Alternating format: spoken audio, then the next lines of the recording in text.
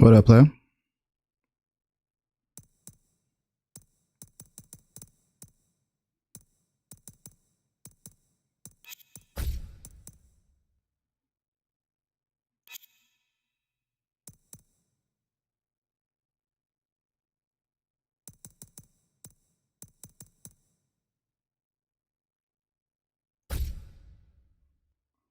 Man, the bot snoozing today.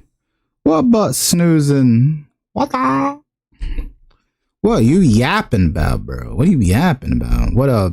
Kabuk, I didn't see you there. How you doing, player? Big Third? How you doing, Fletcher? Hope you're working on those Shayu combos.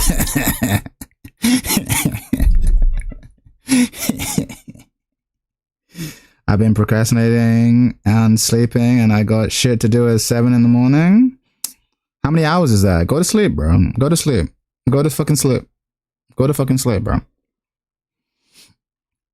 Go to fucking sleep, you loser. I'll go to sleep before I'll be convinced to play. It's like, bro, go to bed. Like, respectfully, I'm glad you're here. You've shown up. You've done your civic duty. Get the fuck out. You've done enough. You've done enough. Your watch is over, bro. Go to bed.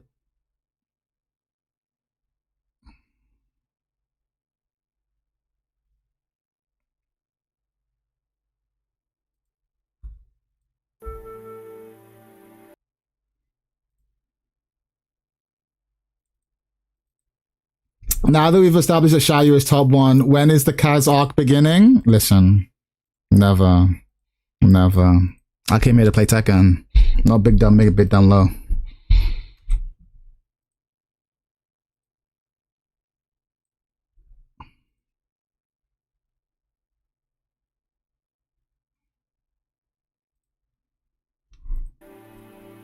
Can I hop on? That's why I made it. That's why I made the room. Hey, oh wait, I just realized I'm on YouTube. I can't watch Crouching Tiger. Fuck. When I'm streaming on Twitch, I can just watch whatever I want. No fear of copyright. But when I'm on YouTube, oh, shit's limited. Damn, you hate to see it. But yeah, find the room 4321, password 4321. Can't hate me trying someone has to push the agenda. I see it. Chad 2 is the room name. 4321 is the password. Get in. Someone's got to push the agenda. I hear it. Oh, what can we watch on YouTube? Actually, there's a video I want to watch on YouTube. Balance doesn't exist. Oh,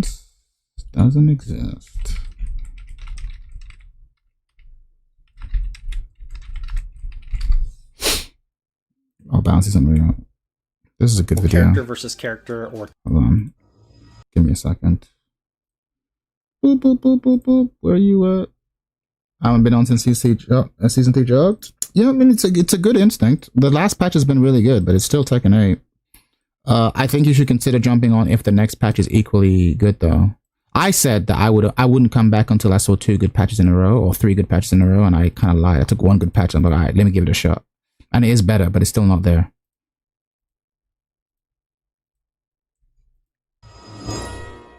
what is game balance? If you're into competitive games, I'm sure you have a pretty decent answer. But can you answer me this question? Something cool. How do we know when a game is finally balanced? Let me take you back to the early 2010s. League of Legends is one of the most popular competitive games of all time, and on February 16th, 2011, the developers released a patch containing the following change for Vladimir's Sanguine Pool. Removed. On-cast bonus, movement speed. The player sentiment after playing the update was rough. Users rushed online to express how bad this change felt. Vladimir's play rate plummeted, and his win rate also decreased. But here's the twist. The developer had forgotten to submit the files for that particular change, and so it never actually went out to players. Damn, they got faked out, bro. This is, bro, we can't trust gamers, bro. Can't trust gamers. You hear that shit? They got fake, they got placebo? Imbalance isn't real. Okay, I know that might sound ridiculous and dramatic to some of you, but give me a chance before you rush to the comments to light me up. Let's define some terms. Game tuning is the act of adjusting a game to achieve a goal. Tuning is a very real action that developers take. Game tuning is real. Game balance, however, is not an act. It isn't something you do. It's a goal. Generally, developers and players alike want to achieve the goal of game balance. When players give feedback to developers, they often do so with game balance in mind. Developers tune the game to try to achieve balance. Again, tuning is the act, balance is the goal. So while tuning is easily defined, we need to ask, what does game balance as a goal even mean if, as we just learned, simply telling players that something in the game has changed when it has not can so deeply affect their perception of the game's balance? Game balance isn't real. That's right, game balance is mostly just vibes. But they're vibes that really matter. Whether you're a developer tuning a balance isn't real. game That's or a why we player should stick to interested in Tekken playing 8 Season or 1. discussing these Relax. games, let me explain. Relax. You forgot the second part of that. Vibes matter. Balance isn't real. Vibes matter, bro. Tekken Season 1 vibes were not it. Why game balance isn't what you think, and share some of my techniques for tuning competitive games. But first, why should you care about my view on this topic? Let me introduce myself. My name is Adam Hart, but you might know me as Keats in the fighting game community. As early as age 6, my dad and I would compete with each other and create new games together. I started playing fighting games when Street Fighter II hit arcades in 1991. Season 1 Kazuya was goated though. Season 1, you mean before? Are we talking about before Petricide Fist? Agreed. Around 1997. Before that randomly became +5? Agreed. Running my own local events, which got me hooked enough to start traveling the country to attend regional and major tournaments, which led me to evolving my own events into the regional I just cut this video off. That's crazy. Lol. I mean, this is a great video. Which popular fighting game commentator Ultra David has called one of the most influential tournament series in FGC history. Thanks, bud. During my travels, I scored an EVO Top 8 medal in 2011 by getting 7th place in Tatsunoko vs. Capcom Ultimate All-Stars. I was the editor-in-chief of top fighting game website Shoryuken.com for many years, writing about other people say Season 1 was ass. Season 1 was ass. Podcast. People are just doing revisionist history because Season 2 was so bad. Everyone's like, oh, just go back to Season 1. No, Season 1 was ass. Wake Up SRK. I got into game development when I created Divekick with my wife and friends, and then I joined Iron Galaxy Studios to release a commercial version. I also helped Iron Galaxy Studios with Street Fighter III Third Strike Online, Marvel vs. Capcom Origins, and Darkstalkers Resurrection. I then served as lead combat designer on Killer Instinct, the 2013 version, Season 2, and for the rest of the game's development cycle, and then as lead designer on Rumbleverse. On Divekick, Killer Instinct, and Rumbleverse, in addition to my many other duties, I was in charge of game tuning. Alright, so we can establish that this motherfucker knows what he's talking about. He ain't just scrub like me. Interacted heavily with each game's community. In other words, trying to achieve competitive game balance has been a major focus of my career as a game developer since 2012. During this professional experience, I came to view game balance very differently than I did at the start, and very differently than most of our industry. The proof of this view is in the pudding. Endgame Killer Instinct is still considered by many to be one of the greatest fighting games of all time, with major tournaments still ongoing. A lot of players feel its balance is among the best in the entire genre. But before I jump into the meat of this talk, I want to share a quick word about the examples I'm going to use in this video. I lived through nearly all of the events I'm going to reference, but the ones I was less close to required me to do some research.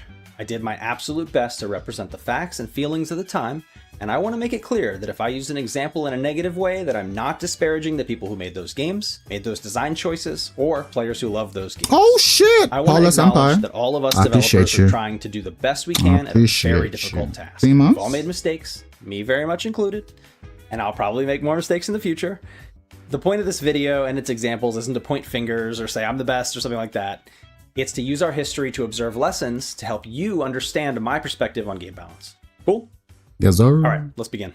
Has this ever happened to you? You're at the GameStop reading the back of the box for the latest competitive game, and the bullet points say 16 playable characters, 12 fighting stages. The gameplay is very fair. I bet you couldn't wait to get home and play the game so you could experience the fairness firsthand. Lol. Let's be real. Fairness is not a selling point, and people don't generally buy games because they're fair. Why do people buy games or download them in the case of 5-minute intro about himself? Well, I'm done. Bro, respectfully, how old are you? Are you like a Gen Zer? That's a Gen Z take. He's about to do an hour-long thing. So him taking 5 minutes to be like, hey, here's why you should listen to me talk about this topic for an hour is super justified. Like, I should probably do that. You're gonna talk about an hour. If you're gonna try and convince a motherfucker to listen to you for an hour, it's not unreasonable to take 5 minutes being like, hey, here's why my opinion should maybe be considered. That's not unreasonable, fam. It looks fun. You can do a bunch of cool stuff in it. Explosions, style, mastery. Every person's definition of fun is unique, and the type of fun they seek is their primary motivator when deciding what to play. People also buy games because of FOMO. Their friends or their community are playing and they don't want to be left behind. Gamers will often play a game we don't love just to keep up with our friends. Even outside social pressure, such as everyone's playing it, can trigger the desire to not be left behind. Back before post-launch live service update cycles were the norm, the point of a sale was all that mattered. As a developer, if I could get you to buy your Super Nintendo copy of Street Fighter II, my relationship with you ended right then and there. Wouldn't have mattered to me how long you played the game, or what you thought of the game balance, or the fairness, or any of that. Even if the game was deeply unfair, you'd likely only be playing it against your local friends, and none of you were good enough at the game for that to even really matter. So, as a dev, I just hope that I did a good enough job to make you want to buy the next version of the game in a year or two. Now, game development and marketing costs have skyrocketed. Development timelines are only getting longer, and the way consumers interact with competitive games has completely changed. Games After your initial purchase or download, it's important for developers to keep players playing. If they aren't playing, they won't be around to buy DLC and fill the online matchmaking queues. So now, it's become just as important to keep players from quitting as it is to get them to buy or download the game in the first place, especially if the game is free to play. If you want to stop players from quitting, you need to fully understand why they quit. Players quit because sometimes it's not about the game itself, and there isn't anything you can do. Maybe a new game came out and pulled their attention away. Perhaps real life happened, and that drastically lowered the player's free time. But there are reasons that players quit that you can at least somewhat control. If a game becomes more frustrating than fun, players will quit. If a game becomes more thoughtless than engaging, players will quit. Alright, let's go back to that. Fun. To that last one. If a game So, can you guys think of examples where this has happened to you? The Jan! Oh shit! Oh shit! The Jan out of the grave. Oh, every time I see that name, I feel sad. We lost the real one. Last night I was talking to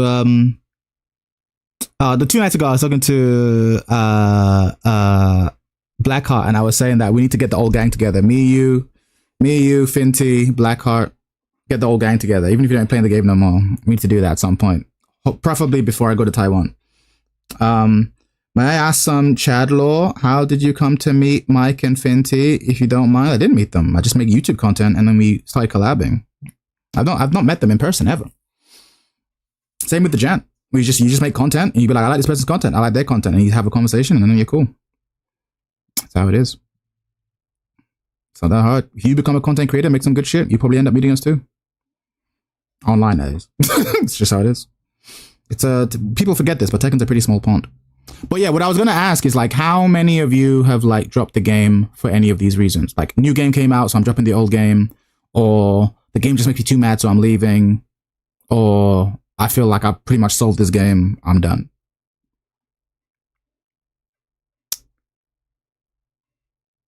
Happened to me with Smash Ultimate, kinda. I hear it. I'm curious. Becomes more thoughtless than engaging, players will quit. So, to summarize, games no longer are sold in a box and left as is. Competitive games need to last for years just to justify the rising cost of development. Developers are expected to keep players in. He glossed over this, but this is actually really important. I mean, I know he did talk about it for a second, but he didn't formulate his thought in this way. Competitive games need to last years to justify the cost. If you're going to spend the millions required to make a Tekken 8 or Tekken 9, you need to know you have a player base for at least X amount of years. So that game's a service, a bigger upfront investment. That's massive. But at the same time, is it that different? Because surely back in the arcade days, that's how it worked too. I make a game on the arcade and I need people to keep putting quarters into the machine. So the game needs to be worthwhile. You know what I mean? The actual game needs to be worthwhile putting quarters in. So low-key, the fighting games scene has always kind of had that pressure, right? It's never just been set it and forget it. Home console version, sure, but not the arcade release, right? Y'all on my fave channels right now. I appreciate y'all consistency. No, I appreciate you. We appreciate you too. Developers are ready to keep players engaged. Yeah, that's true. But then this one, point 3 is tied to point 2, right? Because you can't have that unless you keep this. So like engagement becomes like the key thing. Engaged in playing. That means frustration is a real problem that must be dealt with. Boredom is a real problem that must be dealt with. And so developers decide on goals, and then they. Oh yeah, and this low key is like this central problem with fighting games, right? Like frustration is a real problem, but at the same time, there's no one who plays fighting games who doesn't feel frustrated. either at themselves, the game, or a combination of the two. So this is such a like friction for fighting game developers. Like, is it possible to create a fighting game that doesn't have frustration? Not if you're fighting against human beings. If you're fighting against a computer, you can absolutely do that, right? Just do like fucking easy mode, like that mixtape game, right? Just be like, fuck it, take your hand off controller, you still win. Frustration minimized. But in a competitive fighting game or competitive game of any kind, frustration is part of the problem. So yeah, it's oof, this one right here, nightmare. Tinker with their games, and this gets called, rather interchangeably, game tuning or game patching or game balancing. But each of these terms has their own definitions, and we should not use them interchangeably. Let's reiterate the terms as I've defined them. Game tuning is the act of making adjustments in your game in an effort to achieve a goal. Okay. Game patching is the act of deploying updates to the game. Okay. And game balance is merely one possible goal of game tuning. But what is a balanced game, really? How do we know when a game is finally balanced? Is it when every weapon or character is used equally or wins equally? The game is balanced when I win all the time and my opponents lose all the time. Then it's balanced. Is it when the players have nothing left to complain about online? Are these things even possible? When we tune a game, we're looking to reach some specific, measurable outcome. So a problem we're about to run into is that game balance doesn't have just one definition that everyone agrees on. Each part of the audience for your game is looking for something different based on their own ideas of what successful game balance looks like to them. Most players' primary driver for wanting game balance is the idea of fairness. They think they want a game in which all options are equally viable, and they can rank up or win a tournament with any character or weapon or team comp that they choose. They want a game where the tools they use are objectively powerful, but are perceived as fair by others, and that those tools are rarely used against them. If the game doesn't feel fair to an individual, that individual gets frustrated. Viewers matter a lot to any modern competitive games ecosystem. This is key. And the viewer's primary driver for wanting game balance is variety. They want to tune into live streams and see like a lot of different characters and team compositions and weapons represented to keep things interesting. They want to see lots of play styles interacting with each other, especially when viewing tournaments. It's a lot less fun when the top 8 character selections look like this. If the choices being made on screen are too repetitive. I saw PowerPoint. I clicked. Yeah, it's not one of mine, but yeah. And this third one. Here's my question, chat. Here's my question. Players want fairness. This is true, right? And of course, fairness is subjective, right? Two equally intelligent people can look at the same game, same data, and have very different conclusions about what is fair, what isn't fair. But there's also another thing that I don't think he's going to cover it here, which is that I want a game where I can play any character in the game and play against any other character in the game. Now, this isn't, in fighting games, we've always had that concept of like a matchup problem, right? Like character A beats character B pretty consistently, like a 5-6 matchup, sorry, a 6-4 matchup, a 3-7 matchup, a 5-5 matchup. We've had this concept, right? And I feel maybe I'm just being mythological. Maybe I wasn't good enough at Tekken 7 to understand this problem. But like, I want a game where I can pick any character and play against every other character in the game, like with a decent amount of viability. Whereas in Tekken 7, I often feel that really isn't the case. But I bet if you talk to pro players, they'd be like, that wasn't even the case in Tekken 7, right? Maybe I just wasn't good enough. But like very often, like character matchups can be pretty wild in this game, unless you're playing like the best characters in the game, in which case that's why people play those best characters in the game, because they don't have bad matchups. But at the same time, that's a Tekken thing. Fighting games have always had this problem. Like everyone is there. If you play Zangief and your opponent's a Dalsim, you're gonna have a bad time. People just accept that, right? People just fucking accept it. Whereas I'm like, in Tekken, I've been like, I only played one character. So again, another reason why you can't take my opinion seriously. I played Leo and I'm like, there's no one I can't really play against. Like this character's stronger than my character, but I'm like, I can always kind of hang. But that might just be a case of Leo's versatility. Yeah, I'm kind of yapping now, but a part of me kind of feels like if I had an ideal fighting game, I love the idea of I play this one character and I don't play any other character. Any other character, I'm just a match of this one character and I just play them all the way through tournaments. And it seems clear to me that if you want to be a tournament player, you actually can't do that. Actually can't do that in this game. You need to have like multiple characters. And again, in 2D world, that's normal. But in 3D world, oftentimes like, no, my name's Rangchu and I just play bears. That's all I do. My name's JDCR and I just play Dragunov. My name is Saint and I just play Jack. That's it from beginning to end. We don't move. Whereas now it's like, all right, I play Claudio, but I gotta have a pocket, Fang. You know, I gotta have a pocket Vakaram. I gotta have a pocket this. And everyone does it. Yeah. Yeah, we'll talk about this one later. So how do developers figure out... I don't think it's possible to have a game with completely even matchups. I disagree, but I can't necessarily prove that you're wrong. You might be right, but I do think it is possible to have games where with maybe not even matchups, you're right, but where the game system is such that every character can match up decently well with everyone. You're right, it's probably never always going to be 5-5, but you can absolutely have games where the biggest discrepancy is 6-4. Right? And you can have other games where the biggest discrepancy is fucking 9-1. You get what I'm saying? Like you can there's variance in variance. And I just think like the variance in this game is kind of crazy. But then again, maybe Tekken 7 was always like that. Maybe there were only a few finite characters who could win. Especially towards the end, that was definitely the case. But yeah, just my thoughts. How to tune the game to make it more fair and give it more variety. One common strategy is to survey or talk to players to see what it is they want changed. Don't do that. Another common strategy is to use telemetry to look deeply at data that represents real in-game outcomes, such as use. In theory, how is it even possible, though? It's a good question. Again, this is just in theory, but I've never had to design a game. But for me, I think it comes down to the steady application of game rules. So, for example, if every character... there are certain game rules that Tekken used to observe, right? So like a Hopkick typically is always going to be -13 on block, for example, right? That's just the game rule. Down forward ones can range from being -1 on block to -5 on block.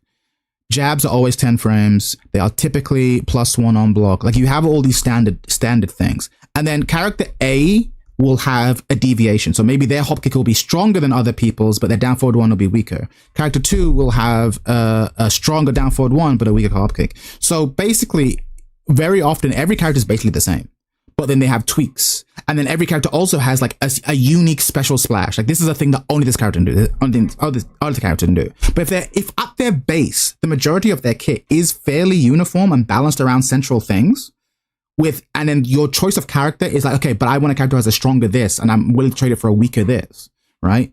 Then you actually have a game where we're all kind of interacting in the same thing.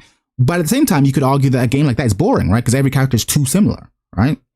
I don't really think that's the case. I think you can have enough variety, especially if you have enough different characters. And I feel like that has historically been Tekken's thing. Every Tekken character, low-key, kind of plays the same, right? Low-key kind of plays the same. But then like you have variations on the extremes, on the extreme ends, right? Like this character has this sort of like unique thing, and so then they lose this other thing. But typically 10 frame jab, 13 frame down forward one, 15 frame hop kick, fucking a low that is typically either plus on hit and really punishable, or minus on hit and therefore not that punishable. Like typically you can look at most characters and be like, yeah, the blueprint is pretty similar. Typically we didn't have many mid strings. Mid was a privilege, and if you had one, it would typically be punishable on block. There used to be frame variants, but also just property variants. Like you could have moves like, okay, this character gets this move. And Yoshimitsu is a great example. Yoshimitsu would have a ton of moves that were just like broken. Well, not broken, but like why is this low unblockable, right? Like all this kind of course shit. But the deal was, and Flash. But then the deal was like, yeah, but then Yoshi just doesn't get like Yoshi gets like a shit 10 frame punish and a shit down forward one. Like, you know, like you do all these other things. Like Yoshi doesn't get a bunch of universal tools, which is what allows them to have a bunch of unique tools, right? So you can do, so my point is, if you're designing the game, you could do that. So more system rules and mechanics, not necessarily even in character playstyles and strength. I think this is why DBFC is so much, because others hate it for the exact same reason. Yeah, but again, it's not about good or bad. It's just about like preferences. I think Tekken is very much a system type game. And very often, Tekken is a system type game, and Tekken players typically want the winner of any match to be the person who has mastered the system the best, right? Rather than just like, I'm just doing my character's strong shit against your character's strong shit and then see what happens. But yeah, a character focused game isn't a bad thing, and a system focused isn't a good thing. It's just preferences. But I think if you do care about balance, or the feeling of balance and the feeling of fairness, I think system games are probably the better way to go about it. Because if you have games where everyone is completely able to do completely random things, then yeah, forget ever trying to balance it. But if everyone is balanced around the same sort of like power metric, the same power matrix, sorry, you can actually attain some sort of balance. Okay, this character has this, so we probably shouldn't give them this. In fact, for example, whenever I talk about like my favorite character in the game, Kazuya Mishima, my bitching isn't always like, oh, I just want this character to be weak. it's typically based around principles. It's typically based around, I am of the belief that if you have a high damage low, I kind of think your mid should suffer. That's not something I want to apply to him specifically. I want to apply it across the board. I also have this belief that if you have a stance that has a high powered low in it, I don't think there should be any plus on block options from that stance. This is a universal feeling. Like my feelings about Leo, the thing that really upsets me about Leo, you know, when Leo does that annoying knee thing, right? And makes you block, right? In many ways, you kind of have to guess between stand blocking or crouch blocking, right? And I think it's really atrocious that if you choose a stand block, but I do the new K&K 1-4, you're still -8. So basically, I forced you to guess, you guessed correctly, and now you still have to guess again. I find that atrocious, right? I find that so atrocious that I literally don't play the character anymore. I find it really disgusting. So I'm not a hypocrite in this. I think it's gross when my character has it. I think it's gross when other people's characters have it. I think it's not cool. I think forcing a guess sucks. And so the balancing factor in order to attain quote unquote fairness. And again, this is just Chad's subjective feelings here. If you disagree, you disagree. But I feel like if I'm able to force a guess on you, if you guess correctly, my turn should be over. I should be like either severely punished because you guessed correctly, or at the very least, my turn is officially over. It is, I am -9 in your face, right? There should be a cost to forcing a guess and having the opponent successfully call the guess, right? I feel like their philosophy was to break these rules for every character so the game feels more. Yeah, of course. We know why they did it. I just think it was a poor choice. And I think perhaps it's just the most vocal player base clearly feels the same way. I'm like, this kind of sucks. Again, forced guessing is going to happen in the game, but I just have this idea. Again, if I was balancing it on a principles level, I'd be like, okay, if I'm able to force a guess and the cost of guessing wrong, especially on the low, is this high, then of course, then the cost of guessing right needs to also be high. And again, what I'm advocating isn't something new. This is basically how Tekken has been balanced for most of its life. I'm literally only asking for a return to that old philosophy, the philosophy that they kind of threw out the window in favor of quote unquote more aggressive, more fun gameplay. But I just think it sucks. And again, people often get on me, usually because I pick on Kazuya specifically, but it's bigger than Kazuya. It's bigger than that. I just think that if I force you to guess and you guess correctly, my turn should be over because I forced you to guess. I put you in a really horrible situation, right? Where I forced you to guess, especially if it's on block. If I force you to guess on block and you guess right, you absolutely deserve to be really well rewarded. That's my feeling, right? That's one of my philosophies, like on a game design level. And another one of my game design sort of feelings is I really hate it when, again, I'm going to speak about, take a drink. Chad's going to talk favorably about Virtua Fighter. But like, one of the things I like about Virtua Fighter is, if I know, what up, Nanju? Yeah, we'll play. If I know what my opponent is going to do, I kind of want to have something in my kit that can not only let me survive it, but like murder you for it. This is the thing I love most about Virtua Fighter. I'll give you another example. Again, I use the Kazuya example just because he's the most, we all know the character, right? If I use a more unique version, large sections of the player base might not know what I'm talking about. Let's say Kazuya does down back 4, right? And I know he's going to do down forward 2, right? I know. I'm 100% certain he's going to do down forward 2. 100% certain. 100% certain, right? What can I do about it? All I can really do is block it and then punish him with 12 frame, right? That's not the end thing. That's not the end of the world. But I would like to be able to have an option where it's like, if I know he's going to do down forward 2, I want to be able to have a move that can murder him for it. Like, murder him, right? And it could be a risky move. It could be a move where if I'm wrong, I die, right? It could be a move where if I'm wrong, I lose all my health. I'll live with that. But I want to be able to call out the attacker. And I also want him to be able to do that to me. I don't want to be able to flowchart him. If I do Leo's down forward 2+3, right? Bang. And then I do my instant while standing 3. I want him to have an option that I'd be like, no, you don't just get to do that. Turn your brain off and flowchart. I want him to be able to sidestep electric me or whatever. I want you to be able to call out what your opponent's going to do. Whereas right now, very often, you just have to like hold whatever your opponent throws at you. And at best, okay, I get a 12 frame punish. And in a game where everyone has 200 health, 12 frame punish often just doesn't feel like enough, right? So players can just kind of throw what they want. I want, for me, the ideal 3D fighting game is a game where if I know what you're going to do 5 frames from now, I can murder you 10 frames from now. You get what I'm saying? Like, I want to be able to call that out. Virtua Fighter is like that. every single move in that game has the most disgusting counterplay you've ever seen, right? Every single move in that, if I know what the next move is, I can absolutely just ruin you, right? If I know you're +5, so you're going to go for a throw, I can just mash through it, right? Because strikes just beat throws regardless of frame data, right? They crush throws. If I know you're going to go for a mid, unless it's a tracking move, I can just sidestep it and beat it clean. If it's most tracking moves in that game will be either high or low, so I can crouch, I can duck under it or block it, and then most lows in the game are like super punishable. So if I call it out, and if it's a mid, tracking mids are so rare in that game that tracking mids are so rare in that game that they're typically quite slow. So usually you can't use them as a frame trap, right? And the game is designed in this sort of like clear puzzle type way. So if I know what you're going to do next, I can kill you. And very frustrating, part of the reason why I ended up leaving Leo and playing all the characters I played, Asuka, Xiaoyu, Fang, all these evasive characters, isn't just because I'm a scumbag, although I am, but it's because I want to have that ability. So oftentimes I'm playing Tekken and I know what my opponent's going to do. I fucking know, right? And I'm proud of myself for knowing. And I sit there going, okay, but what can I do with this information? Fucking nothing. You just have to hold what comes next. And that kills me. And now that they've really reduced heat, that happens less often, and that's great. I'm happy about it, but it still happens, right? So now I'm low-key back to the frustration I had back in season 1, where it's like we're far better than it was for most of season 2. But there's still a situation I'm like, why do I just have to hold this shit? Why does my opponent just to run this? Just to run this like flowchart.exe? I don't like it, and I don't like being able to do it either. Like I want every option to be called out. I feel a lot less salty about plus on block highs, right? If you have a plus on block high, okay, let's talk, because I can do something about that. If I duck it, I get to kill you. But if I'm wrong, plus on block mids trigger me. Like they trigger me. They really trigger me.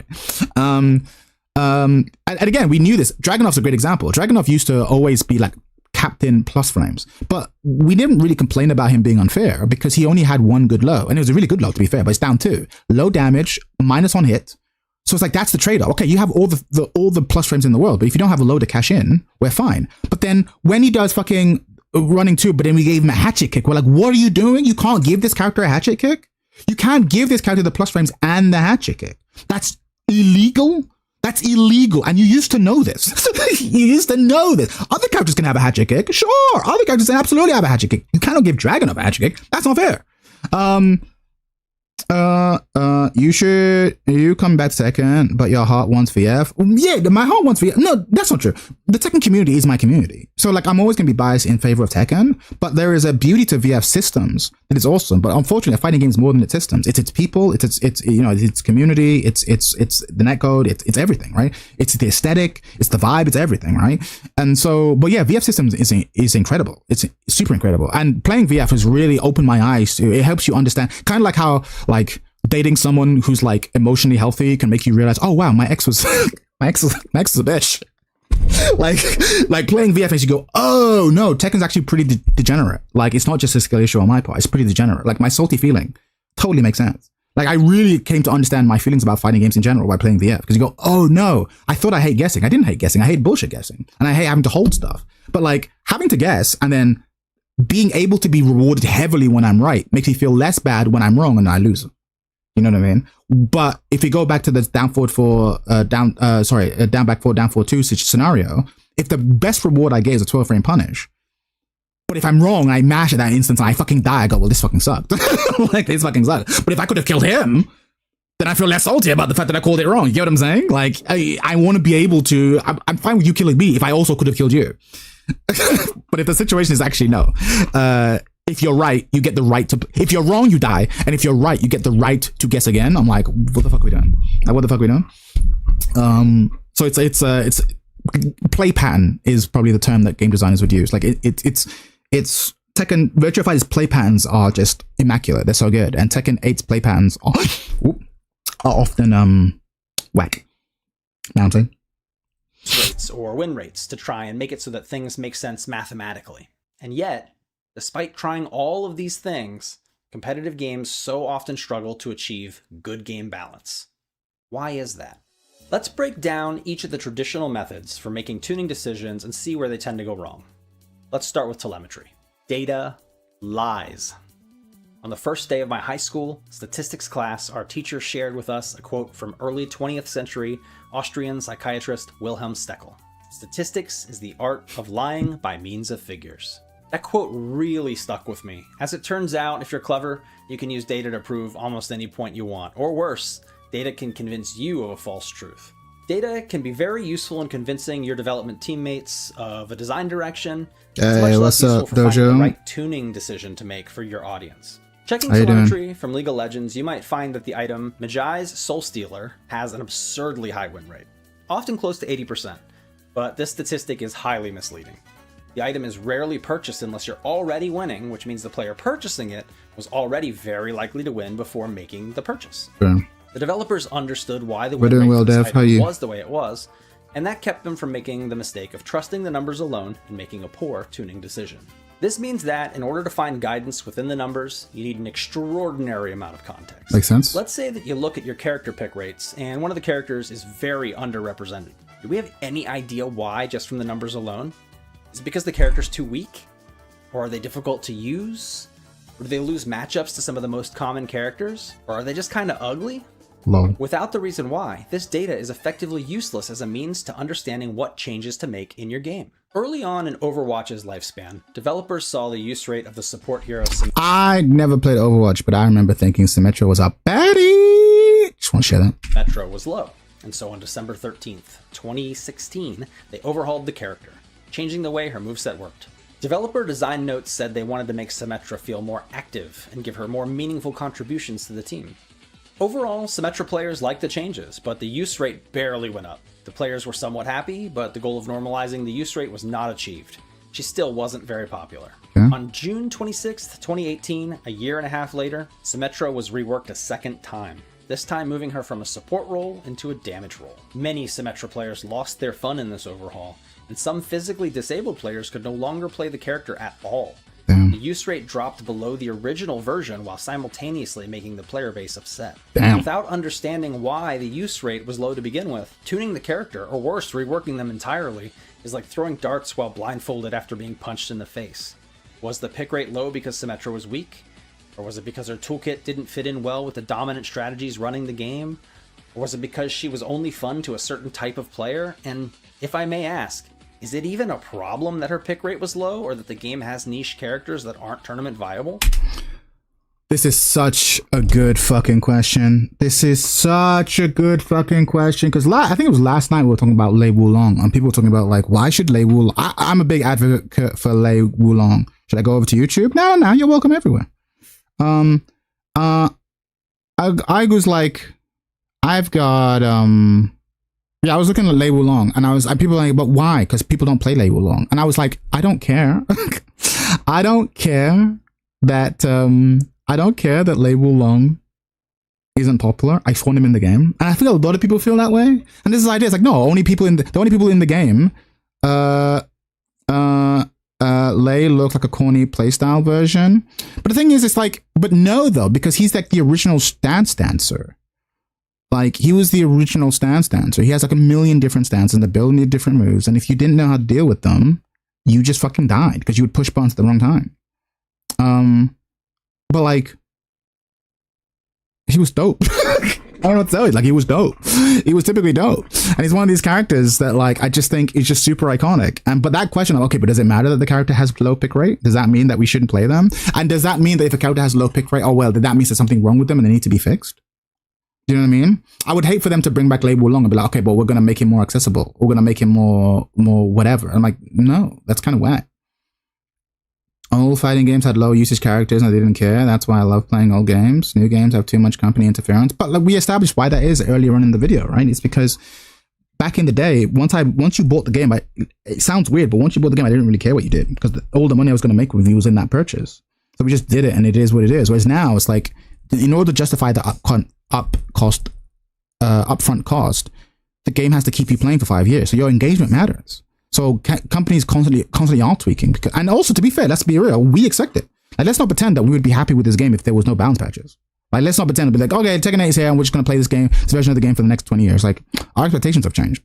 So we drive some of it. But back to my central point of like, okay, but character usage.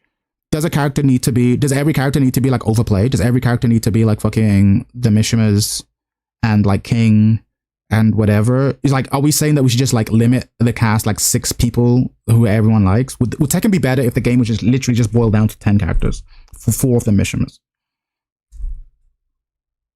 Like, depending on who you ask, some people know that yeah, they should. I'm like, I think that would suck. I think a lot of people end up like complaining the game into a direction they wouldn't actually want. Modern games don't have enough time solved to play it for 7 years with no patches. I mean, that's another thing, right? I do agree with you. I'm anti-patch culture. Like, I do think that the ideal fighting game would release a patch per year. And only in cases where the game is broadly considered to be a dumpster fire would you do more patches. But at the same time, like, that's the old me thinking. Do you know what I mean? Thing about Lay's design is he's hard to use character. Yes and no. He's a hard to. It's interesting. She's tricky in the sense of he's actually really easy to win with at the low intermediate level, because once I've learned a bunch of bullshit flowcharts, the average player at my level is not going to know how to deal with them. But then yeah, once you go to the high level, you really suck. You really suck because you realize that he's been balanced around all his stances so that players who do have the information can blow him up. Which is why he's like a ranked warrior, but like a tournament, like, you know, tournament punk. And again, I think that's okay. I think I mentioned this last time in my conversation with Blackheart, but like, I personally don't mind my mental stack being overwhelmed. When a character's doing all kinds of stances and I get confused, I don't get angry at the player or the game. I get angry at myself, like, oh, why don't I know this? Whereas like when I have to just guess 50-50, then I get angry. And other people seem to be different. They would consider like tricky stance characters to be dishonest because all of a sudden I have to think, I have to go to the lab. Cheating, right? But hard guessing between mid or low, they're like, no, at least I understand the situation. I'm a fan of it. And they're not necessarily wrong. That's just different types of brains, right? Is VF character specialist game or more of a system game? It's definitely more of a system game. More of a system game. Way more of a system game. Super system game. Like, you can absolutely be a character specialist, and the best players in the world will be specialists in a character, but like, it's a system game, 100%. Lay's popular though. A lot of people would buy him. A lot of people. There's a lot of characters who people don't play but still love. That's just how it is. Eben Crow, how you doing, play? Meanwhile, Smash Ultimate is corny as fuck. I don't know how you gonna do it. Well, is it? No. Without context, data is often most people rather get mixed than knowledge checked. That's a really good question. That's a really good point. Would most people rather get mixed than knowledge checked? I think you're right. I think most players would rather, especially at the lower and intermediate level, most players would rather understand they have to guess 50-50 and then guess wrong and just be like, I understand why I lost. Then actually there was a thing I could have done to nullify this whole situation, but I didn't know what it was, so now I'm fucking fucked. But in even knowledge check, I think like even knowledge checking ultimately just comes down to a mix. But I think the more you care about getting good and putting in time, you care less about knowledge check. I agree. Yeah, I prefer a character who is like has like a bad mix, but is hidden under like knowledge check. So if you can find out, you can nullify the mix with knowledge. I prefer that than a situation where it's like, nope, doesn't matter how much knowledge you have. Come to Combo Breaker, bro. We here. Combo Breaker, bro. Listen. Combo Breaker. When does Combo Breaker start? Tomorrow? Wait, what day is it? I'll check. Combo Breaker starts Friday or Saturday? I'll be watching Combo Breaker, that's for sure. It's gonna be fun. And also, if it's on stream, I will try to watch the $5,000 Bloody Raw tournament. Because I still think that game's whack, but I gotta show out. Useless. It can make you think a problem exists where there isn't one, and it might lead you to making decisions that remove the fun of some of your players. Data without context. It's fascinating watching TMM react to Kazuya's 50-50, their opponent to death, and see it as the pinnacle of Tekken. I've already started. I've already mentioned that. It's yeah. I'm not gonna bring it up again, but yeah. It's dangerous. We should also consider that data is almost never qualitative, and it's easily skewed. Developers that use telemetry I'll try to get on stage. Do it. Various characters and weapons will find obvious and large differences when they start to sort that data by player rank. Can we really trust a qualifier like player rank to sort and understand this data? Ranking systems are only good at sorting people who use them a lot. Consider that there are tournament level players who do not play ranked mode often at all, and when they do, they may be much lower ranked than their actual skill level due to their lack of ranked playtime. You must also realize that not everyone in the top ranking bracket is of equal skill, and so this can affect a character's win rate rather drastically even within that segment of players.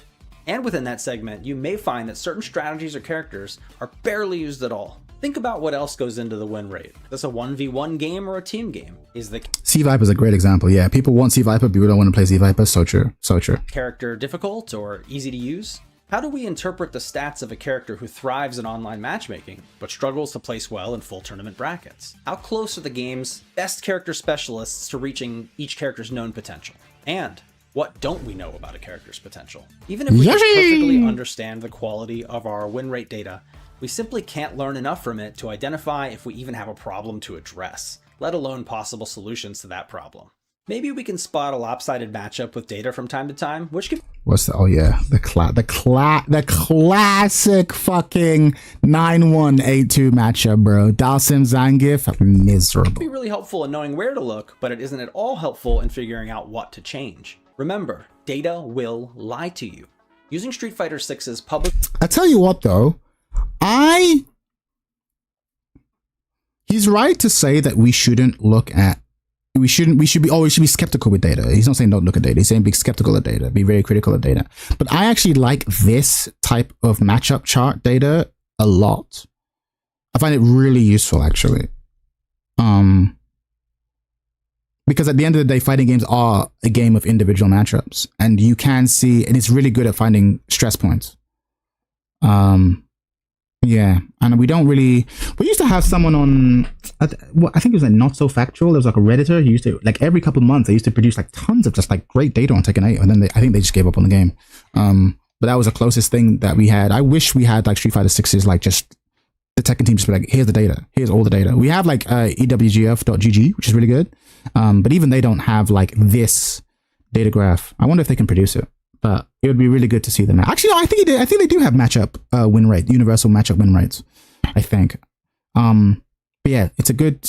I'll see if I can look it up. But I think this is really useful, especially if you're learning a character and be like, okay, who does my character typically struggle against? And instead of complaining that this character is broken or this character is whatever, maybe it's just that this character beats up my character. That's a possibility, right?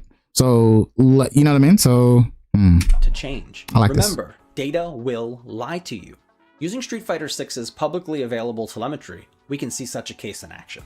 Dalsim, Lily, Honda, Rashid, Blanka, and Kimberly are the bottom 6 characters in terms of use rates and Kimberly, Bushin Ryu for life.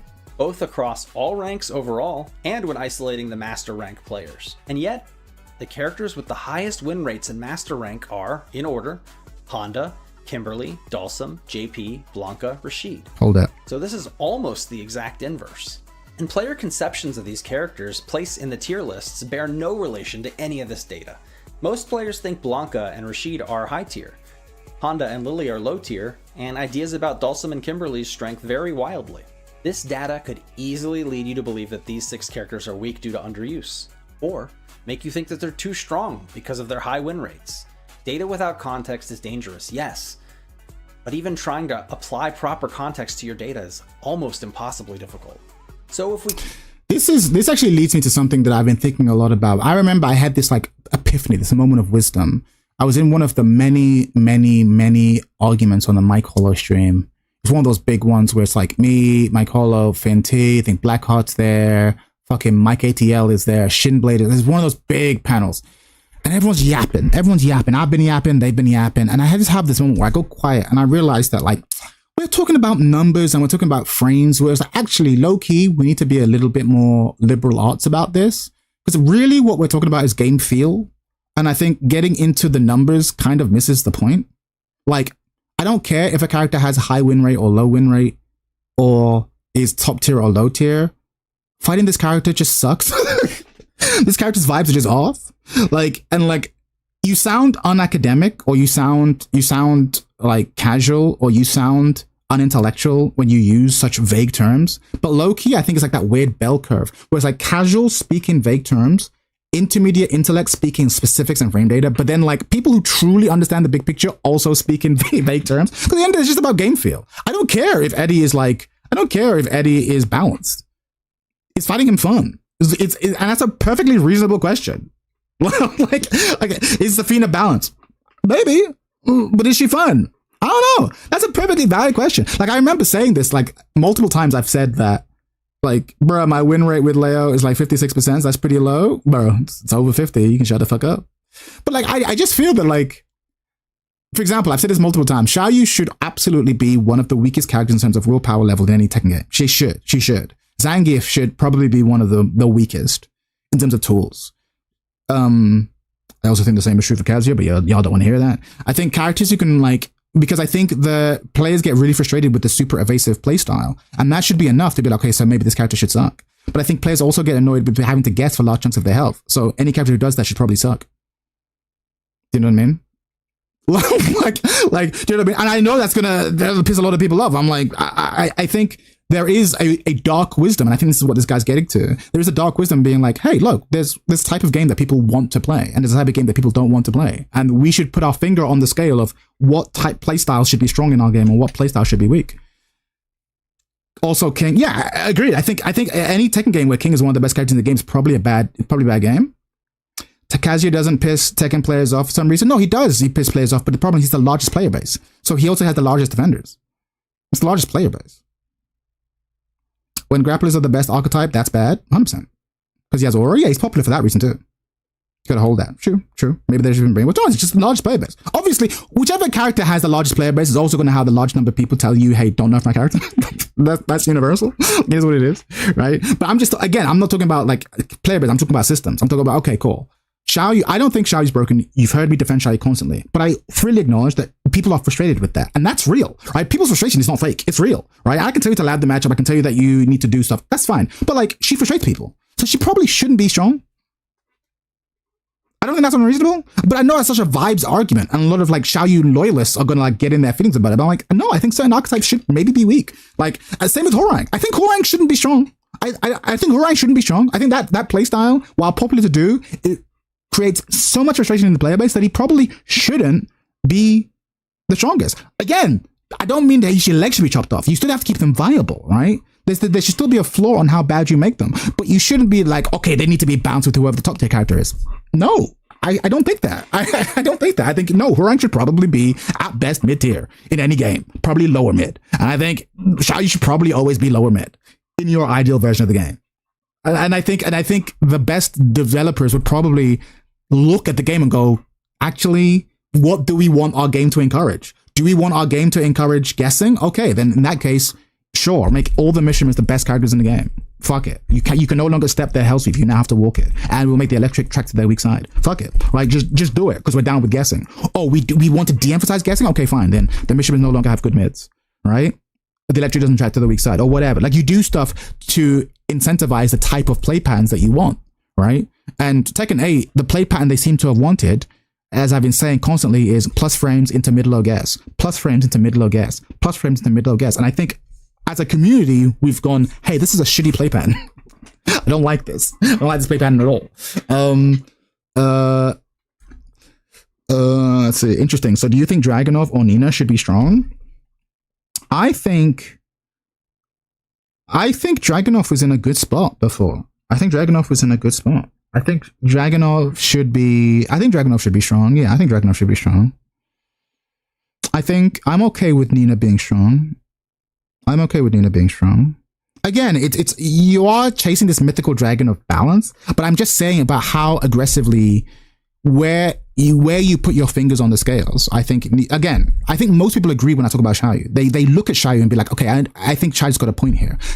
Xiaoyu creates so much frustration that she probably should be on the weaker side of the power distribution. Like, she probably should. I think any Tekken game where Xiaoyu's the best character in the game is a shit Tekken game. And this is coming from someone who likes Xiaoyu. You know what I'm saying? Like, I think that's fair. I'm like, okay, if we can do that, then let's maybe take a step back and have a broader conversation. Okay, what other playstyles do we want? And I personally, and again, just because I want it personally doesn't mean it should be, I personally think anyone who's able to make me guess for large chunks of my health should probably also be discarded low. I think the Horang sort of like plus frame Olympics, that character playstyle should have massive weaknesses in their game. But I think in Tekken 8, they decided we don't want anyone to have major weaknesses in the game. We want everyone to be viable. If everyone's broken, no one's broken. It's like, well, no. Like, I can understand that in a room, a bunch of people in a room saying that, but when you actually have to deal with it, it creates just negative play experiences for like everyone. Because yes, okay, I might like my character, but I have to deal with everyone else. I have to deal with Super Saiyan Hurang. I have to deal with Super Saiyan Xiaoyu. I have to deal with Super Saiyan Kazuya. I have to deal with Super Saiyan King. That sucks. That actually sucks. So Chad, is your ideal Tekken, who would be the strongest character? Lee? Because I do agree, but it's hard to say. Again, it's always subjective. It's always subjective. But like Chad says, should this character with the big ass low, big ass high have big ass mates? Exactly. That's the thing. For me personally, okay, I see what you mean. It shouldn't be the conversation who should be top 5. No, I know what you mean. But ultimately, it's gonna have those ramifications. To answer your question, Dev, I remember back in season 1, I said something that got me a lot of shit, but I stand by it. I remember saying that in season 1, as messy as it was, I said if Jin was the most powerful character in the game would be in a really good spot. If everyone who was more powerful than Jin in season 1 was nerfed below Jin, the game would be in a good spot. Jin would still be like S tier, don't get me wrong. But like, every game's gonna have an S tier character. And I can live with an S tier Jin, personally. Both in terms of the franchise, okay, fine. Jin's in top 8, fine, cool. With a caveat, I think Jin should be hard to play, like he historically was. That was my view. I think Jin was like my level. Season 1 Jin, fuck no, bro. Season 1 Jin was not that bad, bro. Season 1 Jin he was strong, but I just don't think he was that bad. I just really don't think he was that bad. But he was definitely strong. I'm not saying it acting like he was weak. But my point is like, there's season 1 Jin being the best game in the game was miserable, but he wasn't the best character in the game. That's the thing. Season 1 Jin, this is what's crazy. Think about how powerful season 1 Jin was, but he wasn't the most powerful character in the game. He wasn't more powerful than Fang. Are you mad? He wasn't more powerful than Fang, wasn't more powerful than Nina, wasn't more powerful than Brian. Like there were a lot of characters in the game who were just who were at his level, if not more powerful than Alyssa. No, like season 1 Jin was really strong. And my point is like, if he was like the top of the game, I think the game's in a really good spot. There's always going to be someone who's in a really good spot. I think if Jin isn't, don't get me wrong, if Jin was the most powerful in the game, people would complain like you are now. People would complain. But what I'm saying is like, if he was the best and everyone above him goes pushed to his level or below, I think the game would be in a really good spot. I say that if he was in the best in the game, it would still have been miserable. I don't know, man. I don't know. Maybe you're right. Maybe you're right. But I think that would have been a level of misery I could handle. If King was below Jin, I'd be like, yeah, cool. All right, fine. We're here now. Like, I think that's a good spot. But as to power levels now, I think Jin's in a good spot now. Again, there's probably people who complain about that. I think Jin's in a good spot now. You know? I think Shai's in a good spot now, though people disagree. Some people think Shai's the best character in the fucking game. I think Jin's in a good spot. I think, yeah, Shai's in a good spot. There's a lot of characters I'm like, this character's probably in a good spot. Are you saying like more balanced, even character archetypes being strongest in their game will give the best player experience? I'm just saying, what I'm trying to say is that, okay, let me wrap up what I'm saying so we can watch more of this video. What I'm trying to say is that we keep talking about balance, and like he says, we use these terms like we use frame data and we use like win rates and we use pick rates and we use all this data. Whereas I think if we are being honest with ourselves, what we really want, I think just as important, if not more important than any of that, is like game feel and play patterns. And we have to acknowledge that there are certain play patterns that the community agrees feels good, and there are certain play patterns that we agree kind of suck. And we want the people who, or let's not suck, are kind of unpopular with large chunks of the player base. And I think it's important to leverage that in the balance discussion. And so it's important to say, like, you know what, Xiaoyu should have big weaknesses because her playstyle is, yes, people are going to enjoy her playstyle and enjoy using her, but there's a lot of people going to hate it. So we should probably limit how strong it is. Same with Hurang.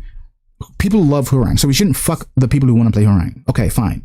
But we should also recognize that a lot of people fucking hate playing Hurang and find it to be the matchup that they find the most despicable. So you should probably try to eliminate the bad feels that those players feel as well.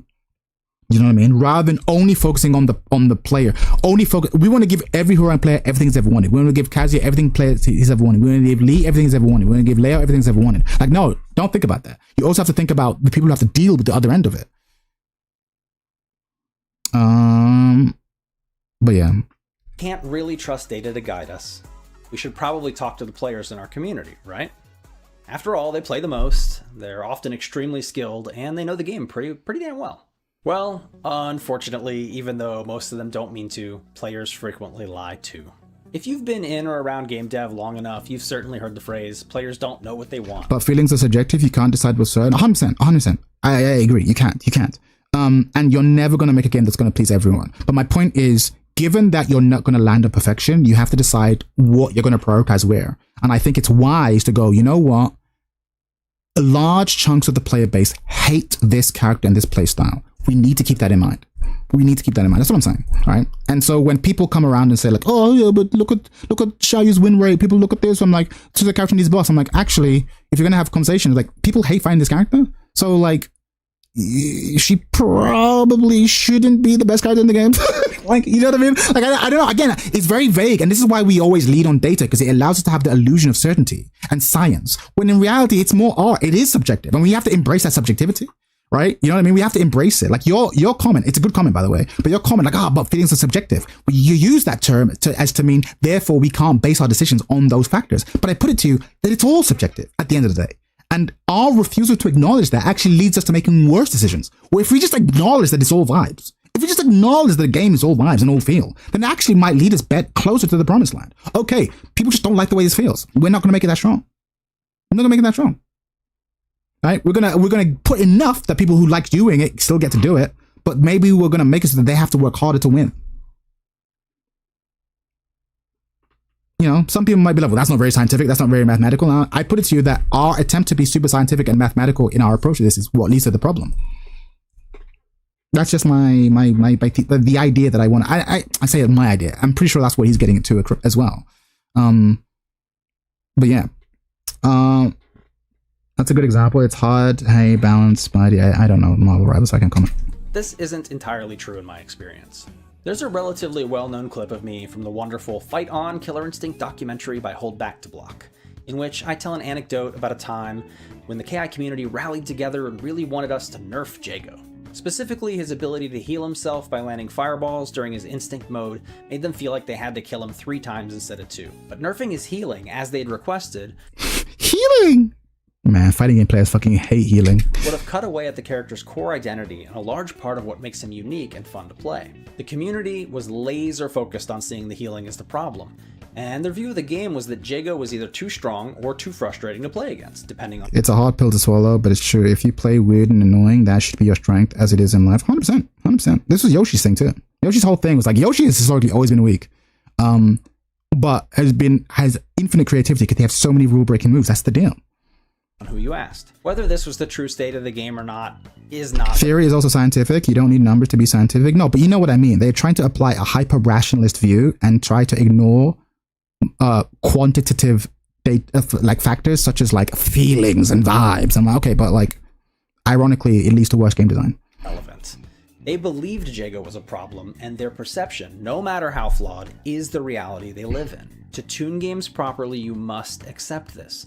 A player's perception is their reality. So instead of succumbing to the community pressure campaign and nerfing Jago's healing, we took a different approach that allowed us to maintain his fun and unique healing gimmick, while weakening some of the more brainless parts of his kit that allowed him to negate his intended weaknesses too easily. The community cooked us pretty hard for a few weeks, insisting that this wasn't the change they asked for and wouldn't make a difference. But a few weeks after that, complaining about Jago had all but stopped. Players knew they wanted a weaker Jago. It's just that their idea of how to do it would have had way worse knockdown effects on the game and Jago player base than what we landed on. Okay, so this point is so... This is something that I've been talking about since season 2 as well. A lot of people criticize the devs for being quote-unquote stubborn and not listening to the player base. And this is clearly true. But what I've tried to...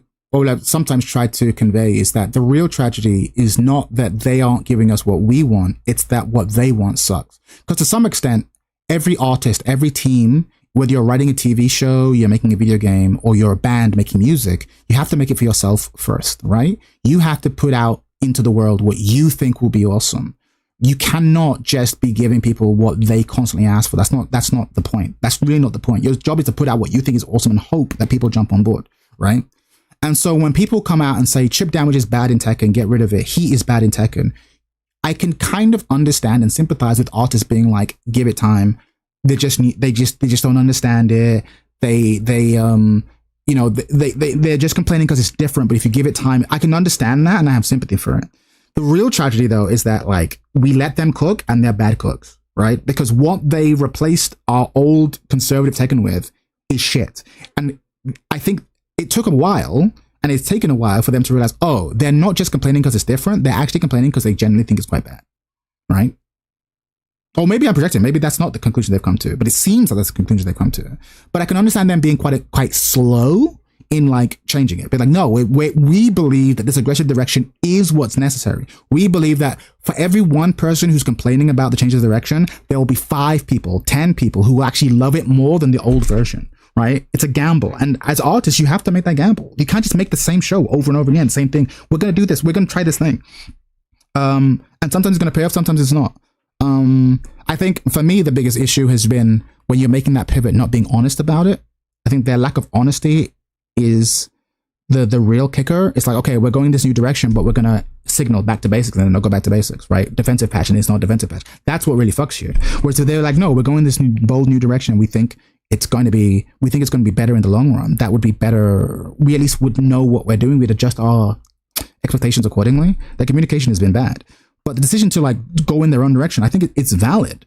And one of the things I've had to learn the hard way with game companies is that even if the company logo is the same, if the men and women are different, it's a different game, right? For example, BioWare is one of my favorite companies of all time in terms of game production.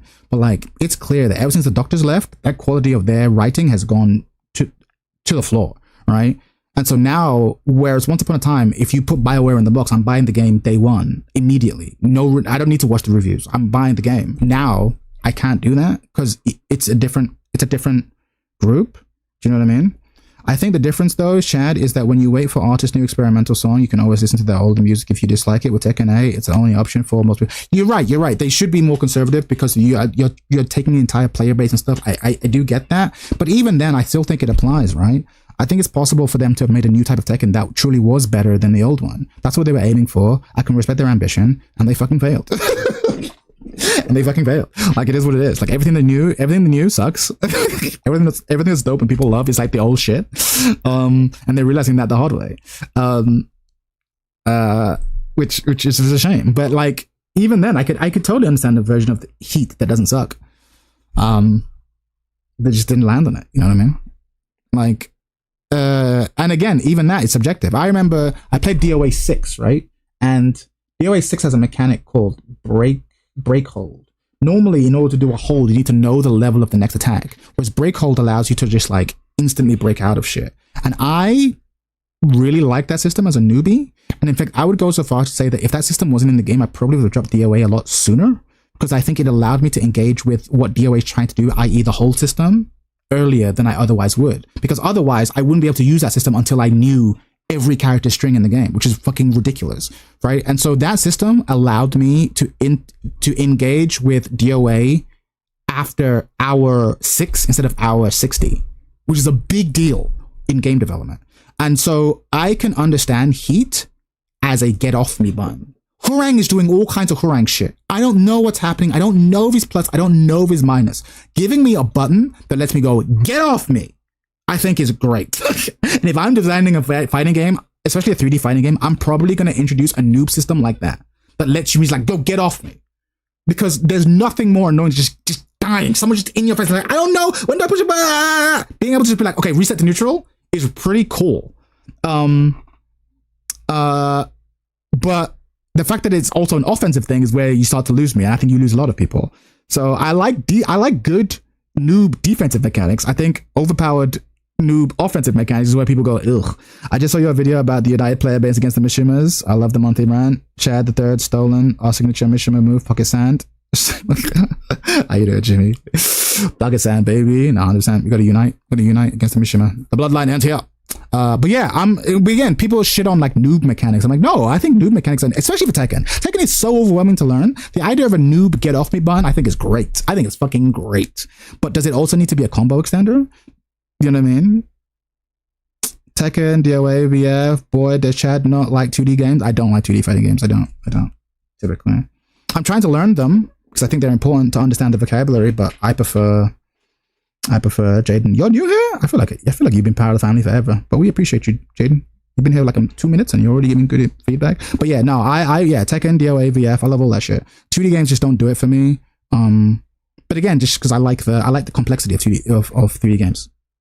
Like they make me want to learn. And of course, a very small number of Jago players were unable. But I'm bad at DOA. Don't get twisted. I'm bad at DOA, and I'm like a low intermediate VF. So don't get twisted. To adapt to the changes that we did end up going with, and they either switched. But by the way, how well did we get on with KOF at the end? Great question. I played DOF. I sat there in training mode trying to learn combos, and then I gave up. KOF is fun. It's in theory, it's really interesting. But I'm glad you brought this up actually, because I've been meaning to talk about it. I had the noob experience where I saw KOF and I saw people playing the game and I'm like, man, I really want to join them. And then I tried to make my hands do what was required to do it. And I was like, this is a lot of work. And I don't have enough people in my life who play this game. I don't stream this game. I'm just not going to do it. So I dropped it because it wasn't worth, I made the decision that it wasn't worth the work required to be able to play the game at an intermediate level. So I dropped it. That's not, and does that mean that KOF is a bad game? No. Does it mean the quality is bad? No. Right? Not at all. But KOF asked a lot of me and I made the decision that it wasn't worth it. I'm just be real. And I'm not happy about it. Part of me is a bit, if I was unemployed, if I was younger and unemployed, I probably would have sat down and gotten into KOF hard because I have the time, I have the resources, i.e. being time, just sit there and do it. And if I had a group of friends around me, if I had like a couple of buddies around me who played the game intensely and I'm emotionally motivated to beat my boys, then I probably would put in the time. But as a fucking, in my 30s now, okay, make your hand to this thing. Why? So I can do like 2 videos on it and then never play it again? I'm just not doing it. So I dropped it. Which sucks because every once in a while I'll watch videos and I'm like, I do want to be, I want to jump into that pool, but the ask is too high. I'm just not doing it. Would you make the jump if KOF player base was bigger? If the KOF player base was bigger, potentially, yes. If I also on a personal level, if I just had friends who played it, that's another thing. Like lots of them. It can't just be a couple. I have like Shinathina. There's other people who would join me. But like it needs to be a bunch of different people, preferably at a bunch of different levels, right? People who are scrubs like me, intermediate levels, killers, right? To have a whole dojo. If there's a whole dojo environment, then sure, maybe I would.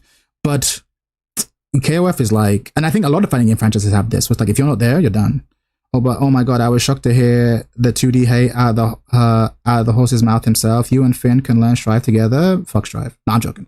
I just don't like 2D games, bro. There's no hate. Hate is too strong. I just think that in terms of, life is short. You only have a certain amount of hours in a day. And I just like, any hour I spend playing fucking Street Fighter 6 is an hour I could have spent playing Tekken or Street Fighter. I mean, Tekken or Virtua Fighter. Right? You gotta make your trade-offs. I'm not gonna lie, this is a Bassy hot take, but Tekken's special style needs to be more viable for casual players. This could be a better move than removing advanced execution to the game.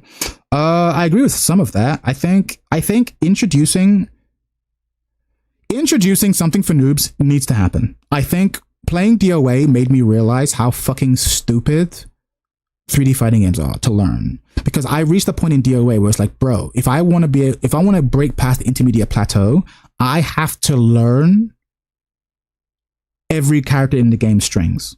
And that's so much. I'm like, that's too much to ask for me up front, right?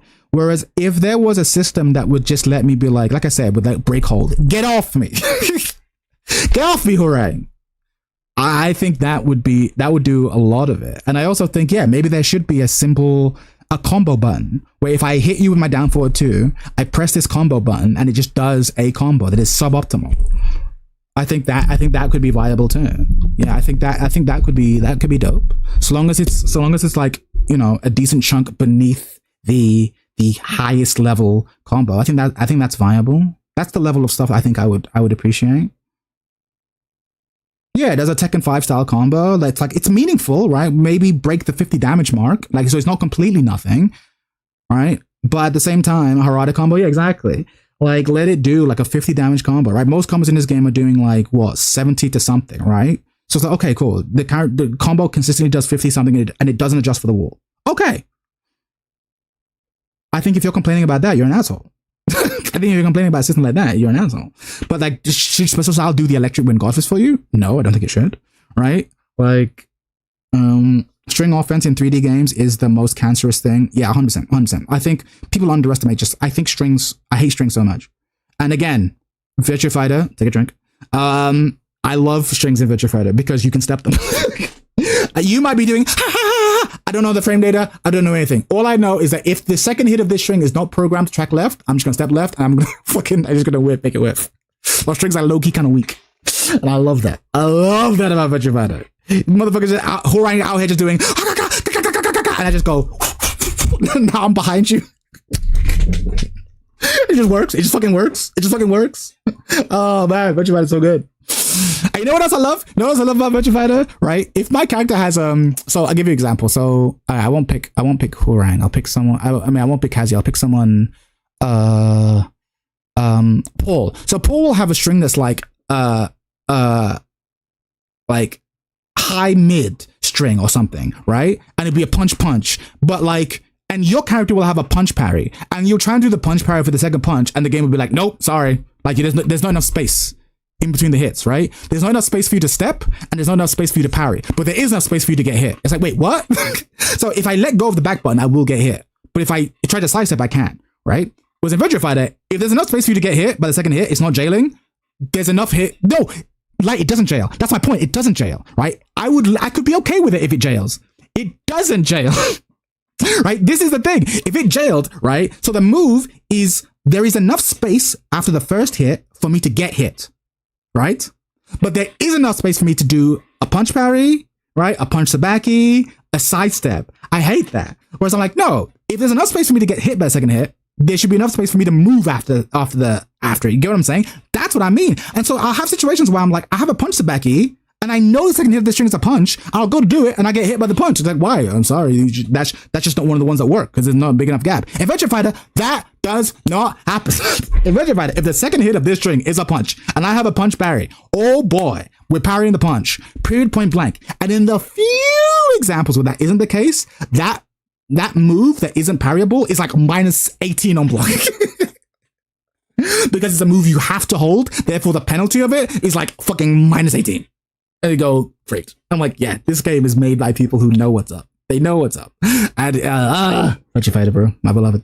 Anyway, continue. Characters or quit the game entirely. I think hold on. Kazuya's 1-3 in Heat used to be like that before they changed it. Bro, it's so dumb. So like, bro,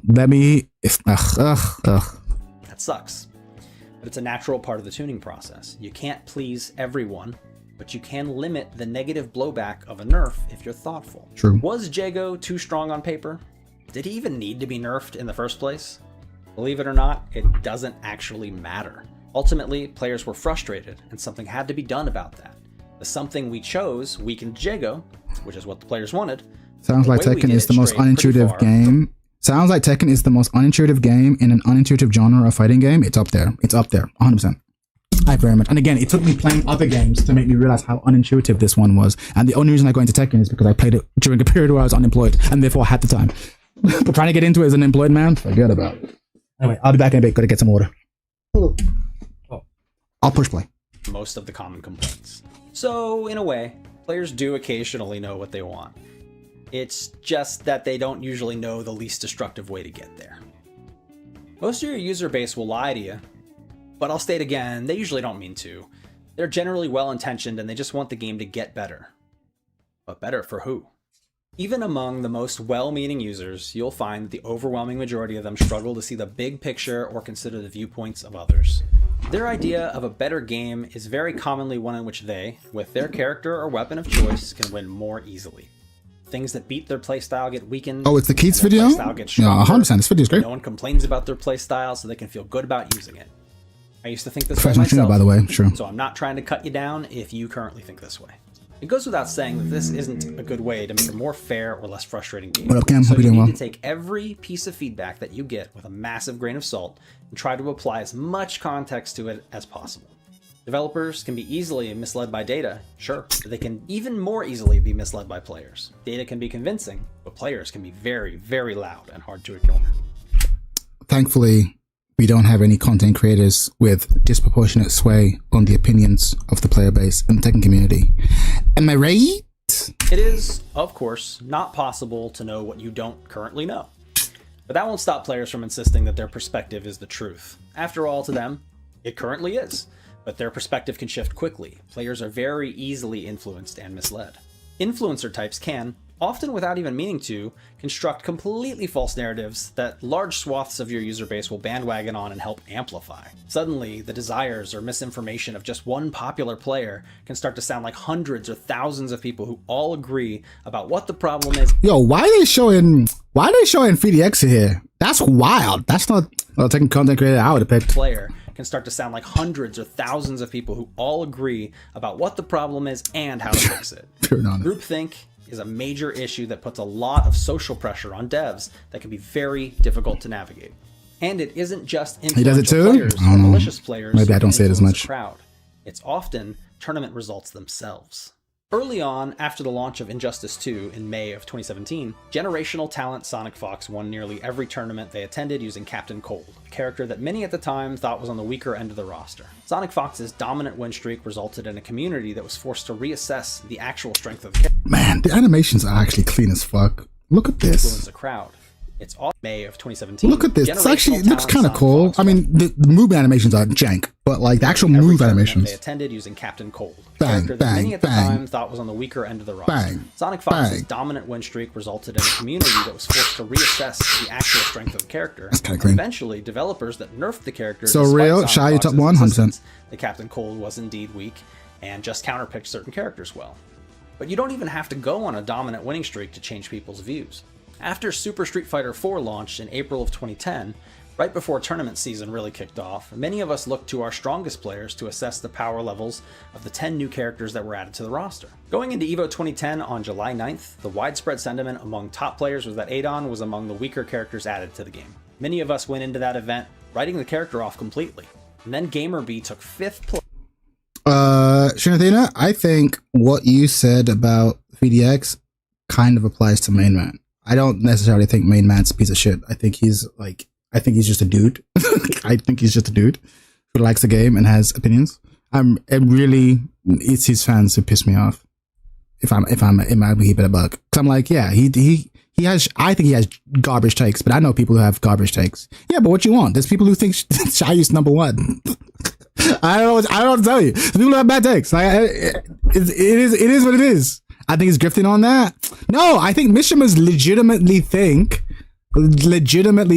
that like, no, our character is fucking like working the hardest and everyone else is fucking brain dead. And like, I think he has a model of Tekken in his head that he subscribes to. I have a model of Tekken that I subscribe to. I have things that I consider to be like good Tekken, real Tekken, interesting Tekken, and I advocate for it. And if your character's off there, I'll fucking cuss you out. He does the same thing as me. He just has a bigger audience. So when he does it, it moves the herd, right? And he happens to represent the most played character in the game. I don't know what to say. You know what I mean? So it's like, it is what it is. Place out of about 1,700 players with Adon that weekend in the largest open bracket tournament we had seen to date. Totally upending how we had viewed the character for months without a single balance change. Taiwan using Adon. For all you people out there who don't believe that Adon can take it. Chad Fuckerum takes the garbage. Listen, yo, you're about to see, bro. I can't wait. I hope in Combo Breaker there's like 6 Fuckerums. I'll be like, bitch, I thought we'd have to wait till the end for me to be proven correct. We're already seeing it, bro. We're already seeing it. You watch DreamHack? There's a lot of Fuckerums, bro. And the numbers are only gonna tick up. In an even more dramatic example, let's look at Super Smash Bros. Melee, one of the most popular competitive games of all time, and a game that has not been patched since the 1.02 Player's Choice discs were released in 2003. Melee has a very long and well-documented history of community agreed upon tier lists to rank the strongest and weakest characters. By all conventional wisdom, Yoshi sat as the 21st best character in the game, in a roster of 26. Not good. And then AMSA appeared in the tournament scene and started getting results with Yoshi.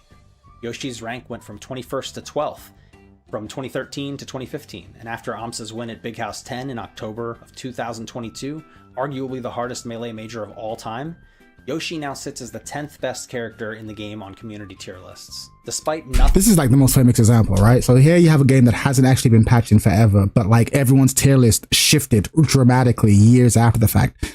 It says a lot, right? And so it's like, let's say Tekken 8 never gets a patch update. The patch we have now is a patch forever. Do we feel confident that the current tier list would be the tier list going forward? I don't think so. I think that there's a very good chance that yeah, I don't know if I can raise the video higher. It's part of it's a stream. I'll rate them to my maximum, but a part of me thinks that, like, no, I think a lot of characters happen in Third Strike too. Yeah, I think it happens over time. Like, again, my fuckaram, Chad, how would you nerf Chad, how would you nerf fuckaram, delete him, King Cole? I wouldn't. I'll tell you what it is. I don't know yet. I'm not arrogant enough to think. I think he's a problem, but at the same time, I'm not good enough at the matchup to speak to it. A lot of my beef could be skill issue. I don't think it is, and I definitely was after what happened last night on stream. I was like, I actually just sat there labbing stuff, and I'm like, okay, no, this stuff is problematic, but at the same time, there's definitely stuff I could have done to get around it. I don't necessarily know that I would nerf him. A character can be strong and not be broken. Why can't characters have strong games? Why can't games have strong characters? Do you know what I mean? I don't necessarily think he's going to be nerfed. I don't think he has to be nerfed. I can't think of a single thing I'm like, that needs to get removed. And it's more universal. It took that long. Yeah. It took years. It took years, bro. It took years. That's what I'm saying. Players find shit. We think because we live in the age of the internet that everything that has been found now is everything that will be found. Like, no. There are better combos that exist that no one's done yet. Well, because everyone's using the combo that we found in the first week, which is assumed we've got the best combo. You know what I mean? There are combos that lead to a better situation, but no one's found them. There's situations, like, there's so much to discover. So yeah, I don't necessarily know that I would nerf Falk yet at all, but I do think he needs to be looked at and considered. And there's definitely aspects of him. I need to play him more. I need to have long sets against Falkaram before I ask for nerfs.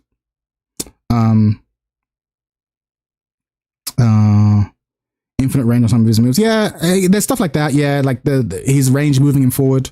Like, why do his rules who already have long range move him forward? Stuff like that. And also some of the stuff that really upsets me is, but you know what? We're gonna laugh fucking a bit. I'll show you what I was labbing the other day, and then maybe you can help me find some answers. We'll do some live problem solving together. I think that might be useful rather than just bitching. But I think one of the issues I have is that he has a lot of moves that like are safe on block, right? But they push back to his preferred range, which low key feels like he's plus. So I'm like, wait, okay, you pushed me all the way back here. I don't have any attacks that can reach you, but you have attacks that can reach me. So even though you're -9, I'm like, it's not really -9. Like, you might as well be +1 because there's nothing I can do. It's gonna have this situation. This fucking sucks, bro. Or you have situations that will leave him like +2, but with like a chunk of pushback. So it's like, well, I'm super fucked. Infinite red zone. Yeah, infinite red zone. And I'm like, this fucking sucks. So a lot of it is really soft, which is why I think a lot of people are like, no, this character's fine. Because it's not like the obvious, +5 move into 14 frame mid. It's a lot subtler. The power is a lot subtler, which is what makes him so interesting, but why I also think like he's being low-key kind of slept on. Because it has so many situations where the frames are only half the story. I'm like, this is horseshit. And when I'm playing, I can feel it. I'm like, I can feel that my options are limited here. But I've not done enough labbing to realize it. And when I went to the lab yesterday, I went, it's not that I have no options here, but these options really suck. And I'm like, I don't know what I can do, right? Or Feng will have options because I have like evasive options. But I'm like, but what if I'm not playing Feng? I'm like, what? I just have to hold this? So yeah, I think, I don't necessarily know what I would break, but he has spacing design choices that I think are fucked up. But yeah, we'll go into them maybe later today. Thing about the game changing. Yoshi rose 11 spots in the ranks. Yoshi is the best of the 987 competitors. Again, we simply cannot know. What Chad, imagine Ayane in Tekken. I don't need Fuck is like OU, but put Ayane in Tekken. Imagine Ayane in Tekken. I don't need that, bro. I don't need Fox that. thinking their tournament-winning character is weak, We or don't need consensus zoners. of top players thinking that a character they don't even main is weak just before a breakout performance, or AMSA believing in their character's power despite ridiculous execution requirements. I want this feeling. I kind of had this, right? So for example, I didn't play much 356 to be fair, but I love Kimberly. Like I truly love Kimberly. And my love for Kimberly is like, I actually genuinely don't care if she's top tier or bottom tier. Like I actually don't care. I just think everything she represents is fucking awesome. And I would play her to death. And I don't have that feeling for anyone in Tekken. I don't know why. Well, like I just don't care. Like I think if Feng Wei was either a waifu or an old man, I would feel that way about Feng. I'd be like, Feng's my character. Don't talk to me about tier list. Feng's amazing. Because mechanically, Feng is dope. Kim needs her own Final Fight game. I love Kim. A lot of people hate her. I get it. You guys got over taste. Whatever. Fletcher doesn't like black women. That's what it is. You don't want to see a black girl shine. You don't believe in black girl magic. No, I love Kimberly. I think she's fucking dope. See, you had that in KOF and Blaze Blue, Mal T. See, no, but here's the thing. So I don't play KOF. But Chizaru speaks to me.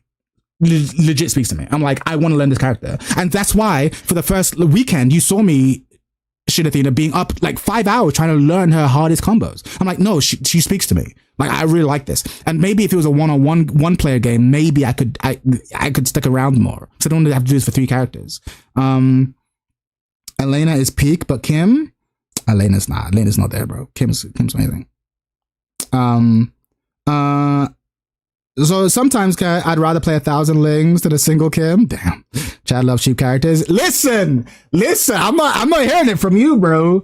No, I love Chizaru in KOF. I think she's great. I mean, a large part of it is aesthetics. Kazumi's great. Kazumi is dope. Kazumi's the only Mishima-like character who I've ever wanted to play.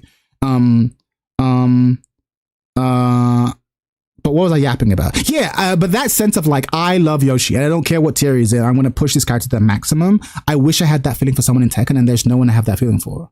At all. And so I kind of respect the Mishima love, because I know a lot of the Mishima love is more than just the mechanics. It's like, even if their character was mid-tier or like low tier, people play the character. So it is what it is. But like, I wish I had that for a character. There's no one in Tekken I feel that way for, unfortunately. You put Kimberly over Lena? Yeah. Kimberly, 100%. It's because I'm a 90s kid, right? And so that sort of like TLC, 90s, New Jack Swing girl band speaks to me. Like she's like Kimberly is like Left Eye Lopez, right? She's a very specific 90s hip hop aesthetic that is so strong.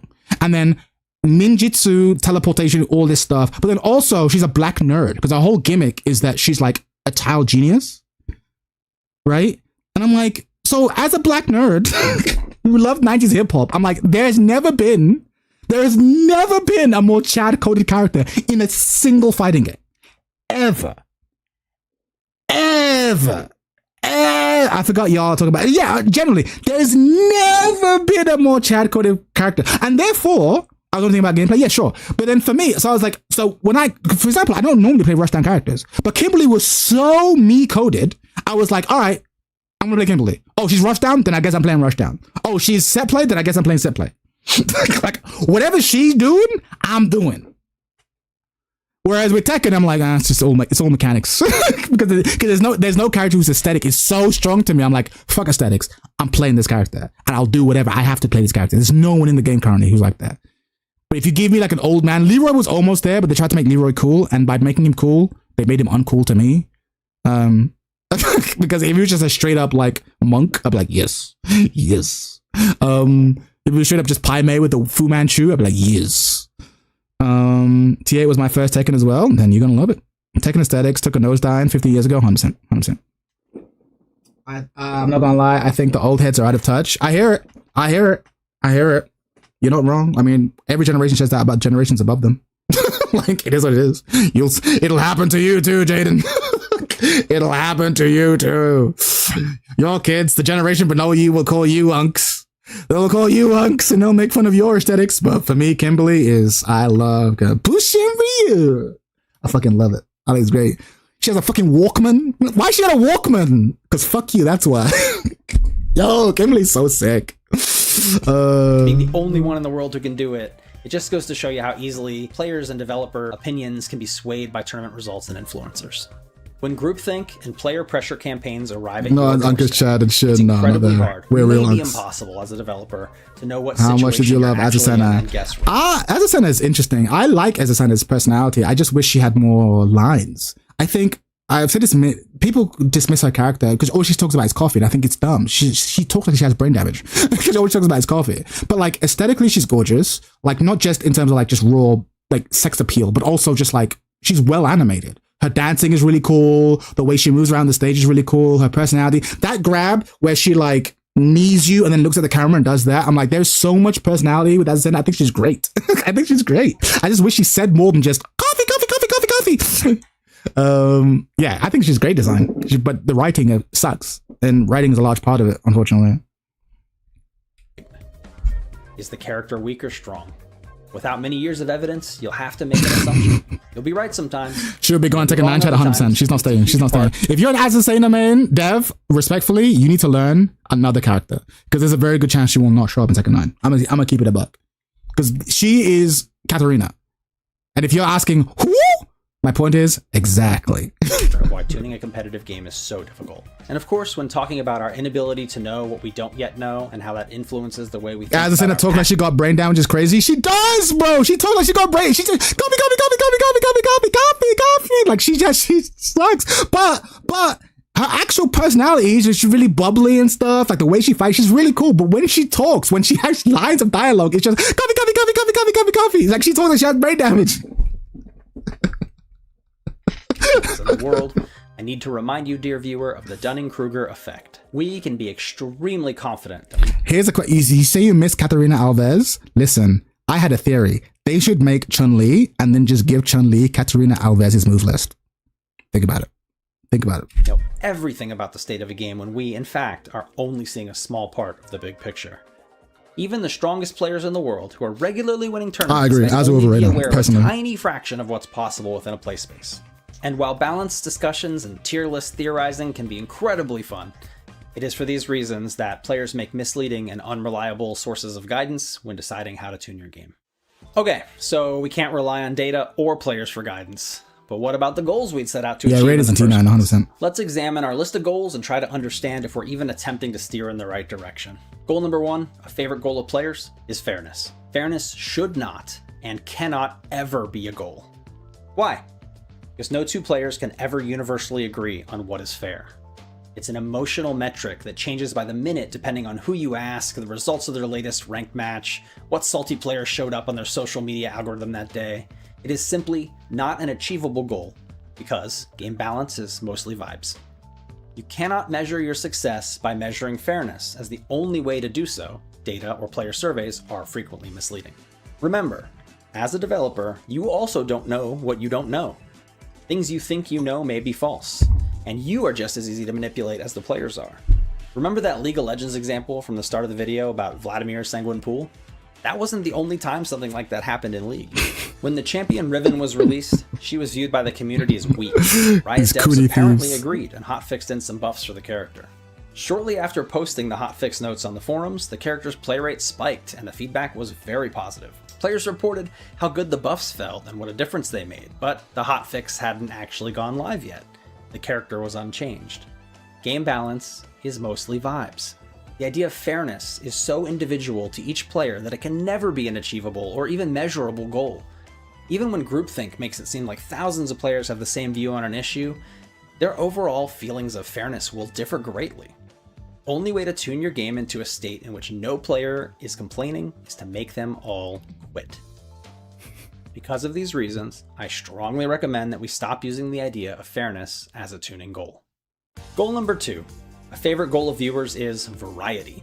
But variety is not the result of mathematical balance or fairness. It's the result of enabling diverse player expression.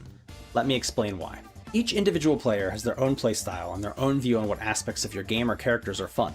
This includes the type of risks different players want to take when trying to win.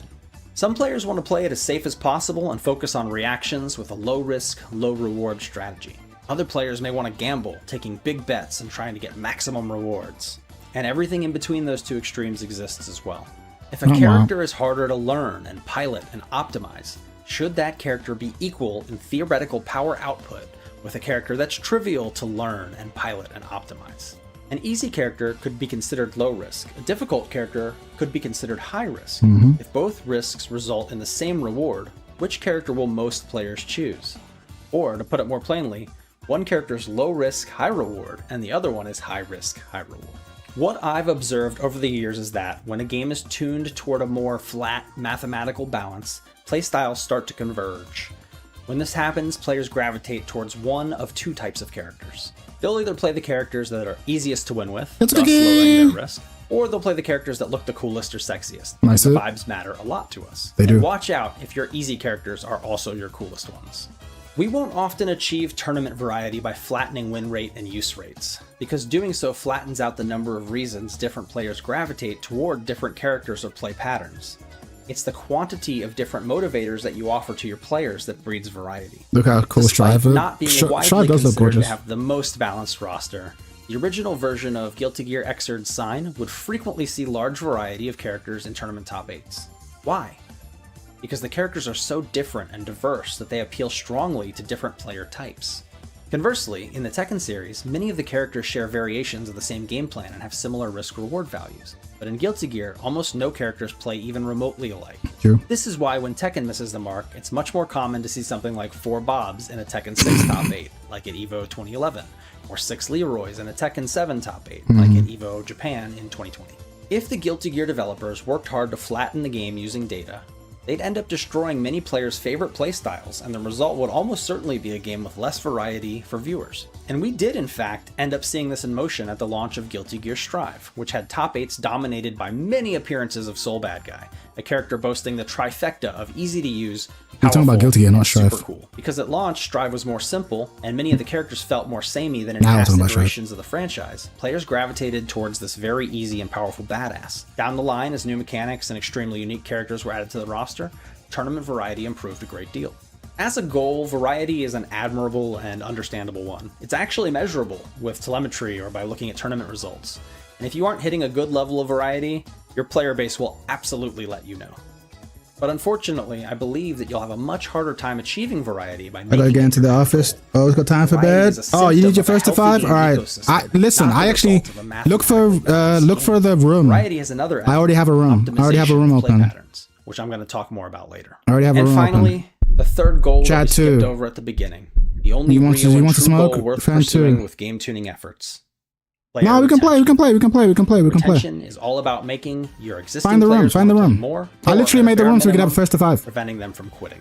Fairness is a cute idea. Look for a room chat 2. The password's 4321. Get it. But if players aren't playing, there isn't Is anyone in the room? No, no one's in the room. Anything you might change in your game. We tune the game and engage with players. It's been in the background the whole time. Continue playing. That is the goal. See, I'm out we here already waiting. discussed why players quit. And among the reasons within our control are that they get too frustrated or the gameplay stops being thoughtful and engaging, so they get bored. Using this, we can break down our main retention goal into smaller parts. We need to A. Reduce player frustration. B. Increase and reinforce thoughtful play patterns that result in engagement. And C. Do all of that while trying to enable and maintain a high level of diverse player expression. Easy, right? Naturally, doing all of those things while keeping a community happy with the direction you're going is not so easy after all. Bear with me. We're gonna pause it. I wanna quickly body my man. Real quick. I'm gonna quickly body your boy real quick. I'm gonna send him to the morgue real quick. Alright, let's go. Let me send him to the morgue real quick. I gotta put on some music. Get ready for the next battle. You won't be able to hear it on YouTube, unfortunately. Let me just send this boy to the Shadow Realm real quick. Eu juro pelo meu mestre, não vou perder. I do like PowerPoints. Round 1. I like ideas, however they're presented. Fight.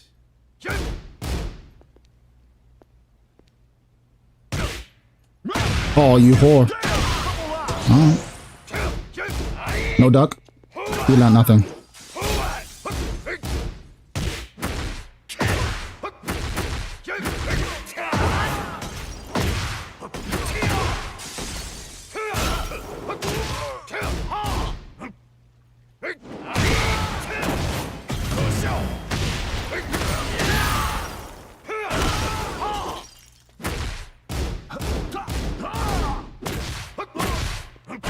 Let's go. Is this Bonso? It is. 2. Fight.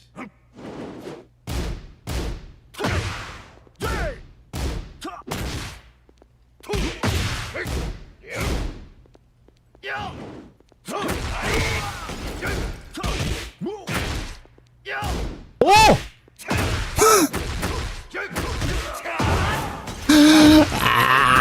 Hopkick City, bitch.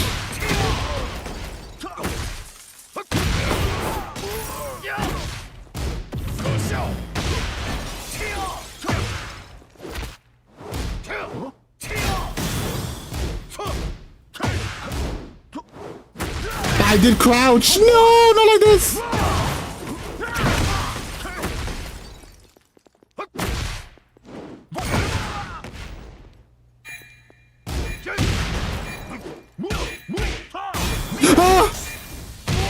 My legs! You bitch, my legs! Fight. Ooh.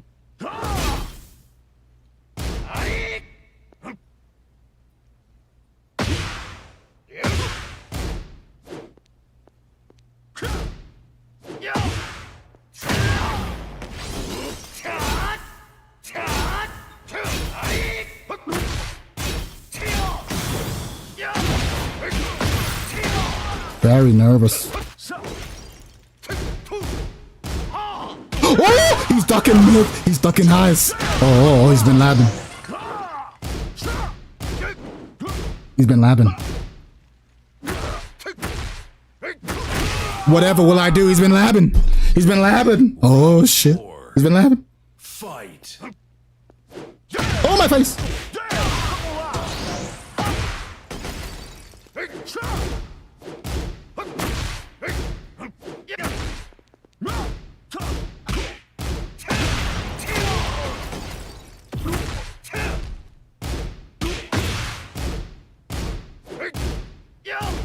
Nice!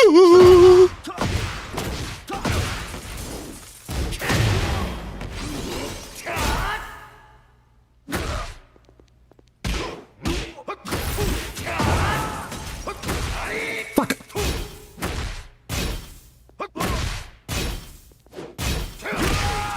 Let's go. That's one. Black coffee.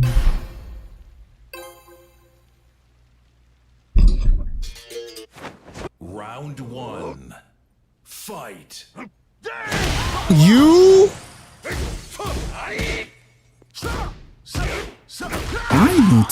I need an answer for that flowchart. Actually, I have a potential answer.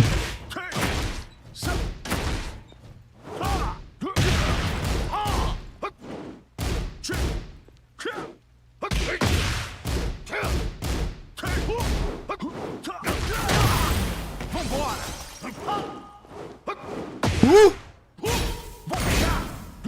Oh. Round 2. Fight.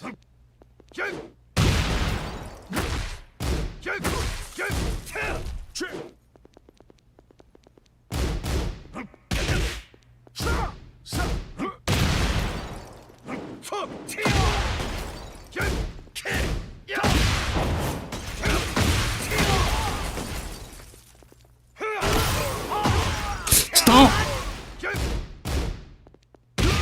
Dick-jaboo. Round 3. Fight. Did you see him whiff punish that move? There was no need to whiff punish it that hard though.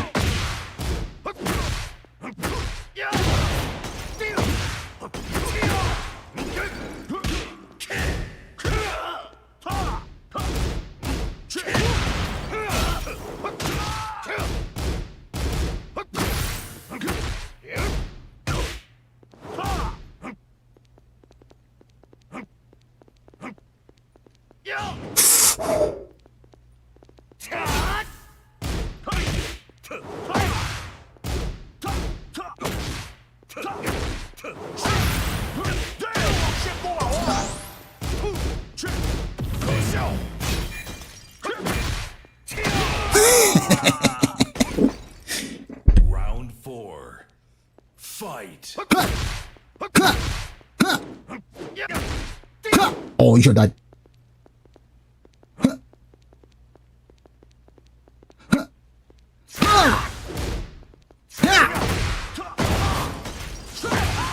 Okay, that was sick. I give it up.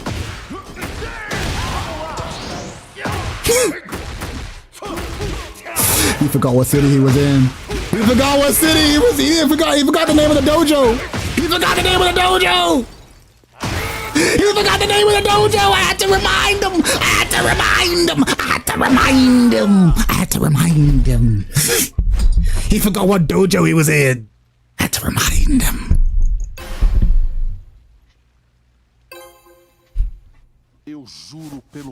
I had to remind him. Thanks, Ochi. What are you talking about? Honest character, bro. Nah, pink cheap. Good punish.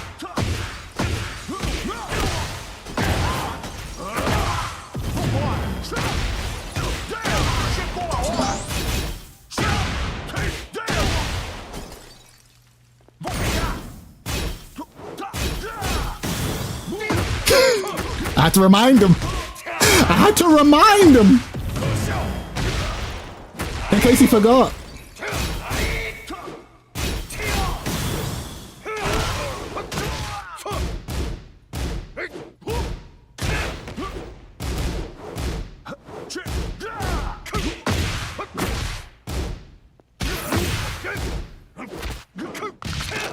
I had to remind him. Hopkick City. He forgot what dojo he was in. I had to remind him. Hopkick City dojo, baby. Sometimes you gotta remind him. Fuck. Fuck.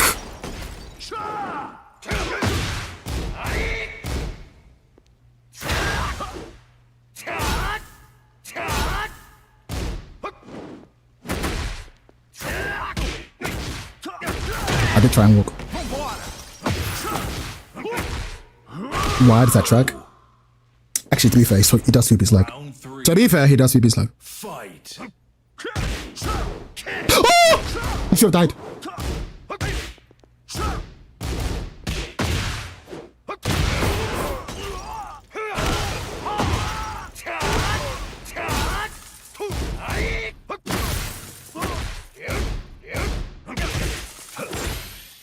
How dare you?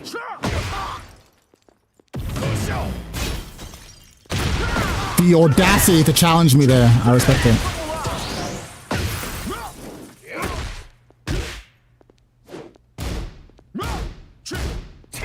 Ah! We duck those highs, bitch. We duck those highs, bitch. We duck them. We duck them. Fight. Don't whiff. Don't whiff. Don't whiff. Don't whiff. Don't whiff. I could feel it. I felt it in my fingers. I felt it in my toes. Stomp.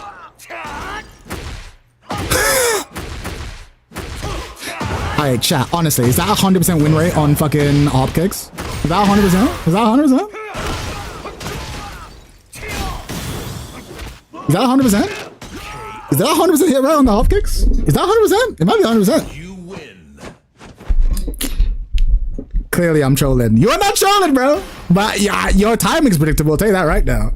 These Hopkicks, if my Hopkicks allowed this, I'm like, he's gonna do some shit here. He's gonna do some delayed shit here. Gonna try and sidestep and do some delayed shit. Let's go. Let's go. Fuck. I need an answer for that. That flowchart of like the back elbow into the mid.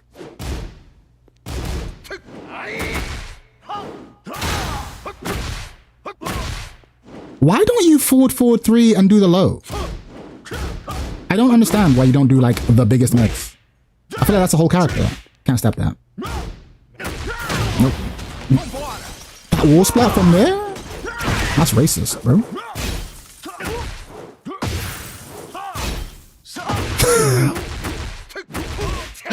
Ah, come on, chat. Come on. Hit the like button. Listen. I gotta show him. I gotta show him where I'm from. I gotta show him. Now you gotta watch this cutscene. I gotta show him where I'm from. I gotta show him where I'm from, bro. What's the equivalent of Hopkick in 2D? Like a DP? Nah, it's worse. Round 2. Okay. First time I do the hell sweep.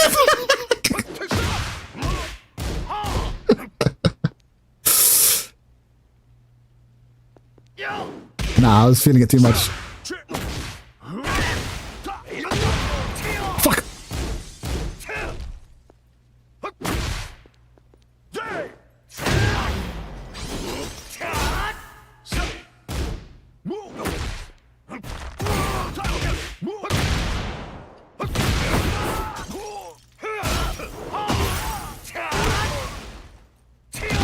Done. Round 3. Fight. Oh. That- You play such a conservative Eddie. It's weird.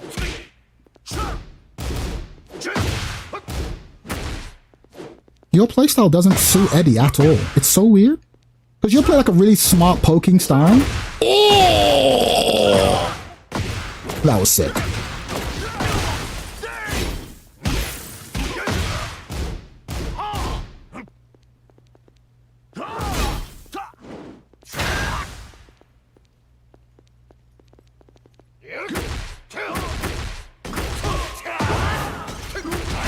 Fuck up the combo.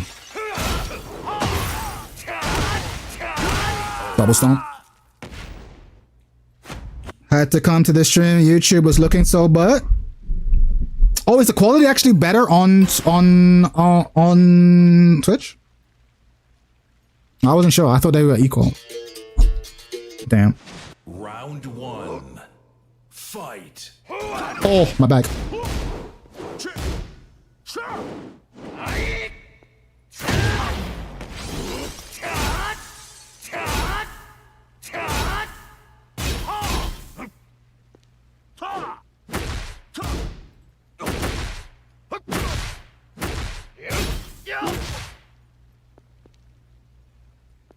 Oh, that was so sick.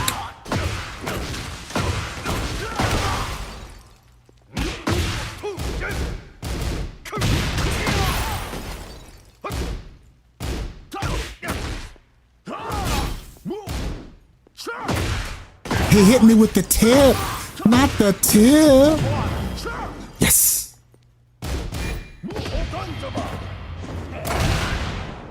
That's a racially motivated rage art, bro. That's a racially motivated rage art, bro. That was a racially motivated rage art. Fight. That came from the heart, bro. No parry. Good shit.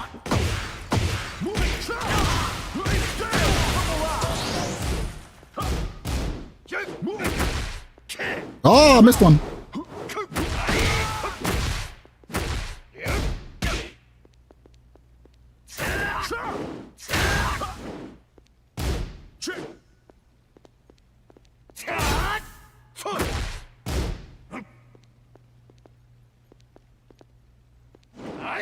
Correct. Bad punish. Good sleep. Good sleep. Oh, caught the step. I'm dead. Am I dead? I'm not dead. I'm not dead. I'm not dead. Yes! Tekken 8 is whack. Round 3. Fight.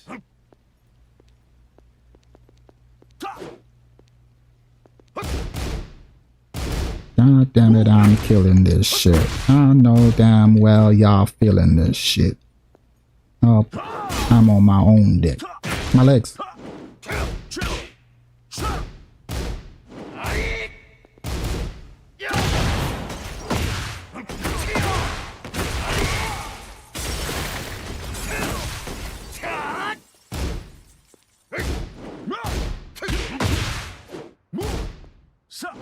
Oh, it reaches. Oh! Low crush. I give it up. Why'd I crouch, you bitch?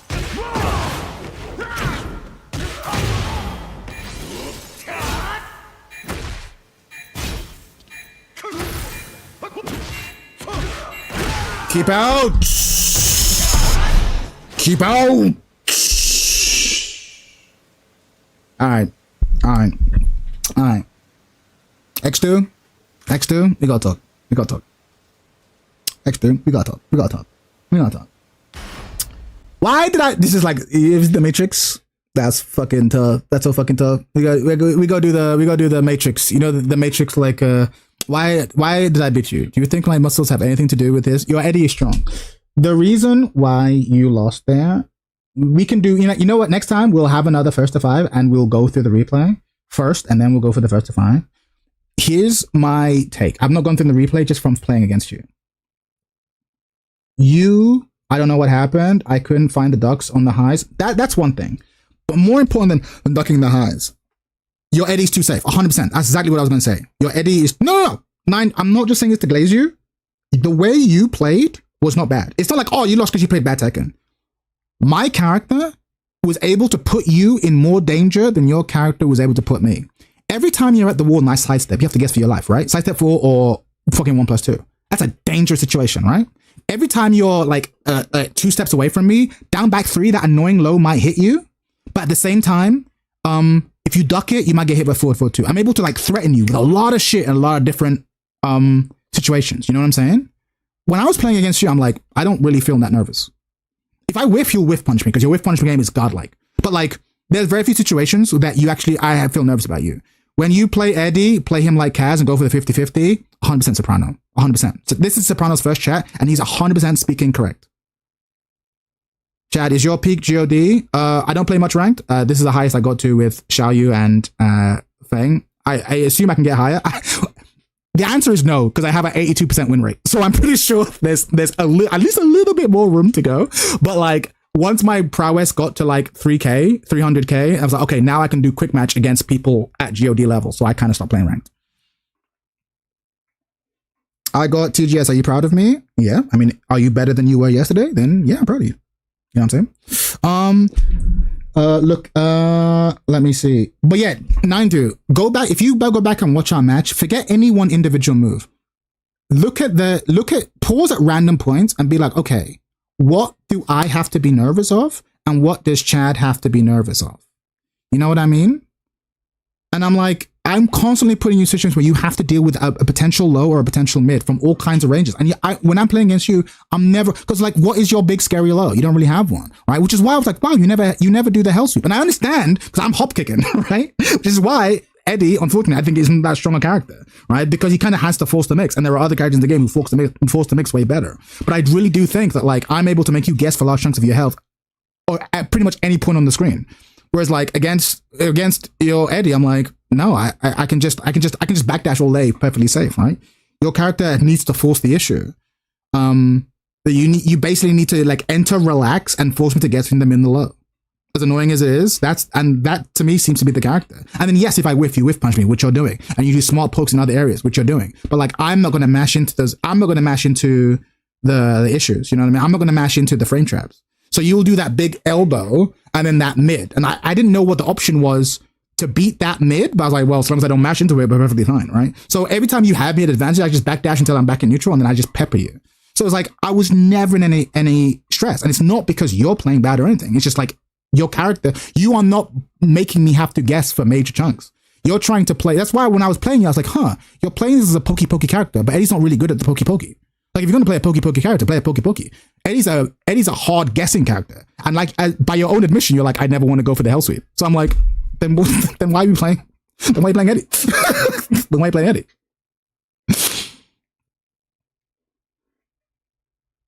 Yeah, so hopefully that helps. But we'll watch it tomorrow. We'll watch it and you'll see what I mean specifically. But like, yeah, it was just like, but you know what I mean? You're trying to do like, I'm gonna poke you here, but like, you don't have good counter hit pokes. So what are we doing?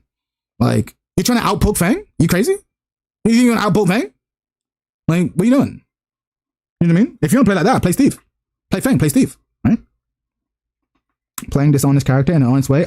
Honestly, no joke. Yes, I agree. I actually think he's playing a really honest, pokey playstyle, but with a character who's meant to just rob you with large chunks of your health. Which is why I was so surprised. Like, wow, this is like, I'm not here to tell someone that they're playing the character wrong, but just like, you're clearly not leaning into the, to be fair, it's a little bit like me. If you watch me play Xiaoyu, I very rarely do AOP. That is incorrect. Like, don't come here if you're not willing to do AOP, like, for real. And similarly, don't come to Eddie if you're not willing to make me guess for like large chunks of my health. For real. Like, why are you here? Like, what are we doing? You know when to make me guess why are you here? But yeah, I hear it. I hear it. It's not that I don't like to play 50-50, but more I'm trying to the right time to run the mix. I hear it. I hear it. But again, that's a very conservative impulse. Because I'm the same. I'll absolutely have Feng Wei do the big scary low. But like I want to do it like a fraction of the time. But it's like with Eddie, you have to let me take this back as if I'm a tournament pro. In my experience, is the Eddies that make me the most scared are the ones that constantly make me guess. And if you're not going to make me guess, you're going to try and outpoke me, especially when I'm playing Fang, you're dead. I'm going to murder you every time. That's how it feels to me. Again, a better player will probably give you better advice, but I'm just telling you like what's going through my head at the time. Why am I not nervous?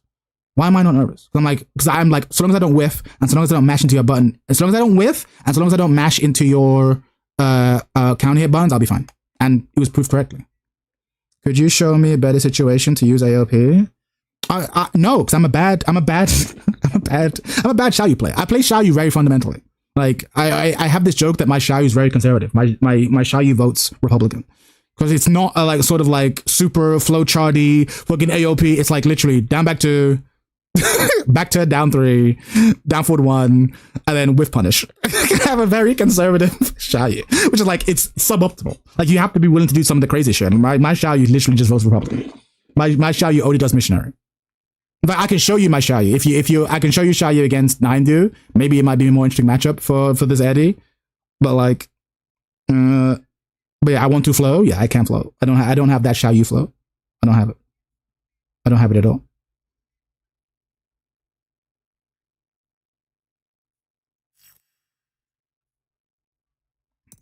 I want to flow. I want to flow. I want to flow like a butterfly.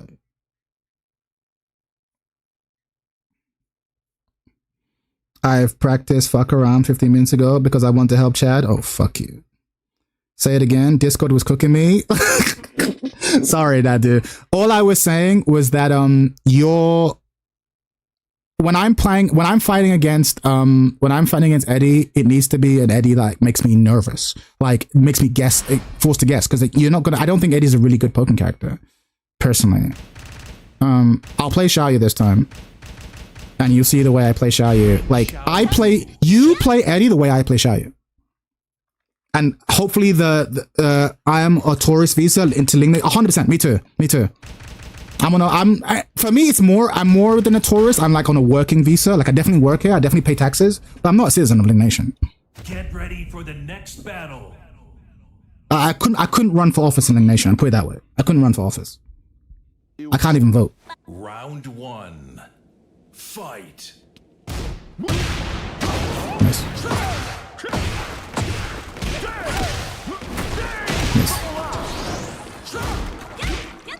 Nice.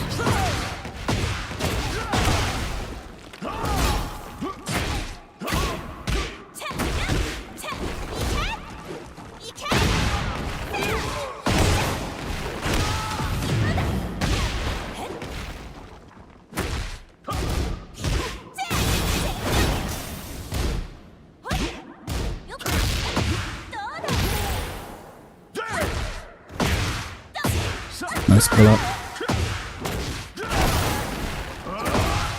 Well, I can back one in this matchup.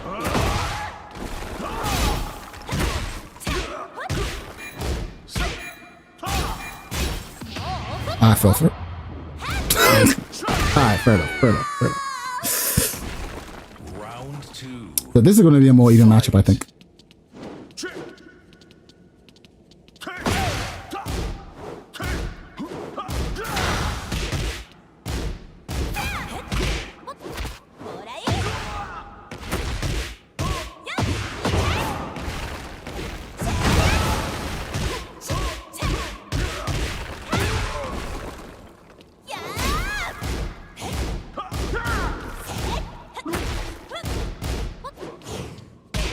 He did the thing. Nice. See, if I whiff, you'll kill me. You got that whiff. You should play Xiaoyu. you actually see Xiaoyu so much better.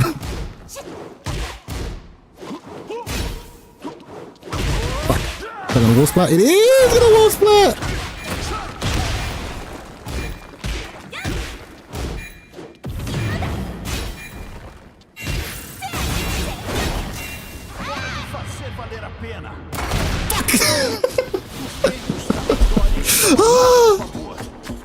You should play Xiaoyu, man. You should play Xiaoyu. Fuck, I completely forgot. Alright, I gotta remember how to play Xiaoyu. I gotta get out of Feng mind and Xiaoyu mind. But let's go. Let's go. Let's go. Let's go. Fight.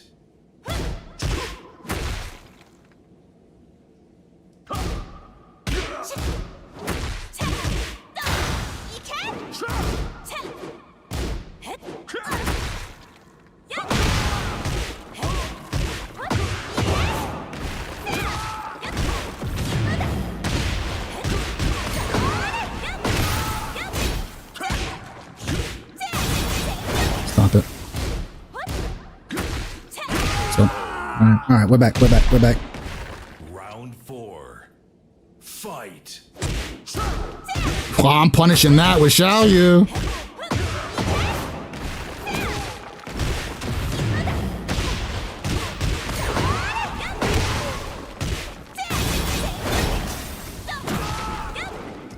What the fuck?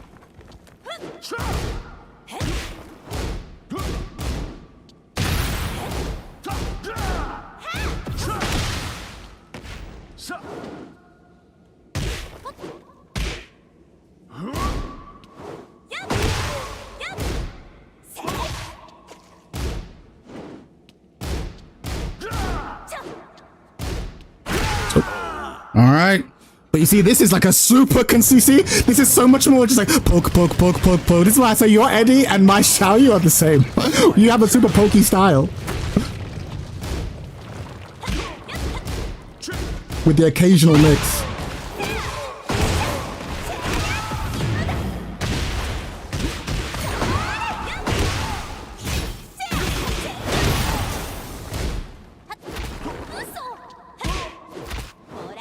And a launching throw. And a launching throw. To be fair, Chad Xiaoyu is good as hell. He cooked Mike. I mean, I beat him at Tekken. Yeah, I beat him at Tekken. If I had played Fang, it wouldn't even been 6. I'll tell you that right now. Say that right now. Round 1. Fight. Don't whiff. Don't whiff. Yes. Take the throw. Come back throw. Yes. Yes. Woo, that was a Xiaoyu round. That was a Xiaoyu round, bro. 2. Fight. No punish? Oh, that's a decent punish. Mid. Baba. Low.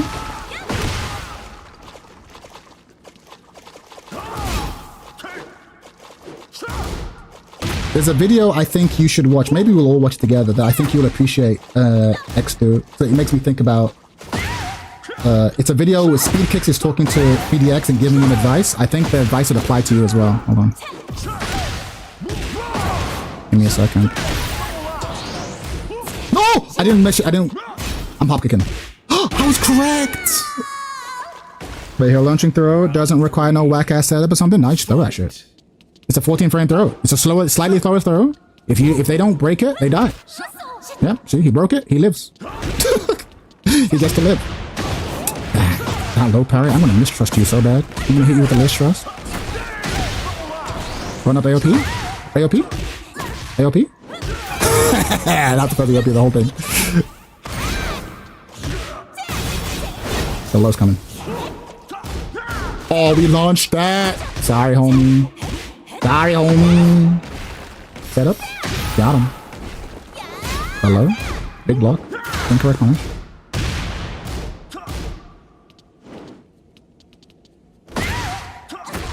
Oh, unlucky. Oh, didn't clean hit.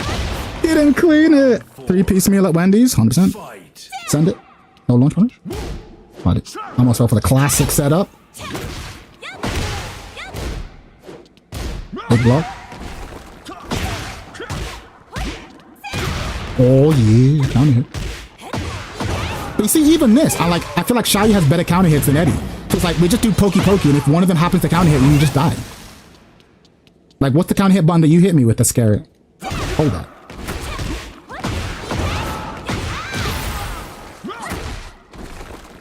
Oh, my legs. Good shit. Good step, though. That's not real. Yeah, I'm dead. Made me watch the cutscene? Ah, you're nicer than me. I'd have made me watch the cutscene. I'd have made me watch the whole cutscene. Final round. Fight.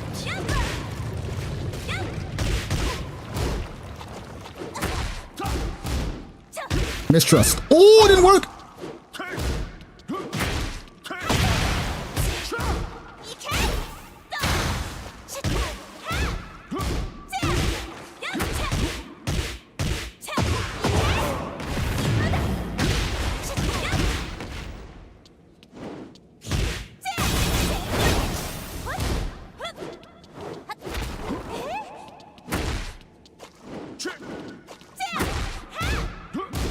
Oh, what I crouch?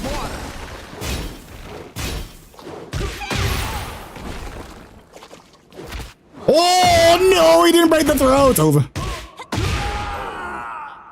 Oh shit! 5 gift memberships. I appreciate Kill Kenny. Damn, showing love for no goddamn reason. I don't deserve his love.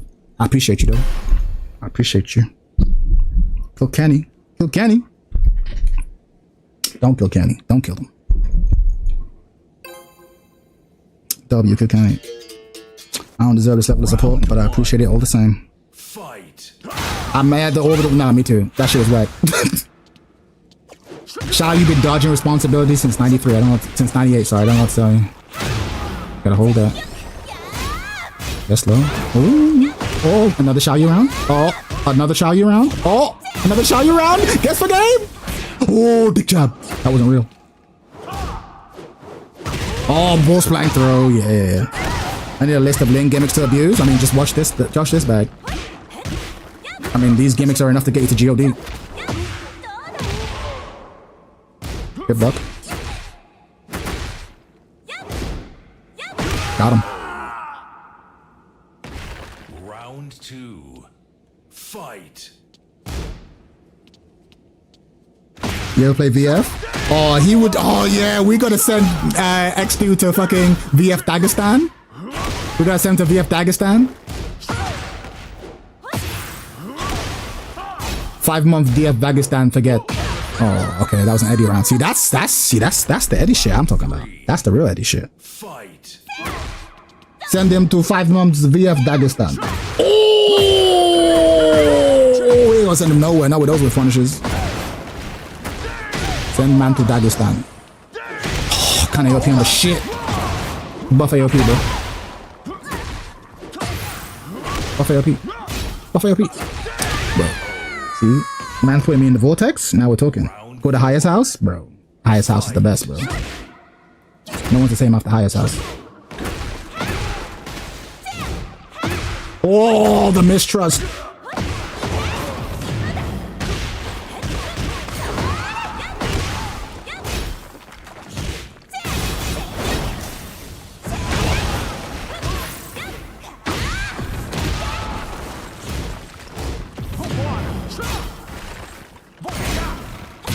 Oh, I can't even back one.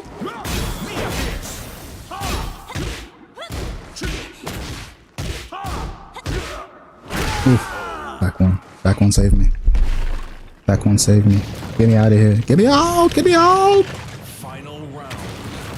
Fight. Where you gonna get to? Tekken King? Bro, launching. Learn the launching throw. Learn the combo. You'll be fine, bro. Oh, yeah. Oh, I'm dead. Stop it. Okay, but you see, he's starting to vortex me now. I'm like, oh fuck, vortex, vortex, vortex. Hopkick. Plus me, yeah. Yeah, that's the shit. That's the shit. There it is. It's time to throw it out. You gotta vortex me, bro. You gotta vortex me, bro. If you're not vortexing me, get the fuck out of. Stop playing Eddie. You gotta vortex me, bro. Blue ranks can't break grabs, 100%. Just throw him. Launching throw is broken. Up to like Tekken God.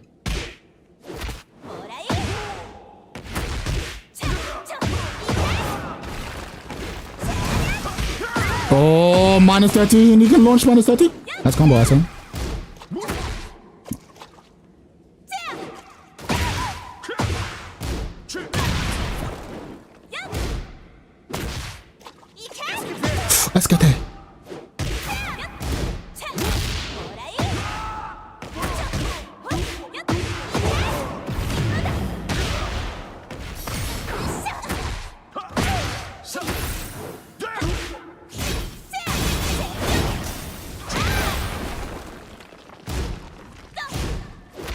Got him. Round 2. Fight. Oh! Oh yeah, count it. I do need to do more side steps though.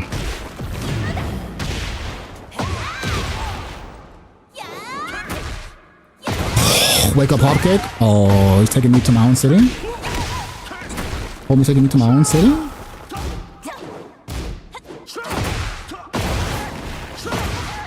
That was kind of sick, I ain't gonna lie. He finished the string like a madman. Like a madman. He's beginning to believe. He's beginning to just send it. He's beginning to believe. He's just sending it. Which is what you have to do with the Eddie. Fuck! He's beginning to believe. Chai, he's beginning to believe. You know what that means? No hop kicks. Wall splat. Oh.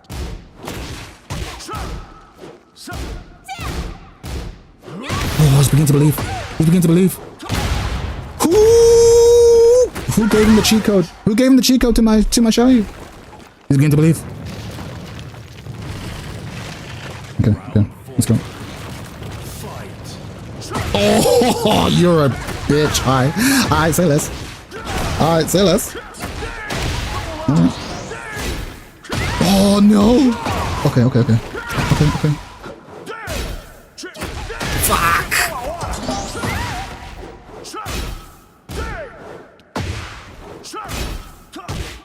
See, this is Eddie. This is Eddie.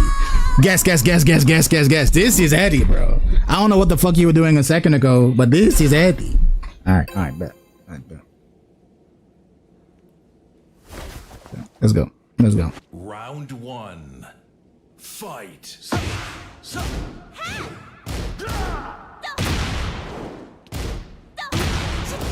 What? I thought if I forward 4-3 hit counter hit, I get a guaranteed. What's happening?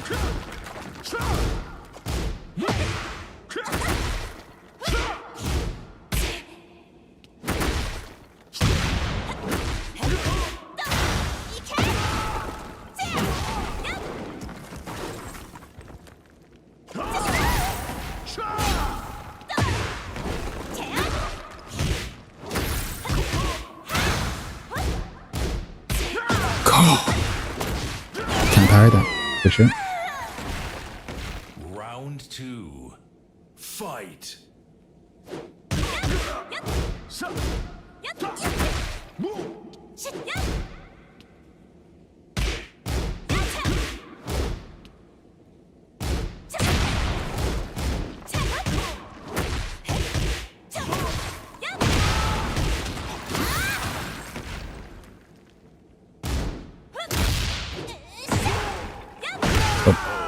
Let's go. Round 3. Fight. There you both got fucked.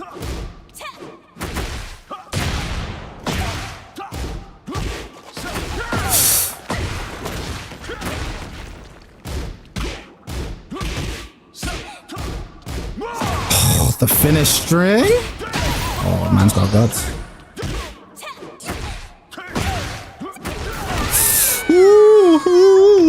4-4-3 is coming out, bro. 4-4-3. You should have hold it.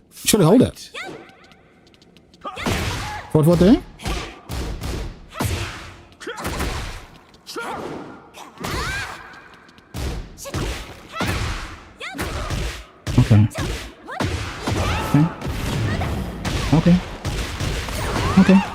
Okay.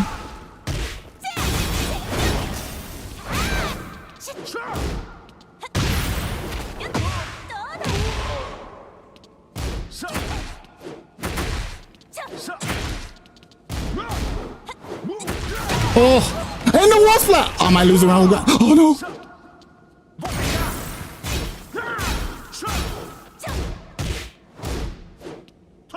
I lost. Alright, come. I gotta lock in. He's got my number. You gotta lock in. Let's go. Just lock in.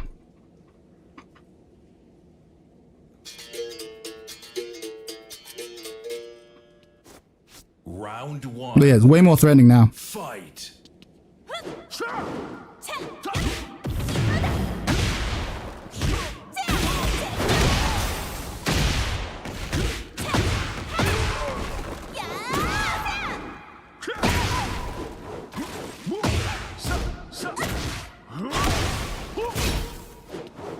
Oh, wall splaying throw. Oh, keep forgetting.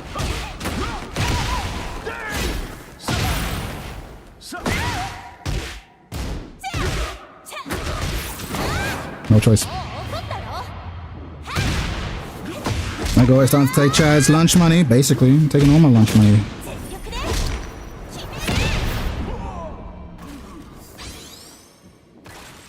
Stop it. Stay down. Round 2. Fight.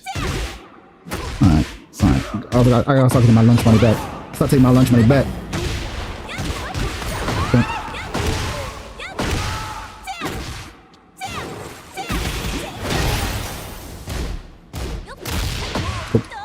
Give me my lunch money back. Give it back. Give me my fucking lunch money back, bitch. Round 3. What a tear. Fuck you. Fuck you, man. Man said what a tear. How you doing, Black Eye?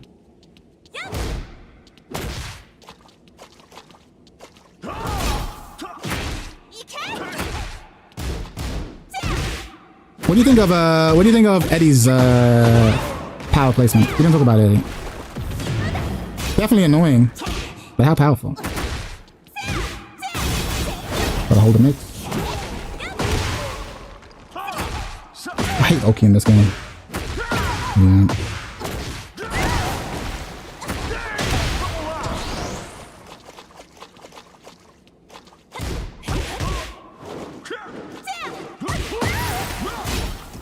Oh, I fell for it. I was confident you're gonna do something.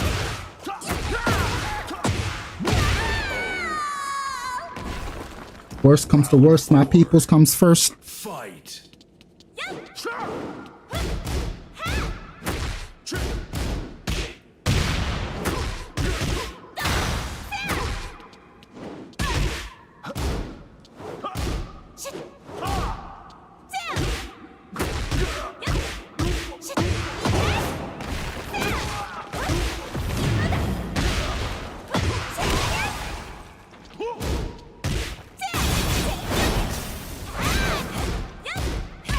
That's it.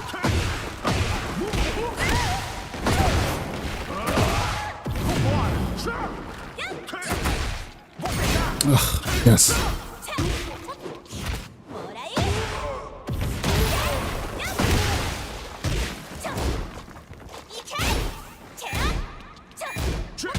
Oh!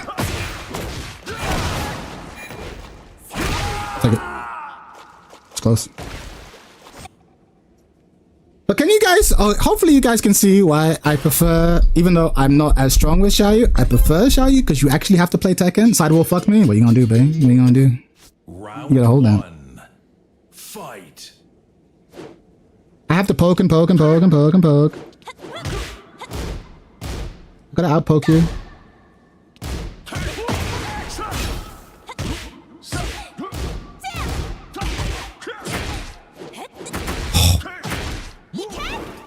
Why did... Okay, I got fucked.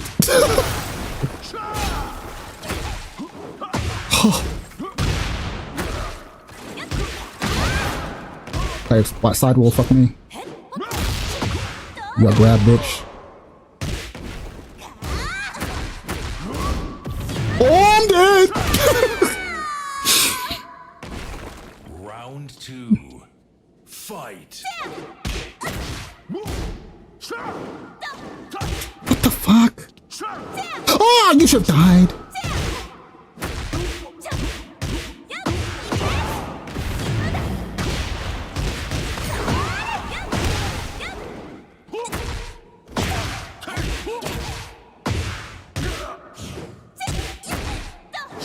Fuck. What up, Nozushi? Alright, we gotta lock in, we gotta lock in, we gotta lock in. It's taking my lunch money back. Fight. Okay.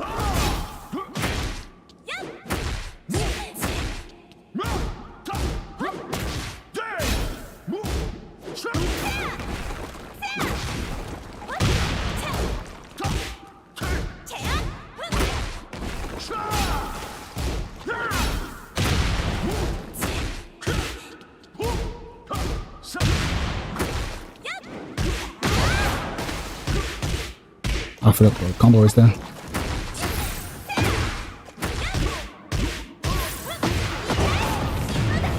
I don't know what the combo is here either. Fuck.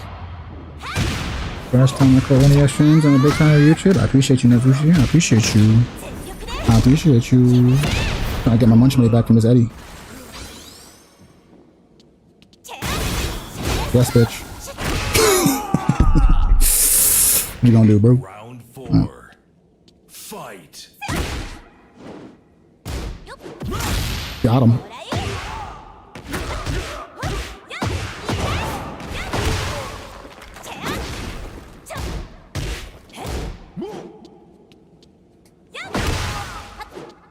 Nice dog.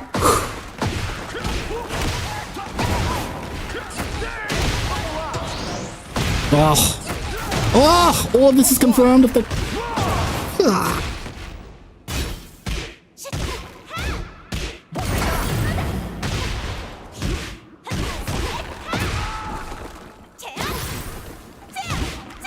let's go.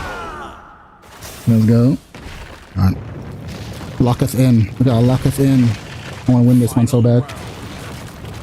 Let's go. Oh yeah.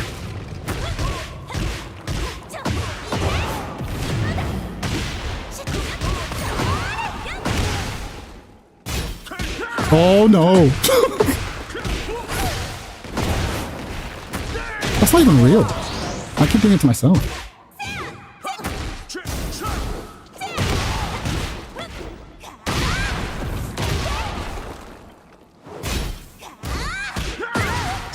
Sidewall, thank you. Oh fuck. Oh. Oh, I just. Oh, I hate Eddie so much. You just gotta guess. It's like an 8. You just gotta guess. You just gotta guess. That's the thing. Feng Wei can stop you from getting in a position where you can do this. Cause I can just keep you away. But Xiaoyu has to get close, so I have to engage with your bullshit. Ah! Alright. Fight.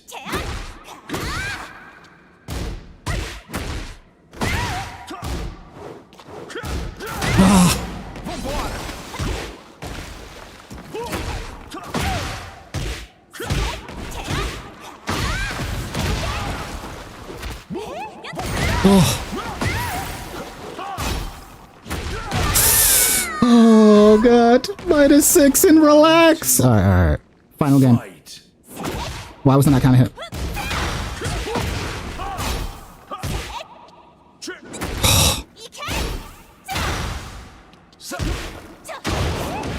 Oh god.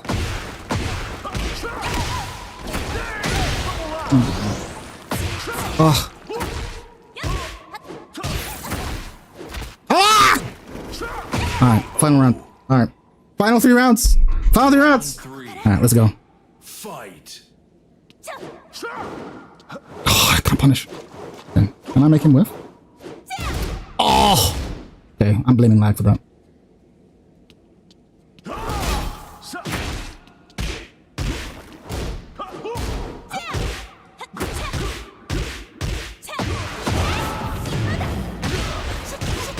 Okay, I'll lock the fuck in.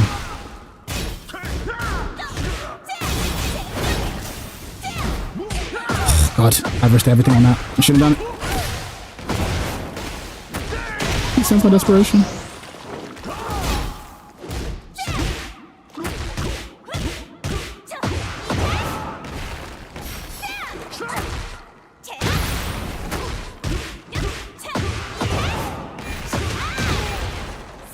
Good.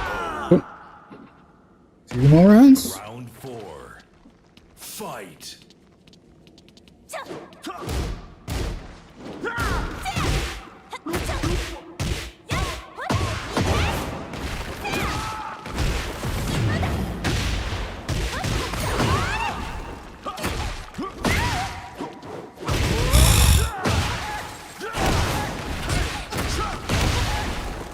See? 4-4-3!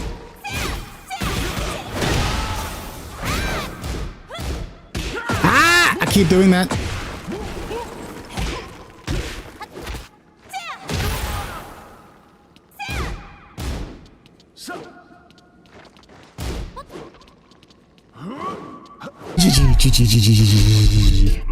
Could Chad defeat the great after school Sophie? I mean, probably. Probably. GG. Let's go. Let's fucking go. Good shit. But you see, the thing is with Eddie is that once he does 4-4-3, you just have to gas. Like there's nothing clever you can do. There's nothing clever you can do. So you have to force your will. Fang can force his will from further away. So against Eddie, I can just keep you down. Oh, against Eddie, I can keep you down. But against Xiao, you can't do that. You know what I'm saying? Damn, Chad got freed up. Listen, bro. Listen. I don't know about freed up, bro. I don't know about freed up. But I lost fair and square, though. I did lose fair and square. Okay, I gotta go bed for. All right. In a bit, man. Take it easy. But yeah. See, my shot, Shotty's not there. My shot is good. But it's mostly just my Tekken that's good. Apparently 4-4-3 is reactable. Yeah, no, it's not. I don't buy it. 4-4-3 is not reactable. Not at all. Need to run the full 2 weeks after Queenie launch? I mean, sure. Why not?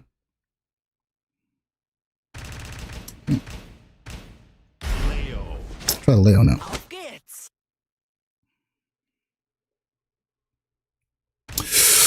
Oh. But yeah, Shai's so much more work. It's unbelievable than the other characters I play.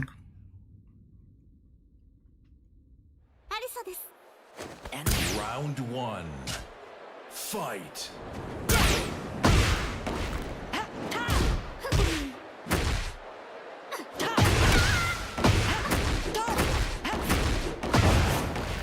Okay, Cam, you're just gonna have to guess.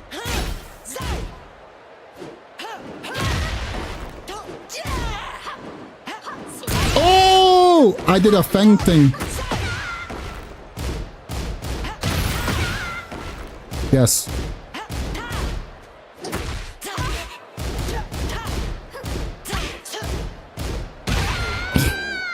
Oh, man. Man, it's night and day. Lay out to shy you. Night and day. I just do offense. I don't have to react to anything. Hell sweep. Oh, the backdash is clean. Oh, fuck that.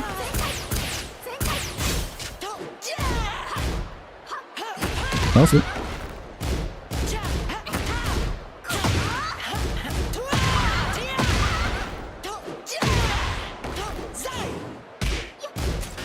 Oh, I forgot that. I've not seen that string in so long.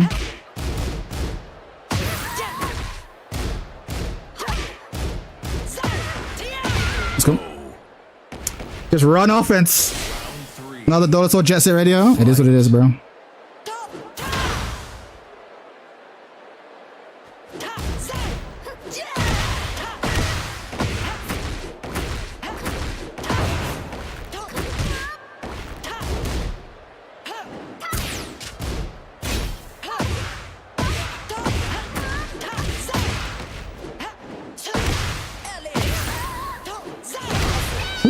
Tracking move.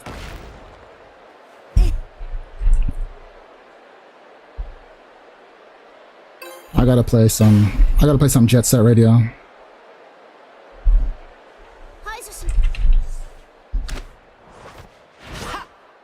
Round 1. Fight.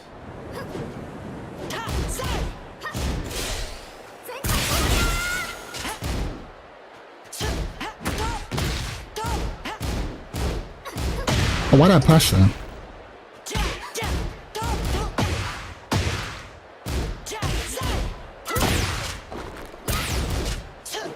Oh, nice low shot. That's good. That's good. Okay, I gotta add that. I gotta save that.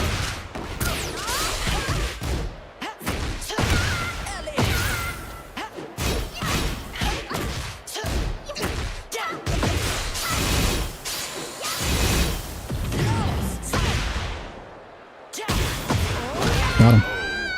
Face rose? Alright, cool. Round 2. Fight. Alright, I'll turn it on in a second.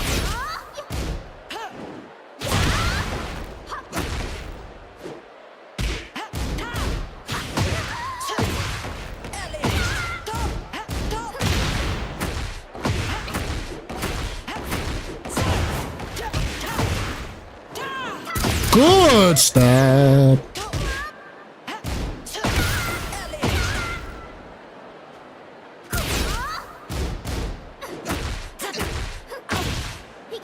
Bro's not down anymore? That's such fortunate.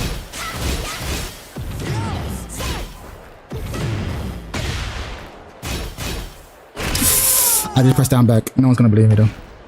Round 3. Fight.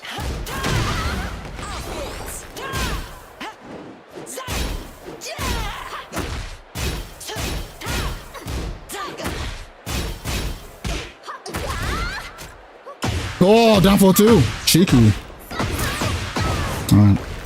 I gotta play more solid. Oh, that converts!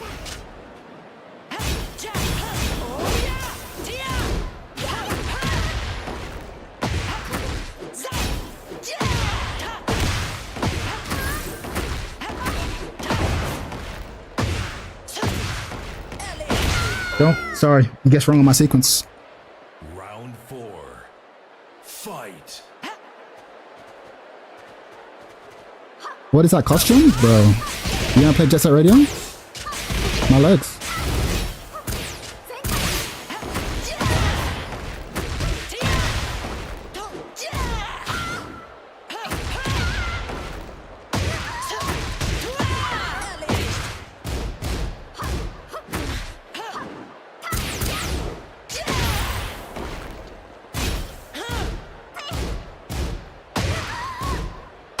So.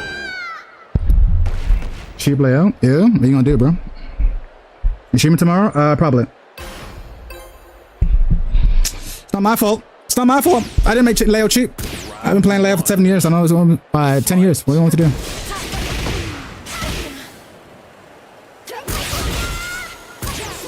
Oh, my back.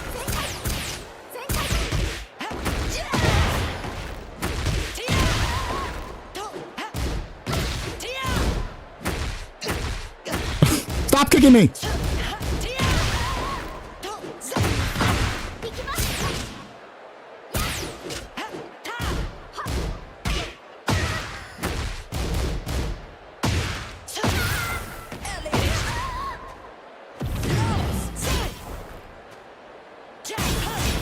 Guess for your life! Guess wrong.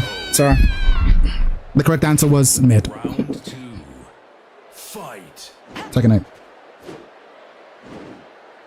Ooh, about like a basketball.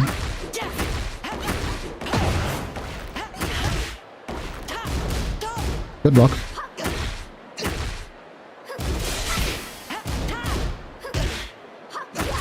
Oh, you should be able to duck that.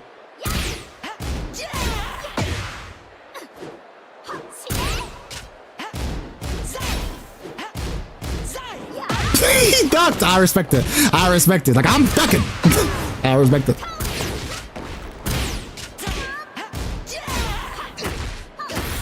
Stop kicking me. Big block.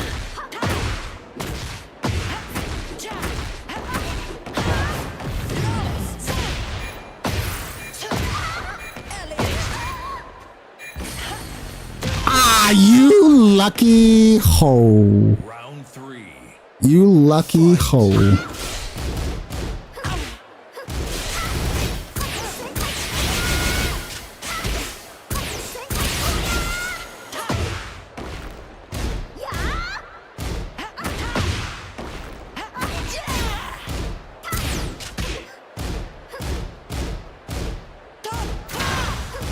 Oh, I deserve this. Oh, you should have died. Oh, this chainsaw shit.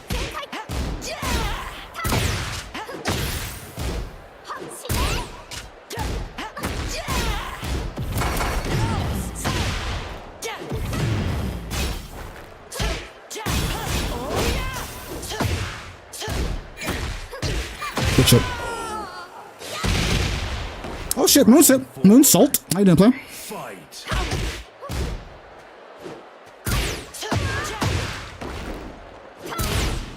Oh, can't punish. I don't play enough illicit misses. Bad at.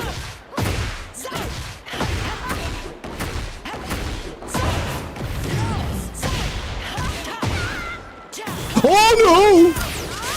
Oh yeah. Let's go.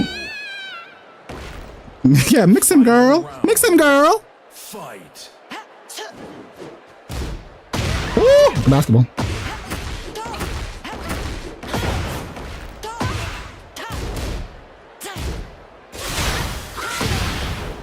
Ah, you lucky butch.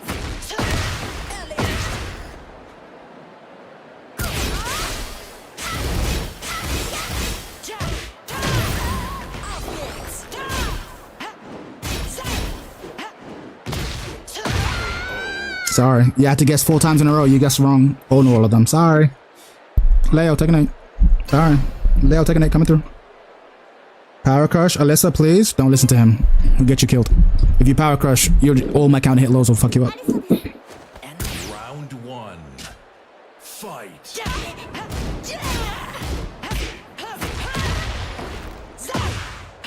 Big block.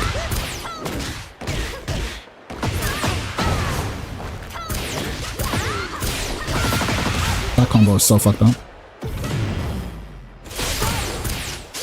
Fuck.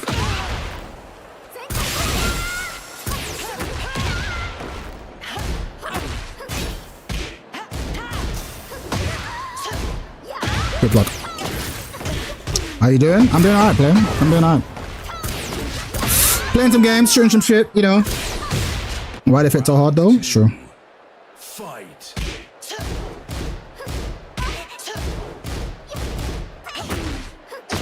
That low. Can't believe that. Oh! That is a dirty mid. How much damage is this?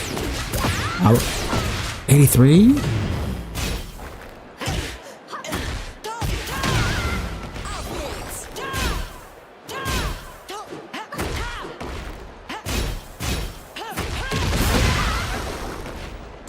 Oh my god! You're lucky.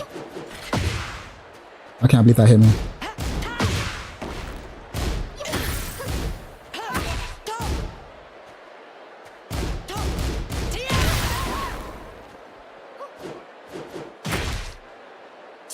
Down forward 1! Down forward 1! Don't whiff. Don't whiff, bitch.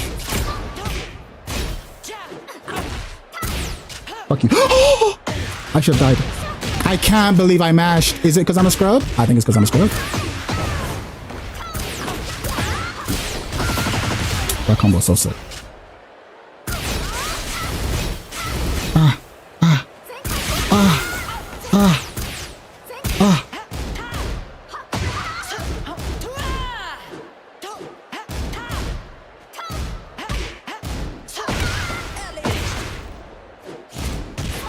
Nicely.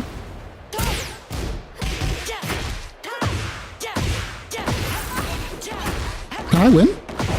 Is this enough? It's not enough. Oh no!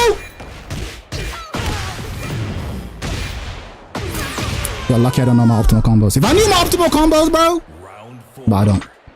Fight.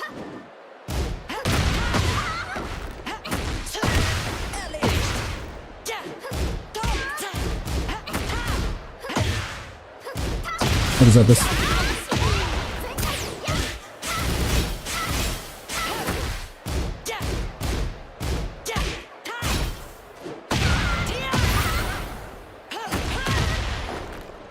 Let's go. Final round. Fight.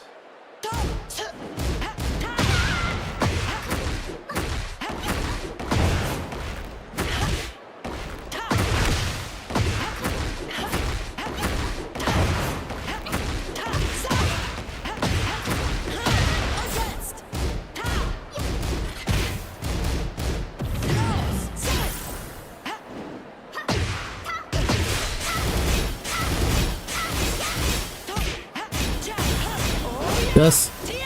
Incorrect. Thanks for playing. Thanks for playing. Tekken 8.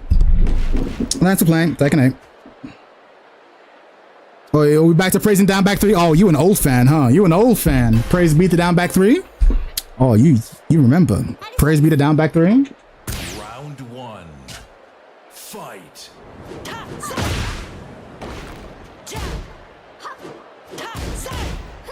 Praise me! Sit down, back three. That was for you. Whoever you are. That was for you. Oh, fuck.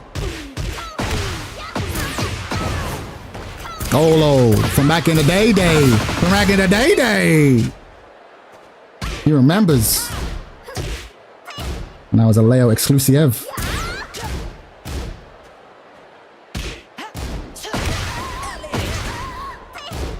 Baba, mid. Oh, yeah, guess wrong. Sorry. Thanks for playing. Round 2. Fight. I forgot what the punish is for that.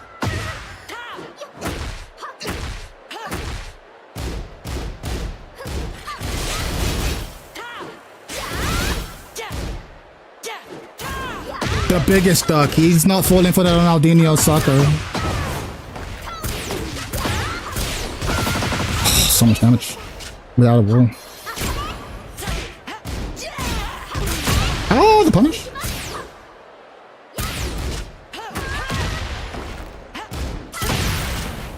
Did you just challenge? Did you just challenge forward 4? You madman. Round You 3. madman. Fight.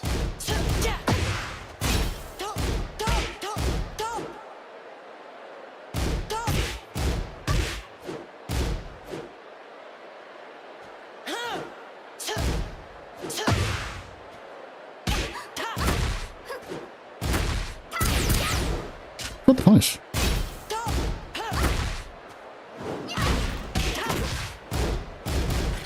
Oh! I'm so dumb. I assumed you wouldn't finish instead of just blocking like a regular person.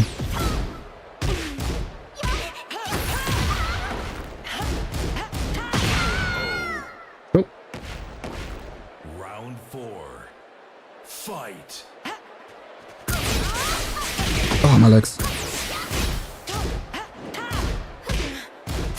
Oh, I keep assuming that you won't finish strings, even though I've demonstrated that you will, and I mash into them. Oh, my back. My pussy and my crack.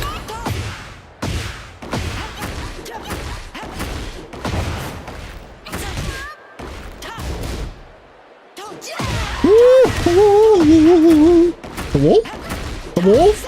Ah!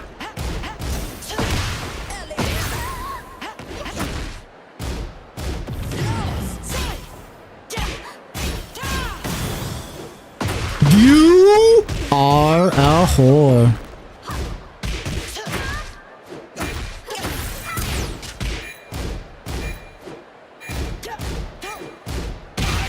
That's like, it's coming, it's coming.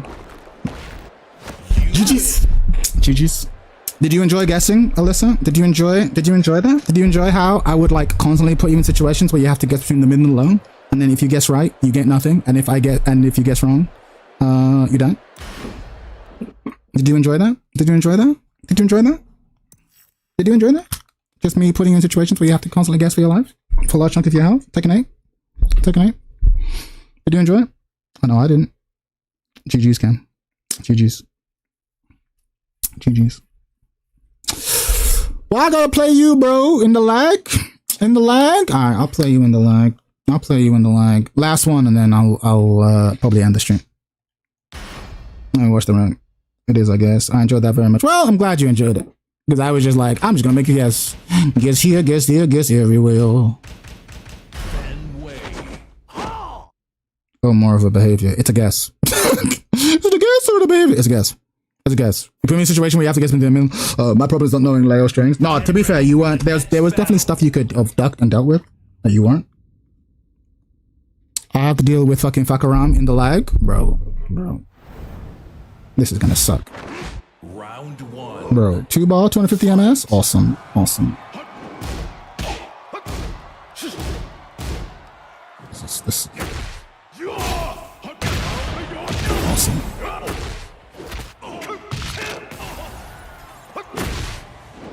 Oh, my face. Oh. Oh.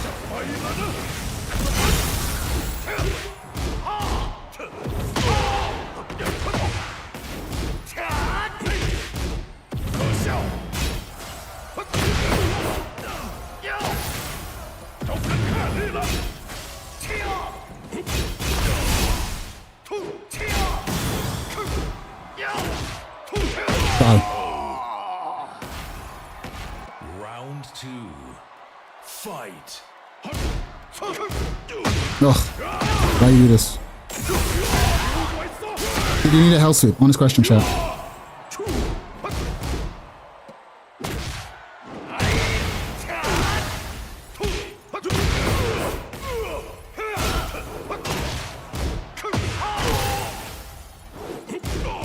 Give him duck it, 'cause I'm a scrub. Round 3. You're not doing the cheap fuck around shit.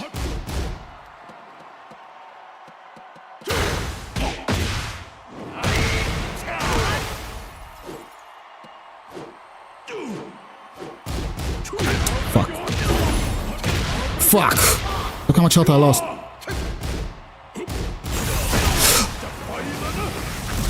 Fuck.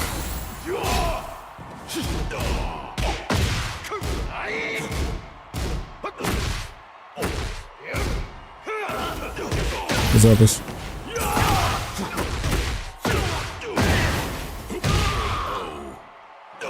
The prior to 2 AM Tekken, Sting Grandpa, Mike would never, low. Fight. Hold that.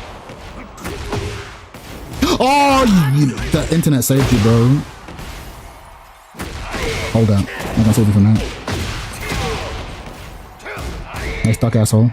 Nice duck, asshole. Nice duck, asshole. Nice duck, asshole. Nice duck, asshole. Nice duck, asshole. Nice duck, asshole. Nice duck, asshole. Nice duck, asshole. You mean, Chad? Listen, I'm pissed. Pissed.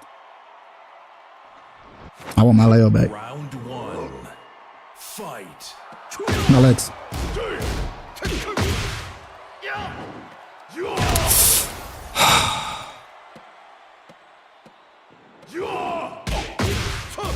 Oh god.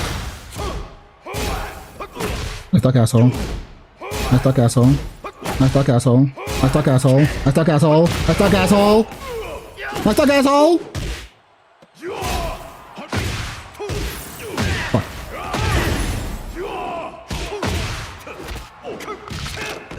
KO. Round 2. Fight.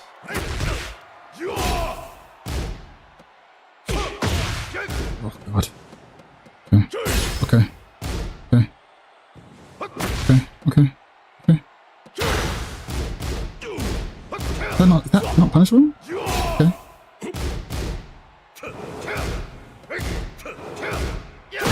No, my back. Back one. Back one. Fuck you. Hopkick. 250 MS. Don't care. Hopkick City is still online. Nice duck, asshole.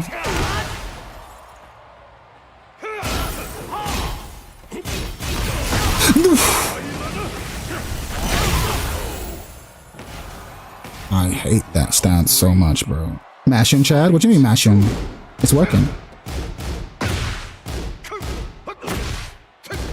If it doesn't work, it's a mashing. If it works, it's a barre. Fuck.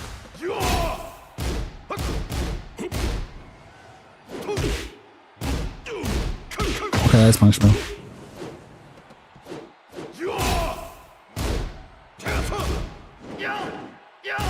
Oh, I'm dead. Hopkick! No, I'm not.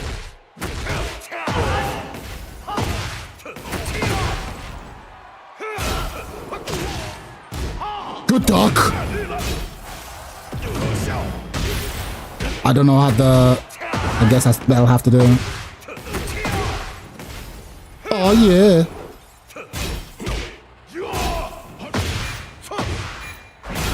Yes!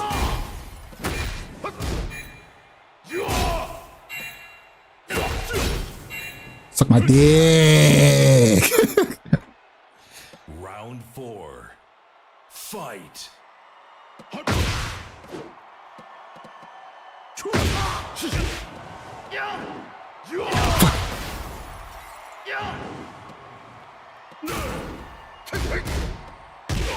Why?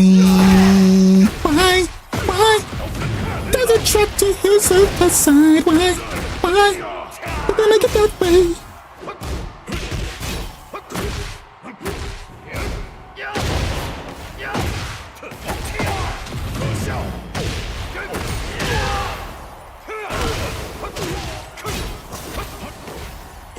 Oh.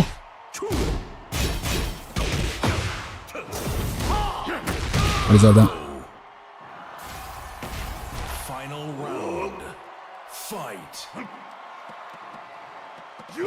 Ah, I walked.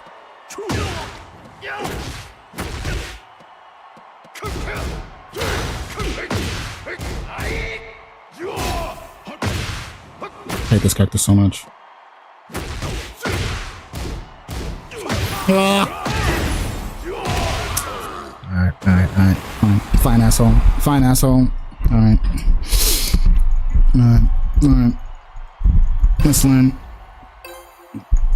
This fuck plays such clean nooch. Kappa. This cat. Such clean nooch. Alright, let's lock in. Fight.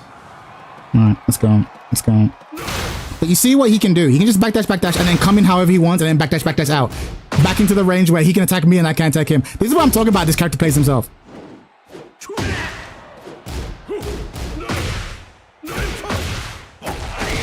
Meanwhile, I have to risk my whole bussy to get into his range. And then when I'm there, I don't get to, it's not like I get to just dominate.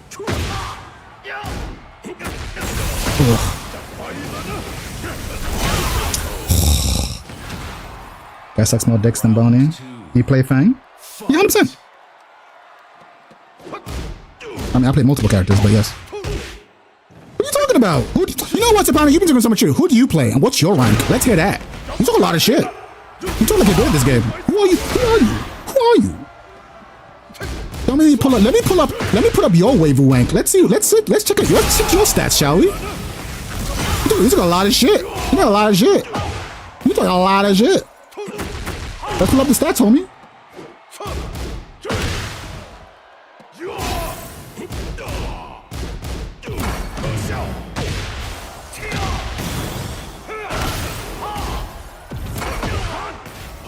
Oh.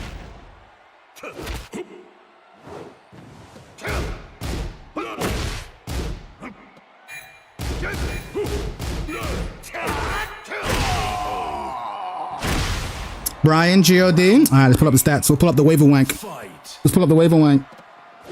We'll see. Who you beating? What's your level? I better see a 2 at the start of the waiver wank, or I don't want to hear it.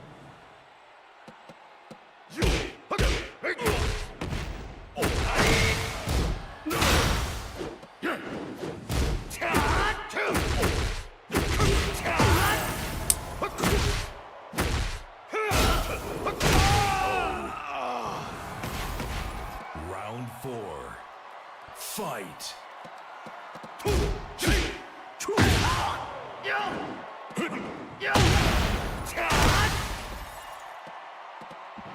Okay. Okay, let's go. Oh, fuck. Oh, god damn it. Yeah, this character is so... This character's a problem. They were a problem in T7 too. Ah!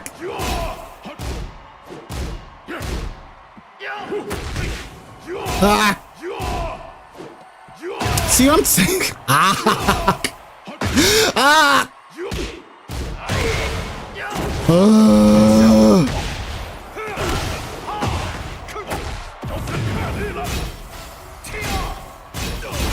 I can step down.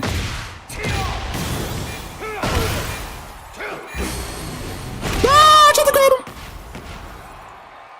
Final round. Fight. Ah!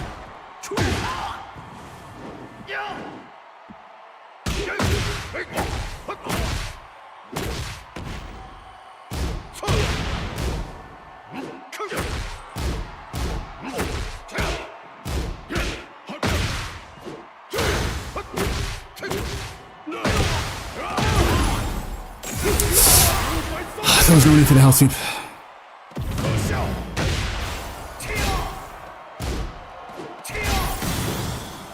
I deserve that.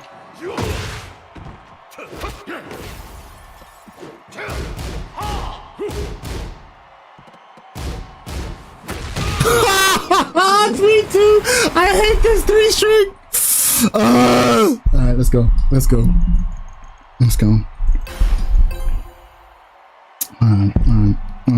Oh, God. Why? The 3-string is so fucked up. Okay, let's go.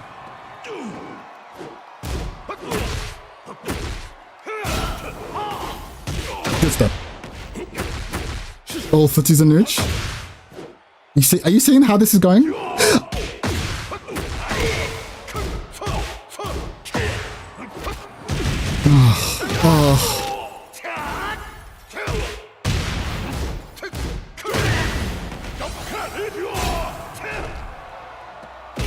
Fuck you.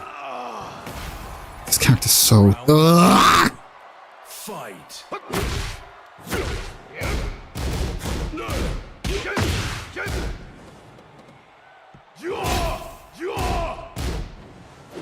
Oh, did you see?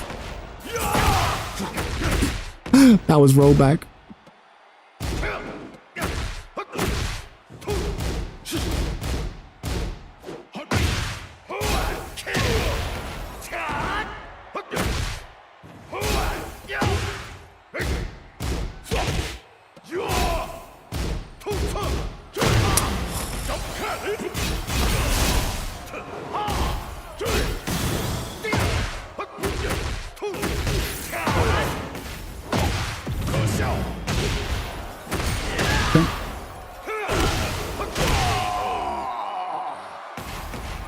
Round 3.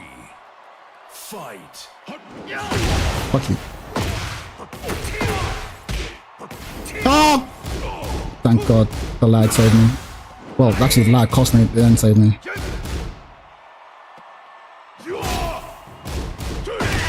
I have to guess? Why do I have to guess? On the 3-string?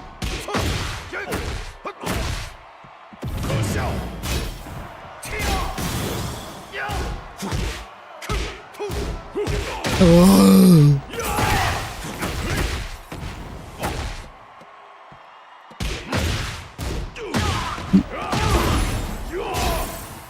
Oh.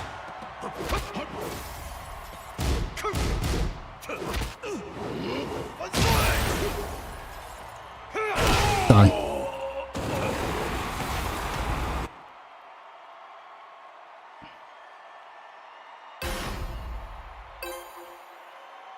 Oh god, this is miserable. It's a miserable experience. Fight.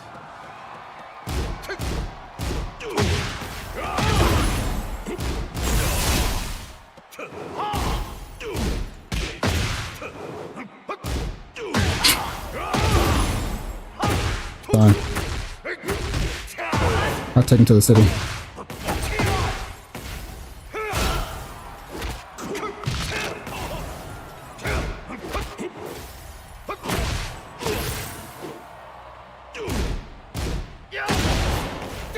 Die.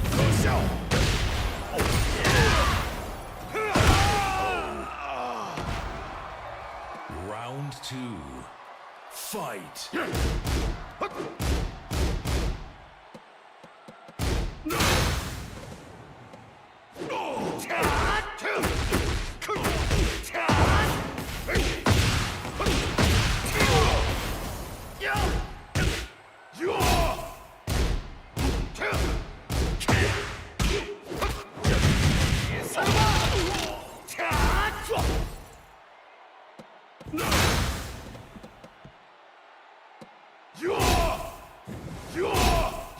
Oh, see what I mean?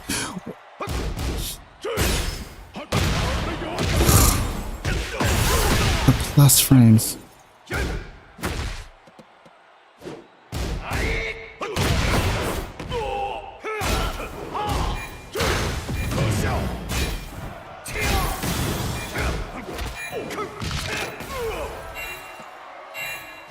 Fuck you. Round 3. Fight. Okay.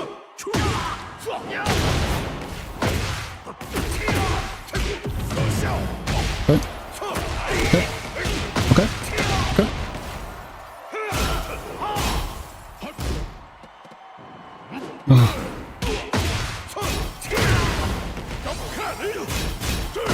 Ah, the wall splats, of course it is.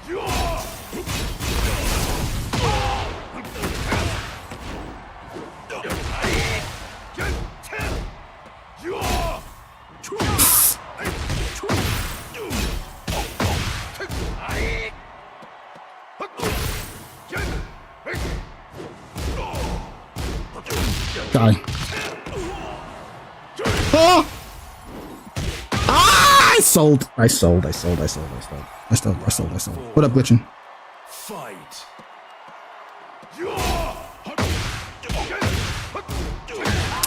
Bro. Ah, the tracking!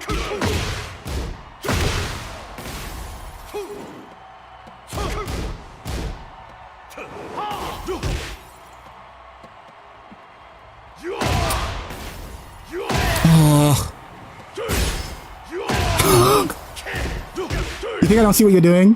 The move that tracks to one side and then the move that tracks to the other side. You're actually, and you call me mean? It's so fucked up. It's, I hate this character so much. Oh, I was walking.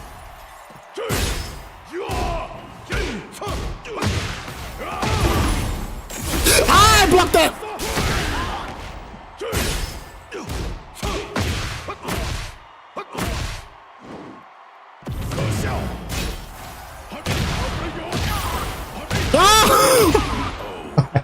I hate this guy. This guy.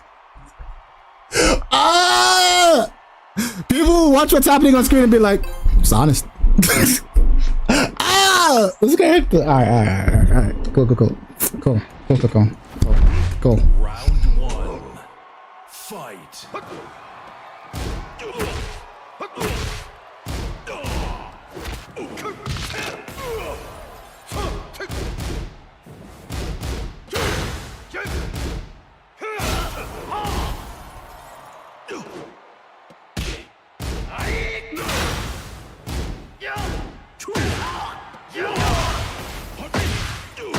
Can't step anything. Ah! Fuck.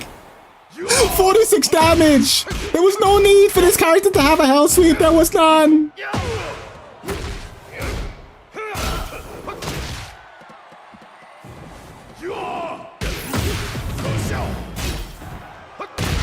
There was no need. Round two. Fight. You see me trying to step, it's like, alright, cool. So then you just play him 2D, but he has impossible range. This character should have no tracking moves. With the range he has, we should have no tracking moves. Can't play him 2D. Die if you try and play him 3D.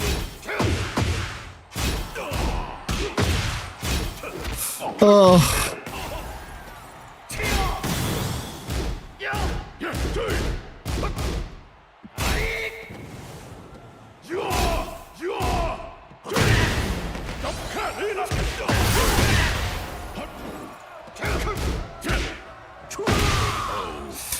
Oh, so dumb. All right.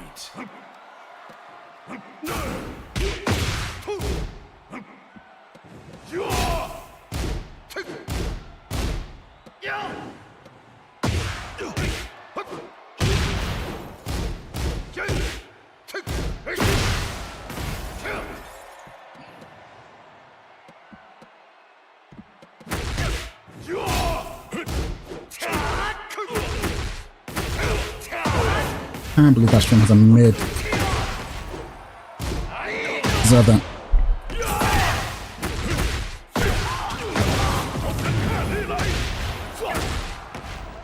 Oh.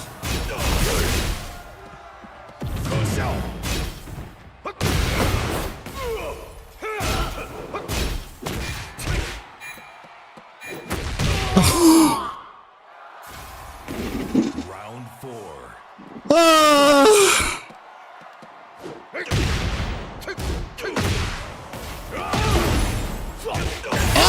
Do you see that track?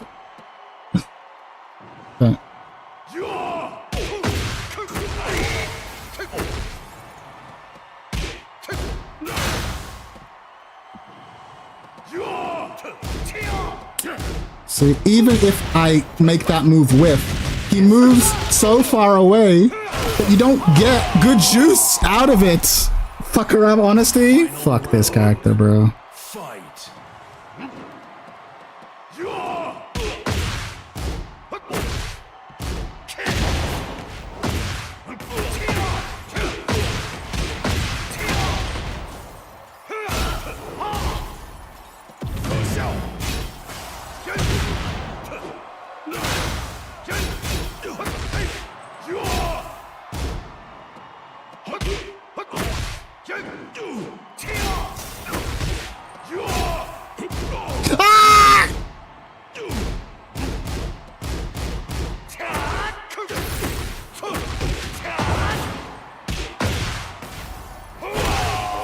Oh, Jesus Christ. Even winning against this character feels like ass, bro. I actually hate this character so much. Round one. Fight.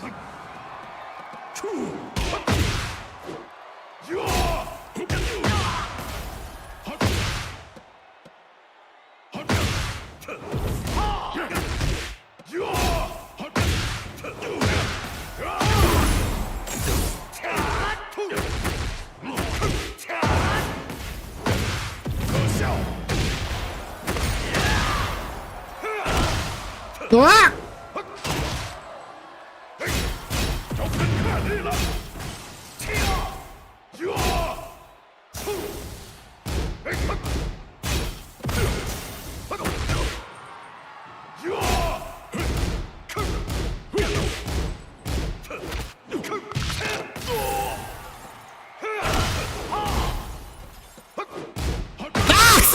Low.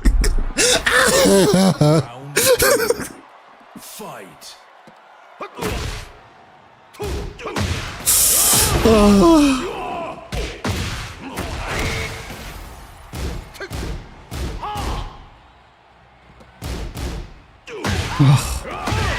Just send it. Oh yeah, I forgot he has a full crouch game. I forgot he needed that.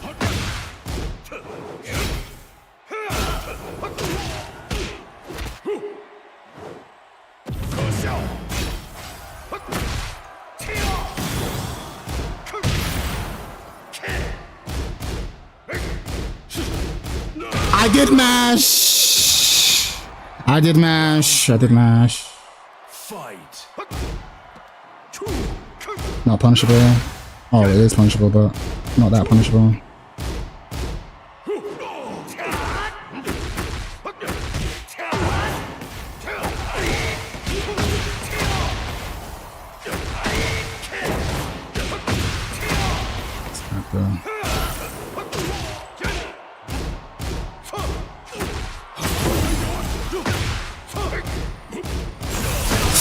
Why can't forward Kempo work there? It does work there. Good step. Not like this.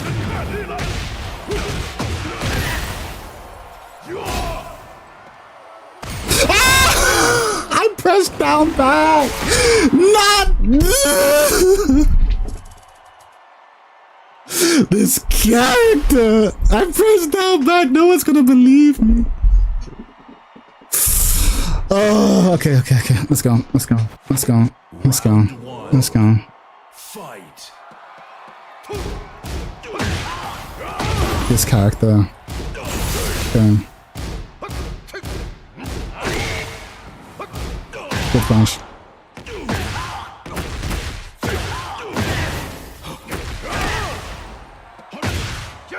Oh.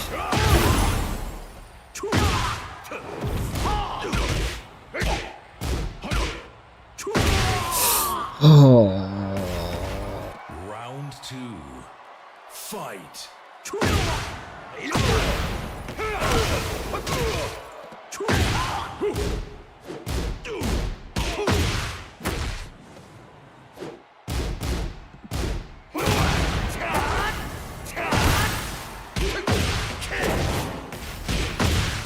Let's go. Round three. Fight.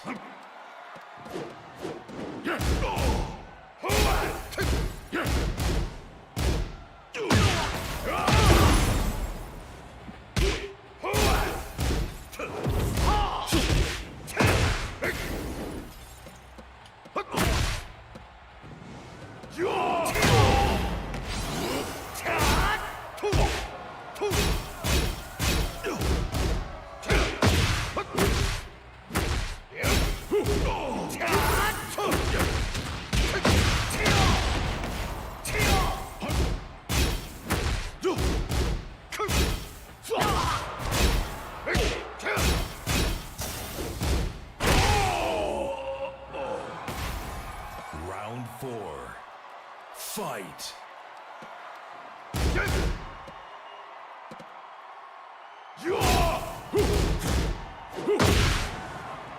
This fucking sucks.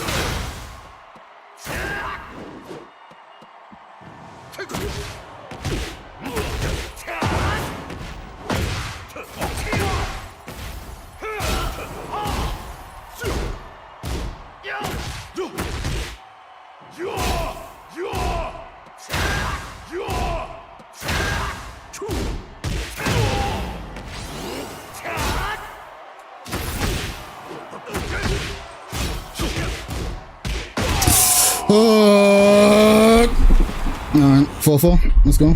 Let's go.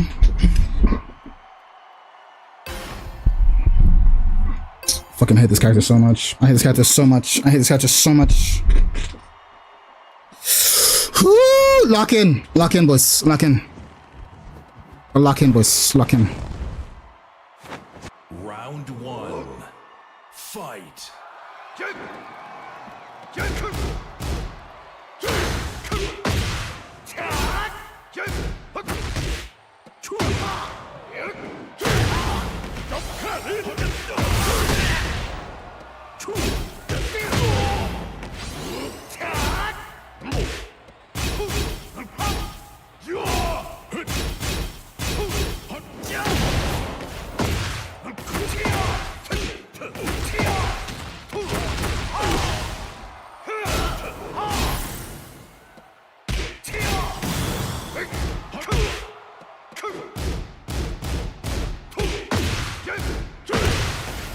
I'm done.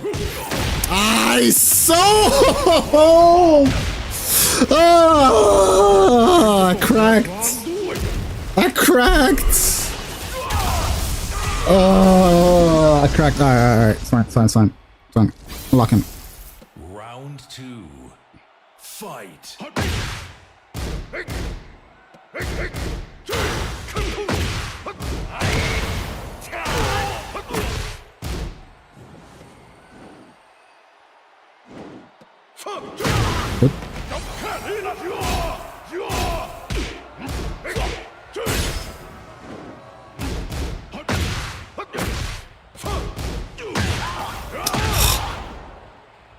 Oh, press down back. Okay, that is fucking. That is. Ah! Round 3. Fight.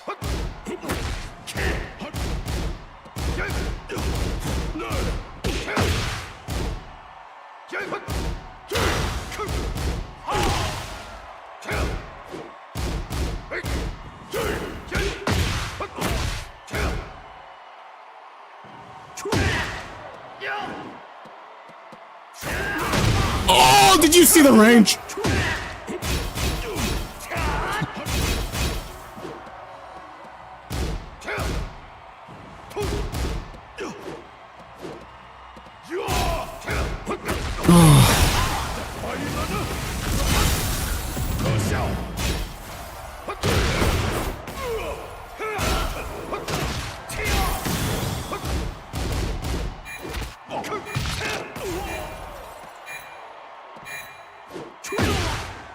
Fuck you.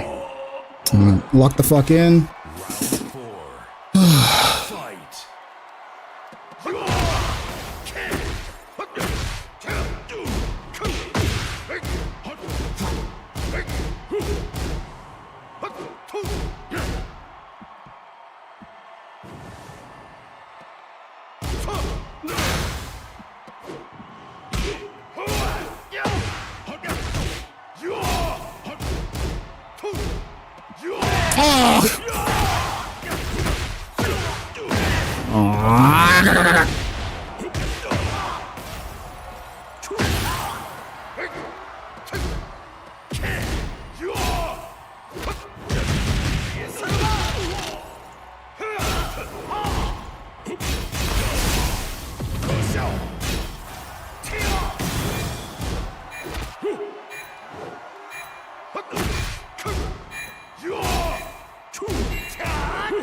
What the fuck? Time up. Is that not punishable? Oh, I gotta lock the fuck in.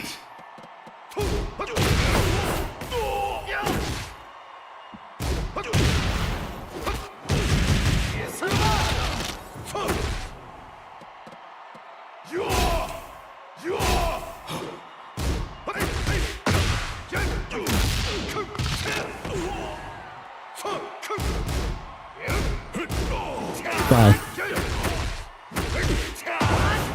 Fuck you. You're lucky I don't have rage art. I'd make you watch. I hate this game. I hate this character. Wow. My 15 minutes fucks my god is awesome.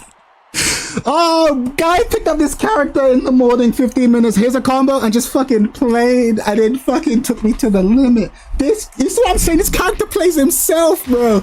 This character plays himself, bro. Oh, I hate this character so much.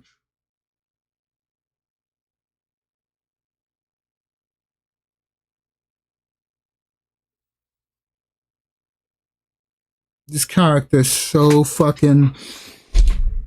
Oh...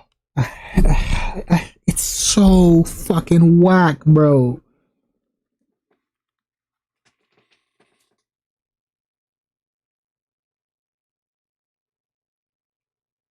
Backdash, backdash, backdash, backdash, backdash, running 3.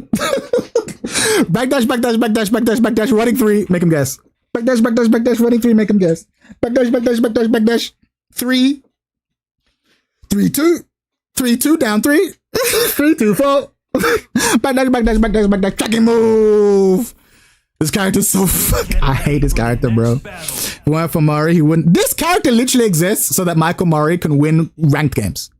Like, he literally exists. He's like, ugh. Tekken's hard. He just backdash, backdash, backdash, running 3, make him guess. Backdash, backdash, backdash, backdash, 3, make him guess. Backdash, backdash, backdash, like, fucking down 4, make him guess.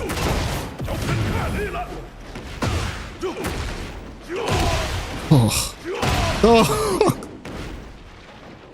Dude has been playing the character for 15 minutes. He's like, yep, I got the character. That's what I'm saying. Oh. GG's. Round 2. Could have been Bruce. Could have been Bruce. Could have been Josie. Bro.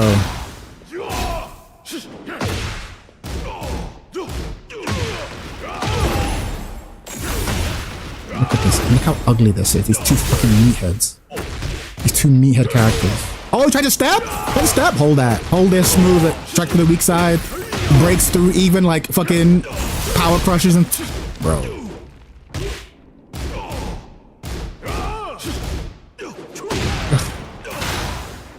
Nice one. That low price. It could have been Josie, bro. Was like, well, backdash is worse in this game. Teehee?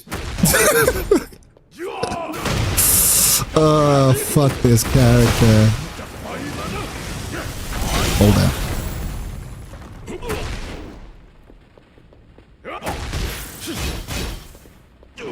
Nice.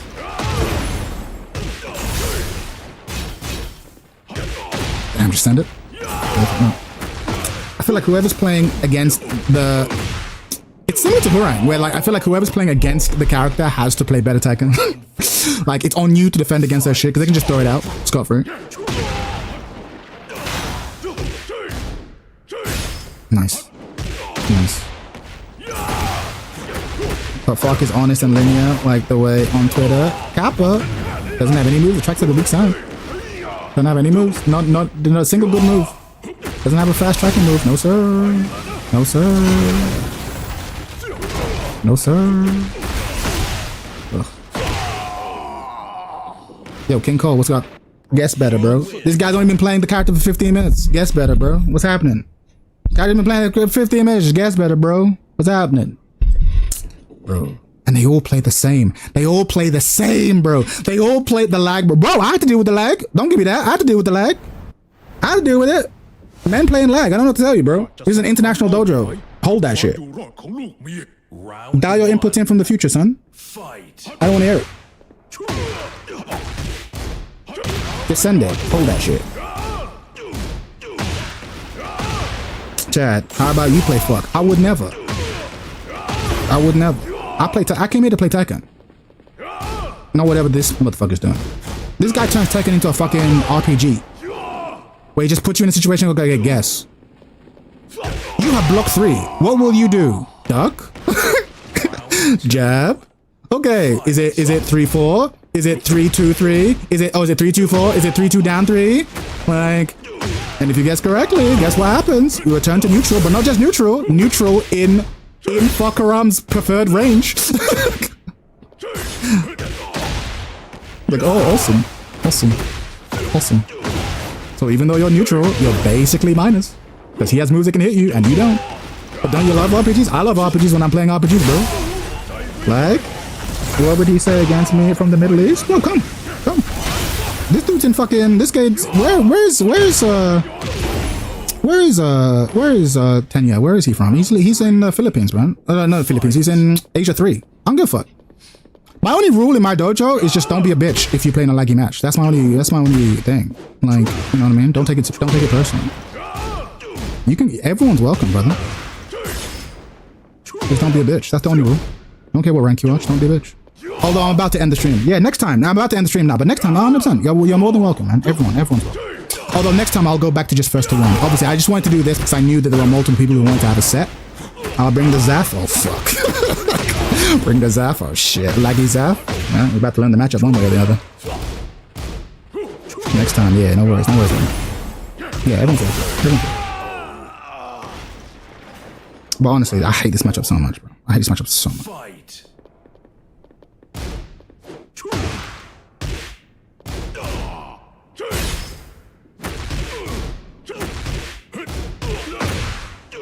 How much health is just chunked away, bro? He's just doing the 3-string.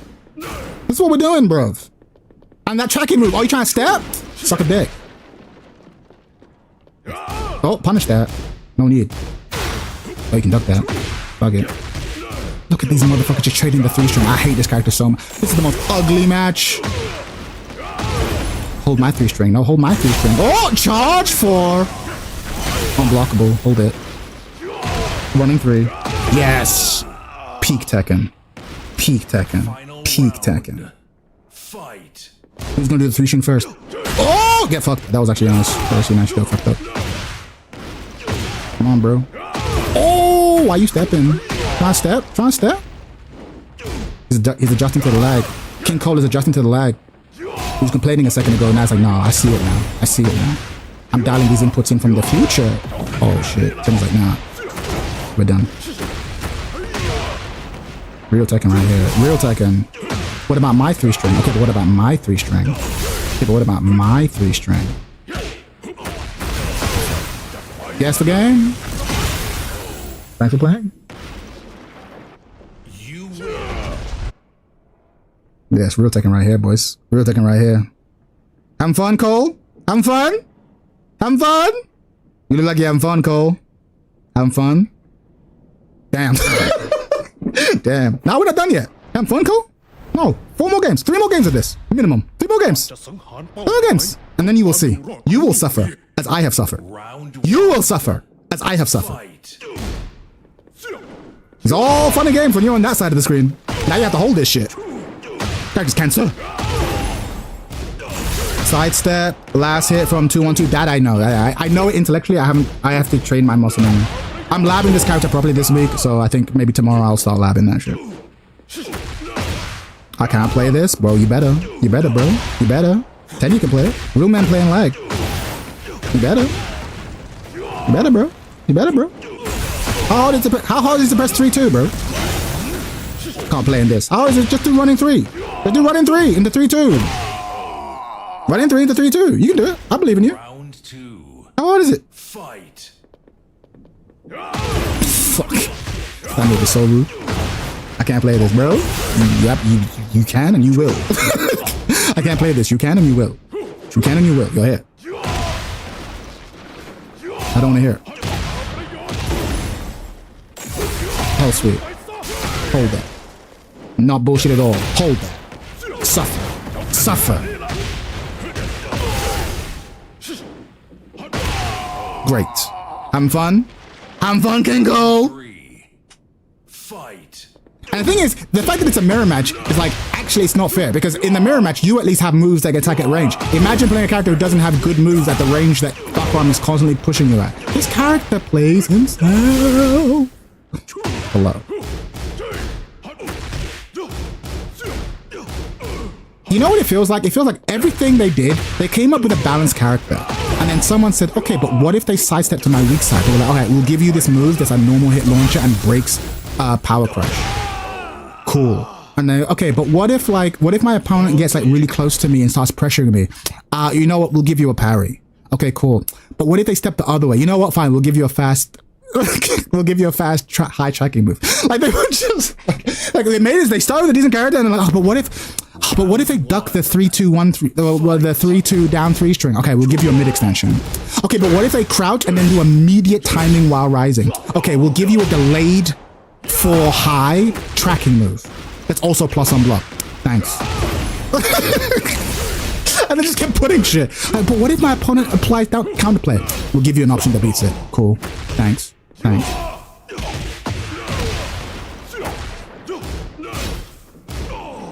Death.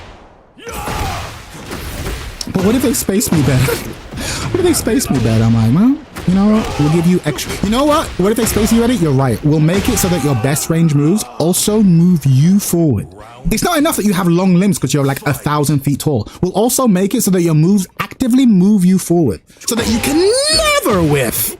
Oh, thanks. Thanks. Thanks, dev team. Thanks, dev team. Good looking out.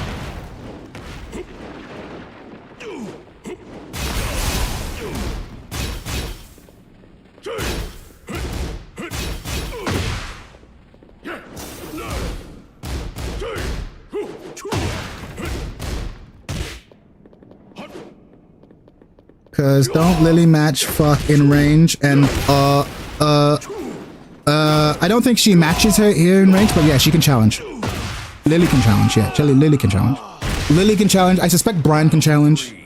Yeah, Lily can challenge, Brian can challenge. But I suspect even then, it's probably still in their favor at those ranges.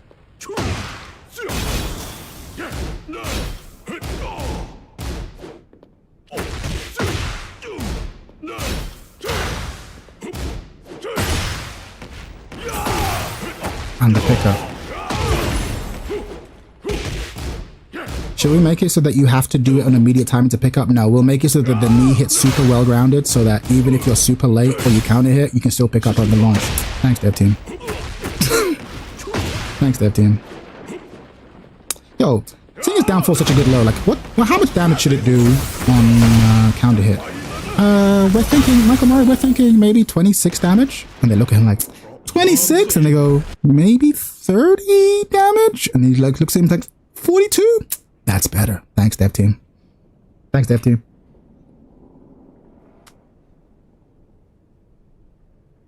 Yeah, Lily doesn't mix from that range. Yeah, exactly. Round 1. Lily would have like a mid option that catches you at that range. She doesn't have like the good low that catches you from that range. Honestly, before as a center, I was using Lily. That's taught me fundamental step game. Lily's great. I think Lily's a great character to learn Tekken with. I know people laugh at me when they're like, who should I learn Tekken with? I think Lily's one of the best characters to learn Tekken with.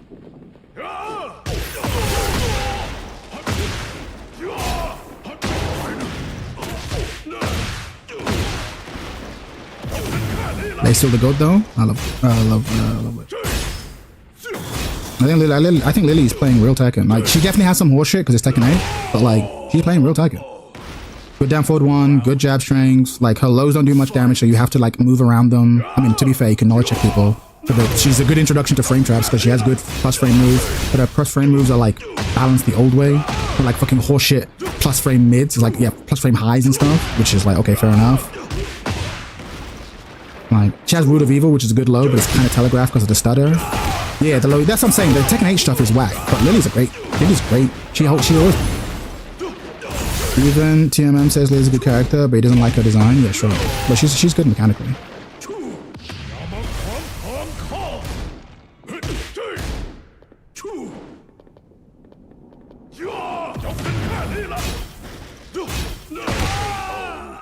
Tracking.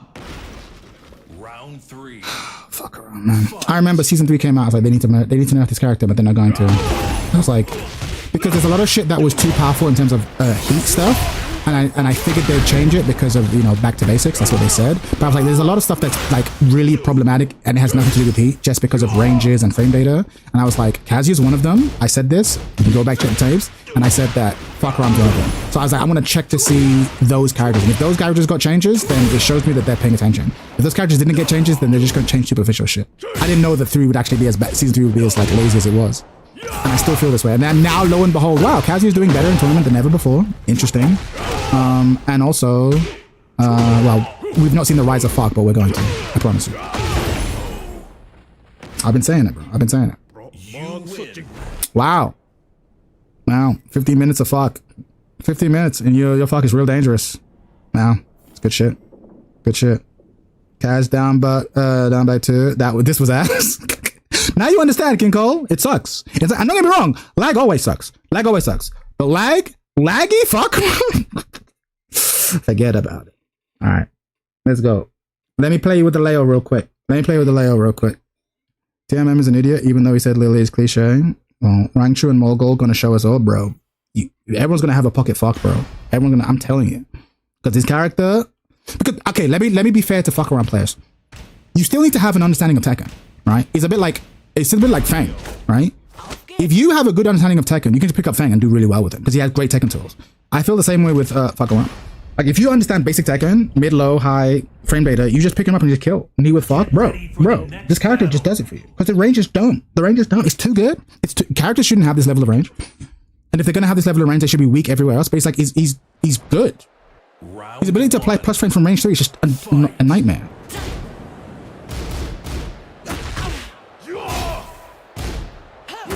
Fuck you.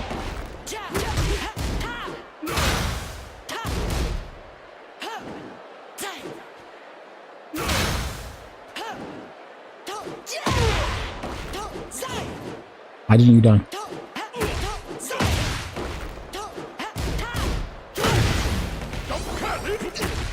Yeah, can't step that way.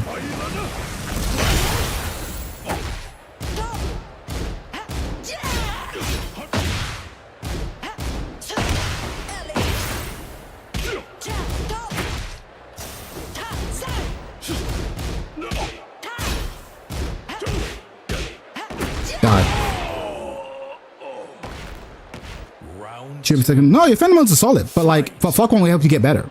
I don't think fuck will help you get better. Oh, you suck. No, I should have got a bigger punish.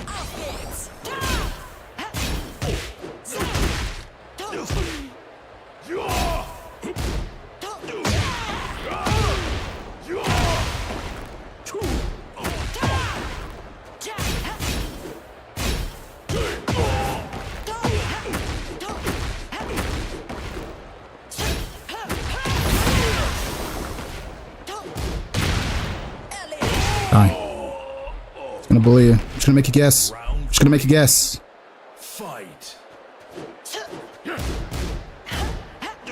Nice.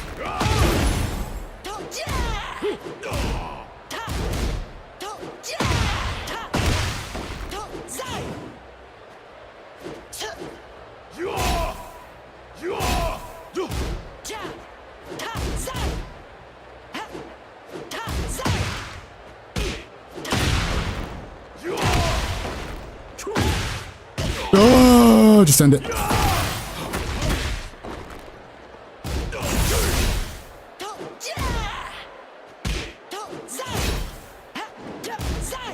Nice.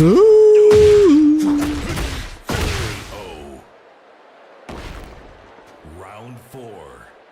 Fight. How do you guess that?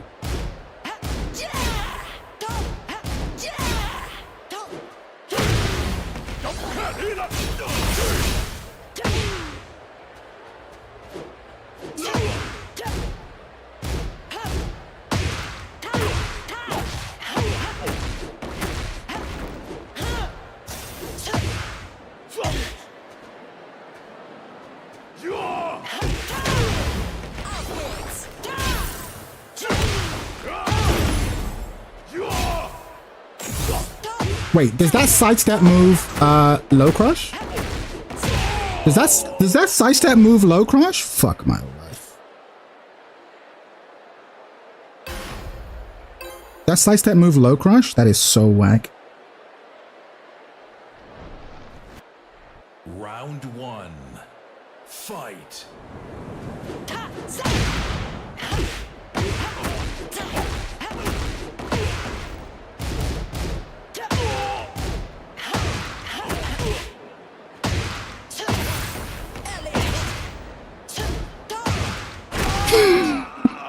You having fun yet?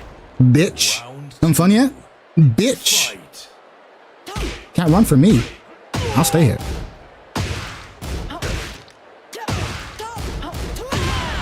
Having fun yet, bitch? Having fun yet, bitch?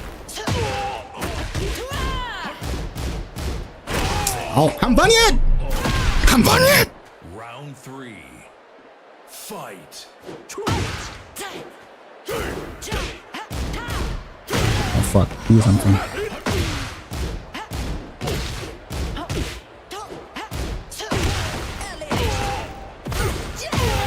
Why are you flexing your chest for, you dumb bitch? Why are you flexing your chest for? I can't believe you're ducking buck. The balls on this man. The balls. Okay. I'm crouching again. Fuck. Round four. Fight.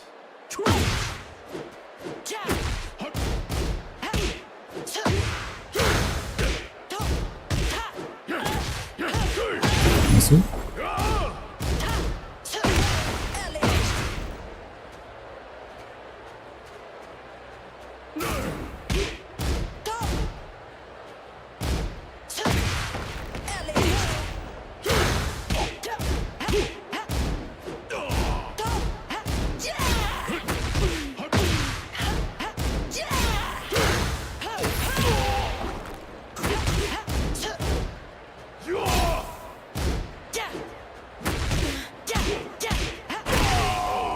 I'm funny, you dumb bitch. I'm funny, you dumb bitch. Just make him guess. You see why I don't like Tekken 8? At the highest level, it's like, oh, how do you win in Tekken 8? Just make your opponent guess before they make you guess. It's like, this sucks. Round one. Fight. Should've killed you.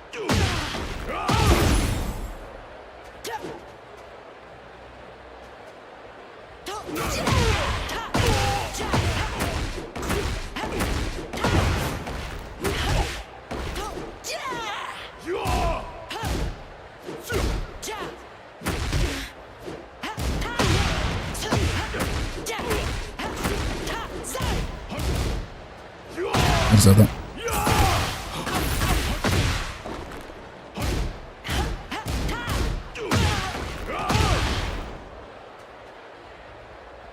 Nice. Why do I feel like the only time I could get a reward instance makes this when I duck? Yes, it is the only time you can get.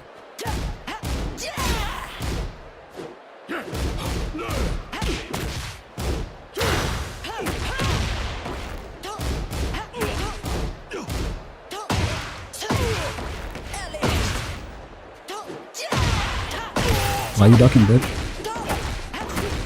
Why you ducking, bitch? Why you ducking, bitch? Real Tekken out here, folks. Nothing ugly about this. Fight. GG, my goat. He's like, you know what? I don't want to do this anymore. You don't want to do this anymore? I don't blame you. Like, we're done. Experiment done.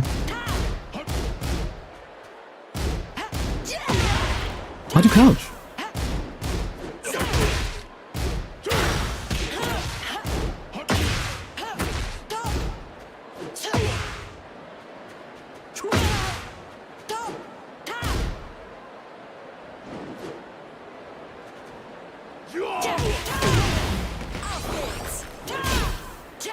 Oh, why'd you crouch?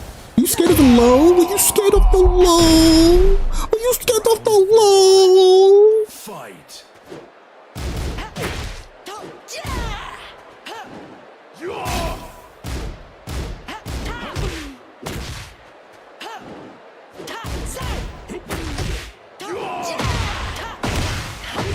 Don't say nothing. No one in the chat say nothing. I know it might have looked like what it looked like, but it didn't happen the way you think it did.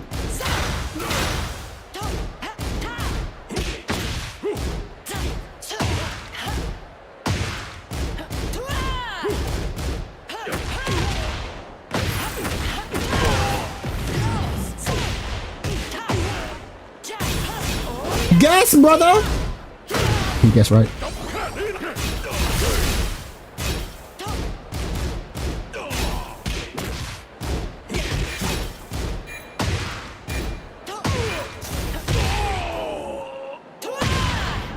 Yo, Chad, any Gene players aside from him or Gene? I could look into the tech. I'll see if I can find it for you.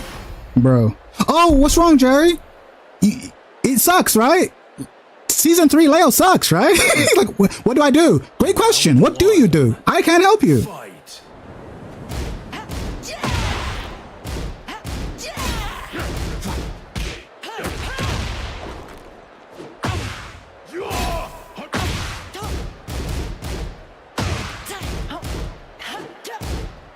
Nice look, right?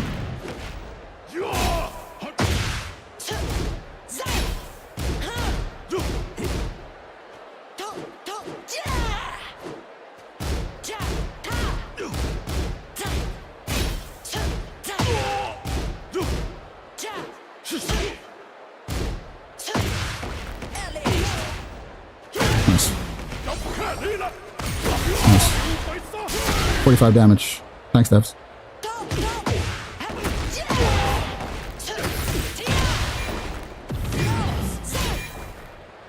Oh. Oh, he matched. He fucking matched. You know what? Fair, fair. Fight.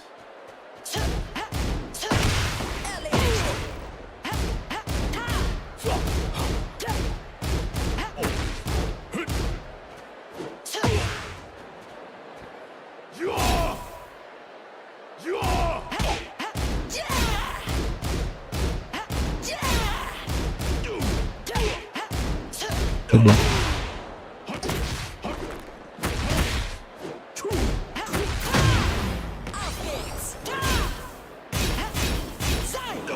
Dick. Yeah. Do you think Leo is better in this matchup? Yes, way better. So I can just, because I'll tell you why he's better in this matchup.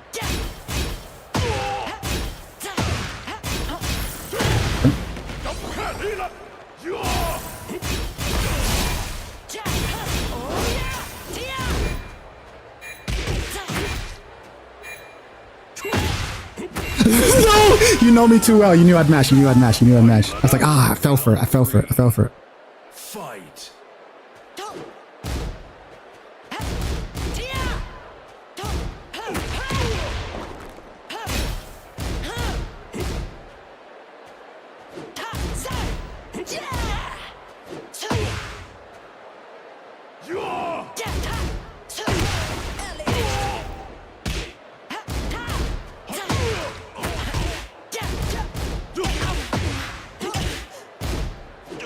Nice.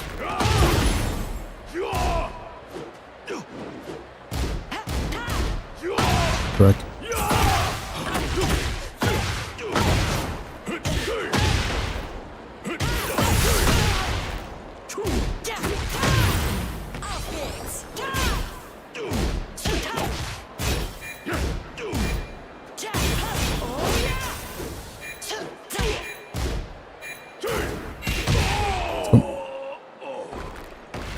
Round 4. Fight.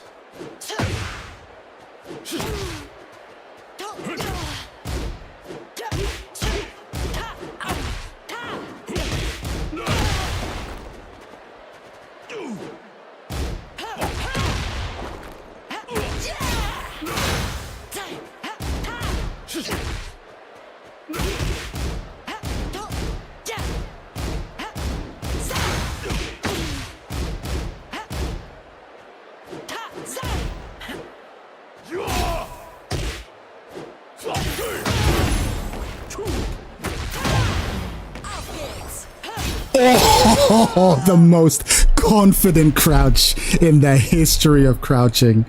In the history of crouching, there's never been a more confident crouch ever performed in the history of crouching. There's never been a more confident crouch ever.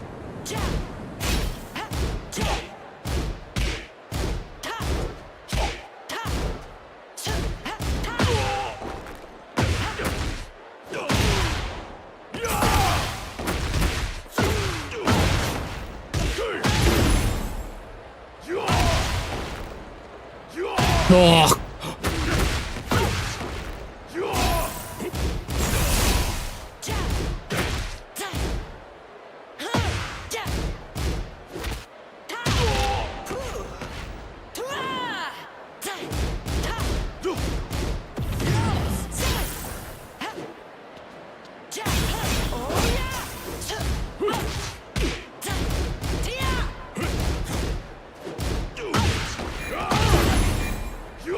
Crouch.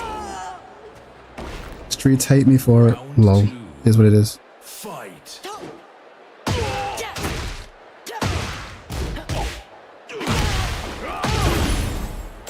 Oh, I pressed down bad.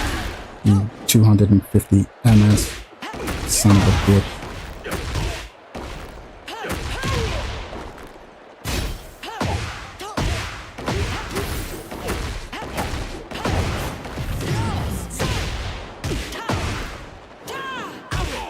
That.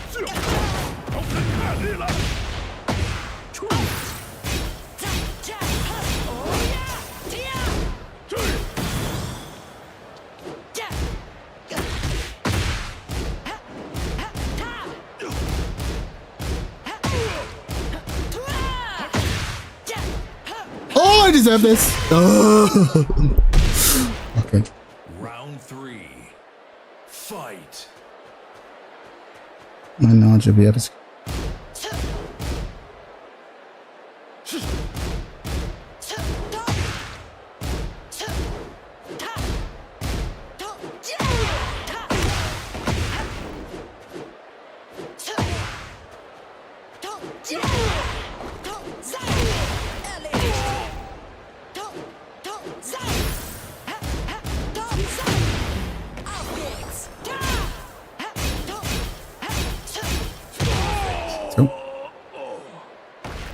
Round 4. Fight.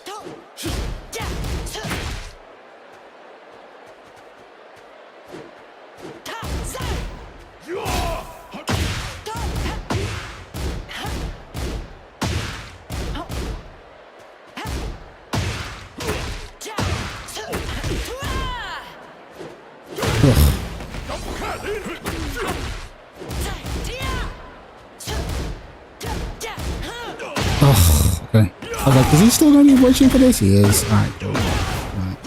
Stick to the original plan. Oh, tracking!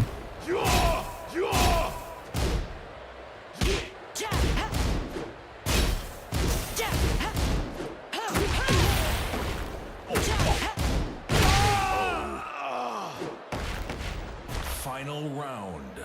Fight.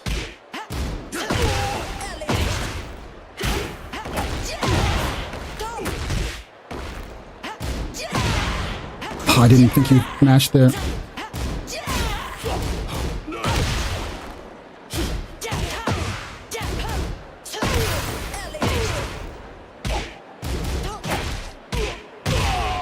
I'll crush that.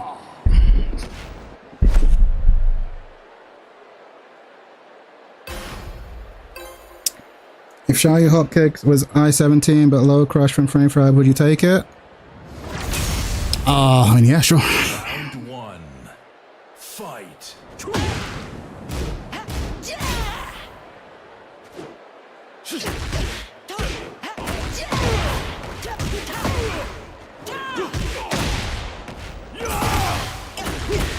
I'd be curious why he doesn't make that change. Why is his combo so stable?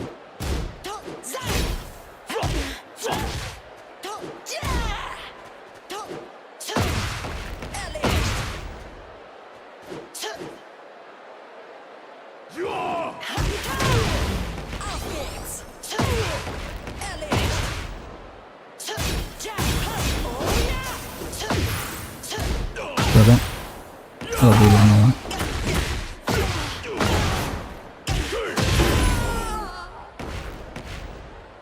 Round 2. Because that's true. Fight.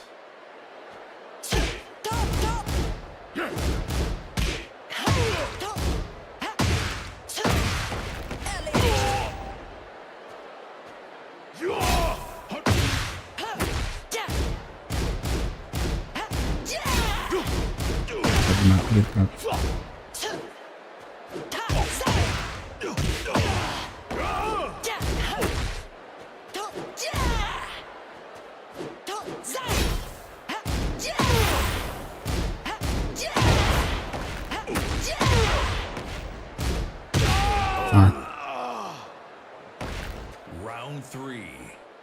Fight.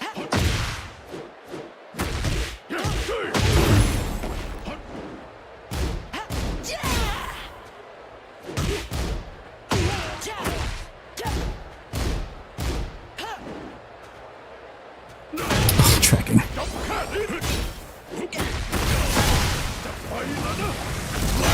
Can't even Hopkick that.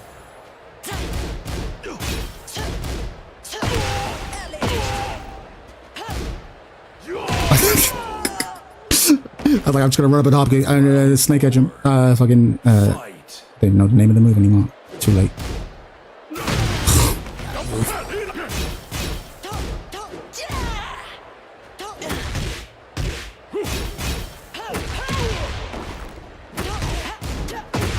What are you stepping for?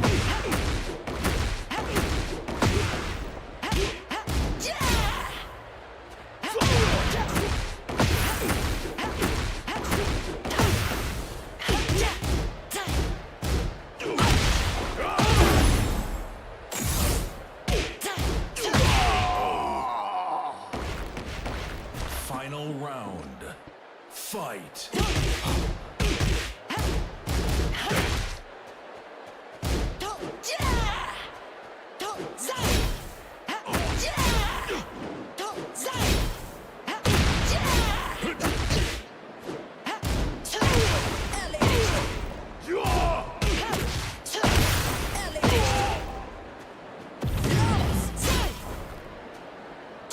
Hold that. So you see, Jerry, I know you were that was probably a very frustrating fight for you, but what you have to understand is that in Tekken 8, you need to guess correctly. What you were doing there is you were guessing incorrectly a lot. So next time, just guess correctly more and you'll win, okay? Okay? Okay?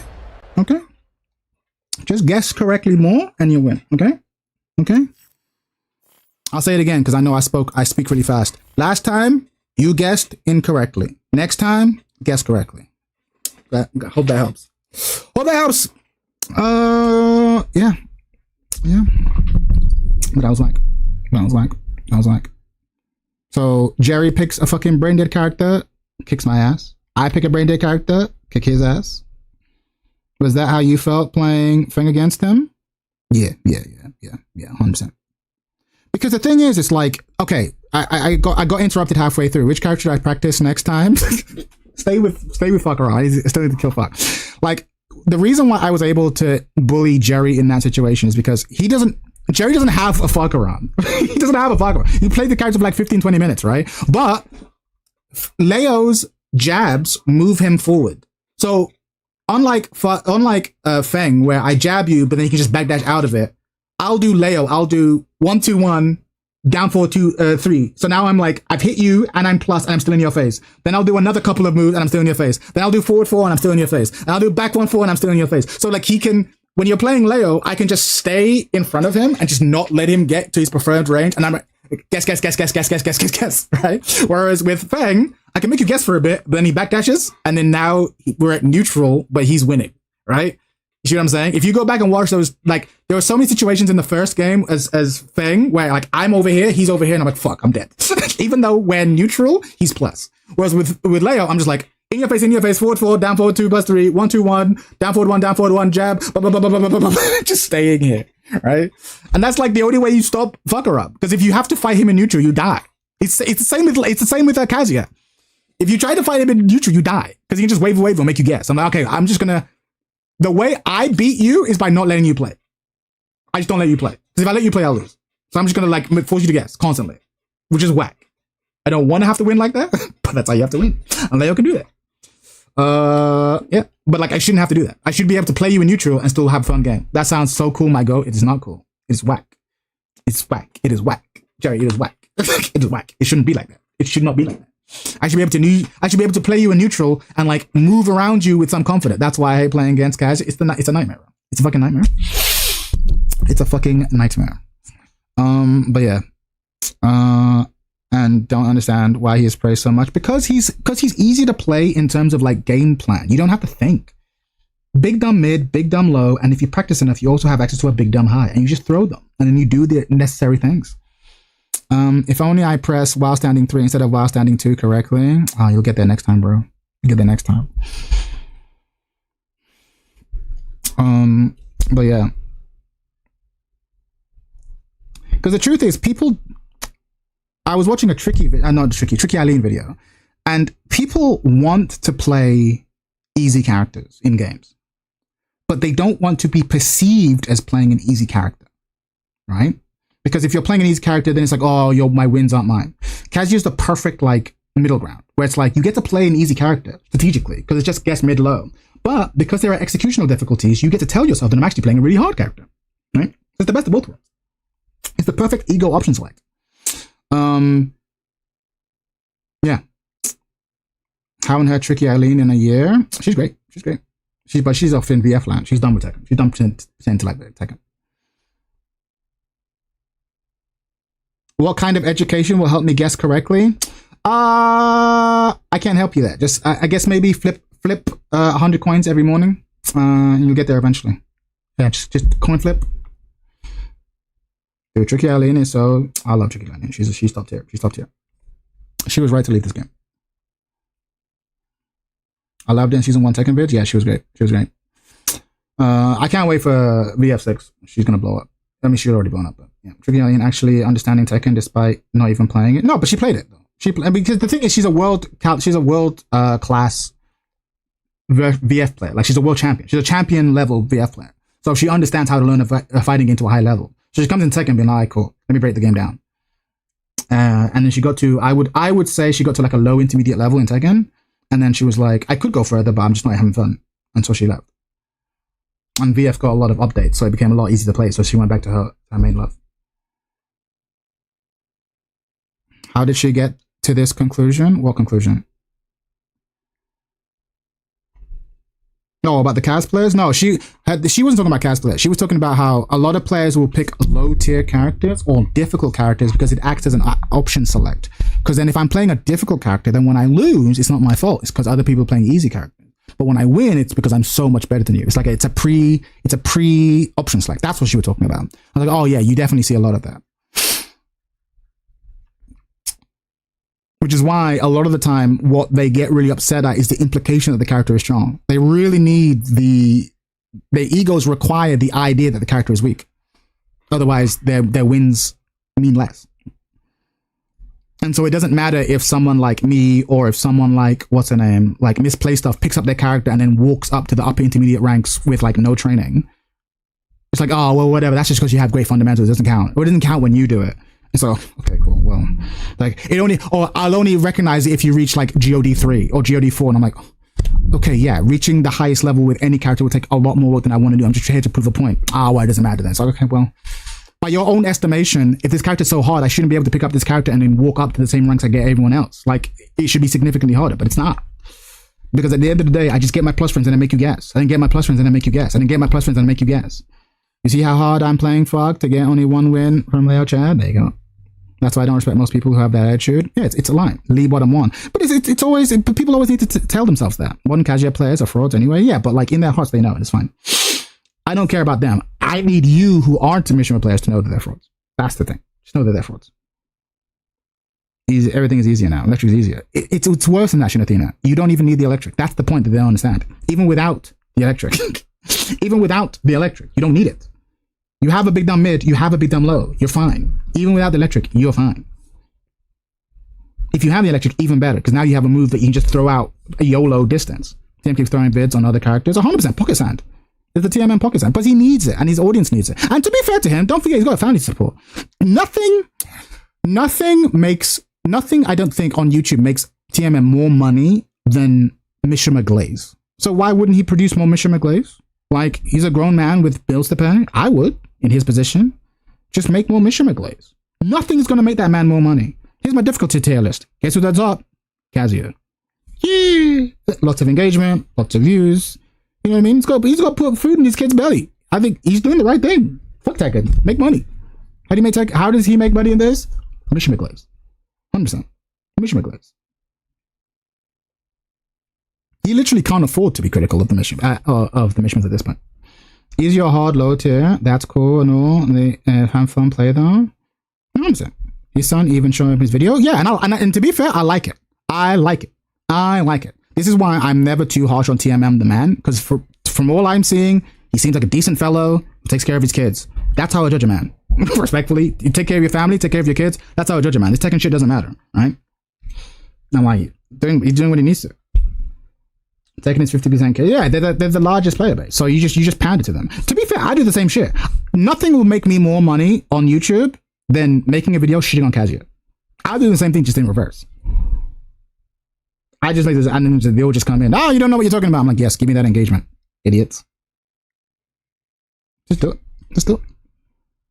But it's fine. It works perfectly because my hate for Kazuya is real. It comes from the heart. I do this shit even if I wasn't paid. Now I get to do shit and get paid? Fuck it. I'll do it all day. But yeah. What are you gonna do? Shut up, Jerry. Lol. You see how awesome my fuck is, my girl? Fuck around is so fucked up. Yeah. It's so crazy. And I was labbing him a while ago, and I was like, what are the moves? I'll do the same thing for Shoto players. Yeah, 100%. Shit on Shotos, and you just make all the money. Exactly. You should get into content, Fletcher. Should do it. 100% do it. I'll support you. We'll spread the Hopkick City Dojo to fucking Street Fighter. Spread to the streets. And VF6 comes out, and then we're in all corners, all quadrants. Fuck around. I just know a few moves and roll with it, Chad. What else do you need, bro? The character does the rest itself. It's so frustrating. It's so fucking frustrating. I have to like fucking lock in. Get ready for the next battle. What's a Shoto? Oh, sorry. Ryu, Ken, Akuma are Shotos in Street Fighter. It's the people with fireballs and dragon punches. Hadouken, Shoryuken. If they say Hadouken, they're probably a Shoto.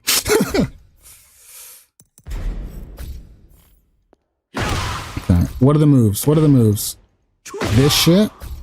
Okay, so. Okay, so this shit right here. Okay. Can't step it that way. Look. Can't step it this way. Alright, cool. Can't step it that way. Can I back that shit? So I have to block it. -10. Or +10. But he has a string that he can finish it. At least in heat. So I don't really want to challenge, right? You just have to hold, right? It's like, okay, what is this? So it's like a horse tamer, right? So then eventually he just starts doing this, and then you just whatever he wants to, right? So it's like he can start all the way over here and then just go, oh, hold on. Wait, hold on. Is it down? Oh, yeah, all right. So you can start all the way over here and just be like, oh, like, no, even better. He can just do running. So he just press forward 4-3 and then see what comes out. If he wants the mid, 4-4-3. If he wants the low, actually no, I guess you have to commit to that one. Yeah, you have to do that. Yeah, you have to do that one if you want to forward dash into it. I guess Mishima is Tekken's equivalent, kinda. In terms of franchise importance, yes, but not mechanically, because Shotos play like core fundamental Street Fighter, whereas Mishimas have their own thing. Mishimas don't really play core fundamental Tekken because they don't have like the generic tools. But in terms of like brand significance, yeah.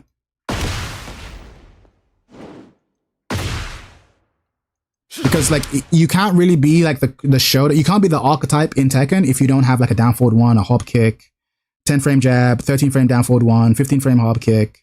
Like, these are like the four core tools. Mishima players think they play the core, but of course they do, because they're the largest player base, so they can tell themselves that lie, but it's not true.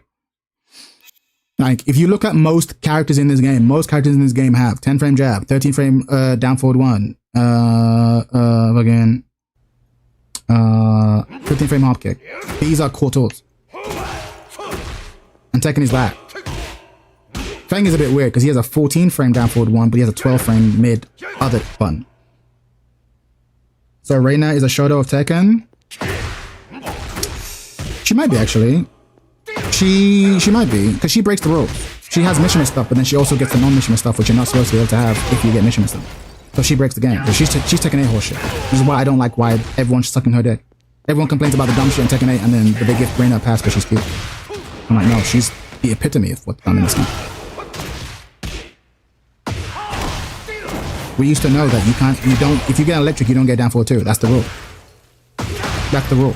That's literally the rule. But that move's too good. That move's too good. And they're like, how about we give her one anyway? It's like, alright, cool. Just whatever you do, don't give her a hop kick. How about we give her a hop kick? It's like, you can't give people broken Mishima tools. The whole point is that the Mishimas are allowed to have broken Mishima tools on the proviso they don't get the cool generic tools. That's the deal. That's the deal. Sorry, what do you think about Claudio? Claudio's Claudio. I'm the same. I think with Claudio, I don't like him, but he's a well-designed character. Jin broke that deal first. Yeah, but his health sweep is whack. So I can live it. And isn't his electric a mid and slower and like recovers less? Yeah, I don't think so. His health sweep launch. No, that's Devil Jin. That's Devil Jin. That's Devil Jin.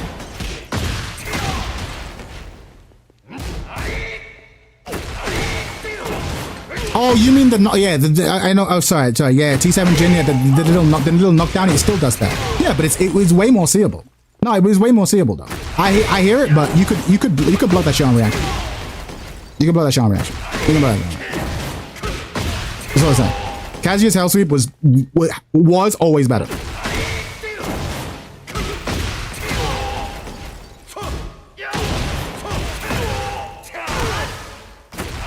Cherry Berry Mango begs to differ. I mean, I don't know what to tell you.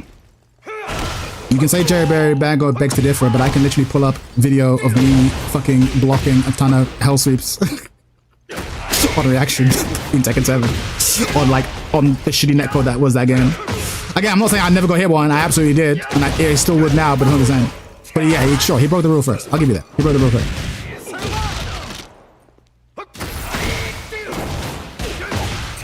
Wait, does Jin have a down forward too? Does Jin have a down forward too? You don't have a down forward too. He doesn't have a hop kick. He has can-cans. He has a 15 frame hop kick. Yeah, he doesn't have a down forward too. He doesn't have a hop kick. He doesn't have a hop kick. He has can-cans. -15, right? Yeah, -15 on block.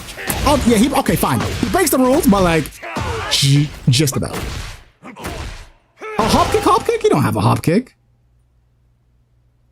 A hop kick? A hop kick. He doesn't have a hop kick. What are you talking about? He has can-can.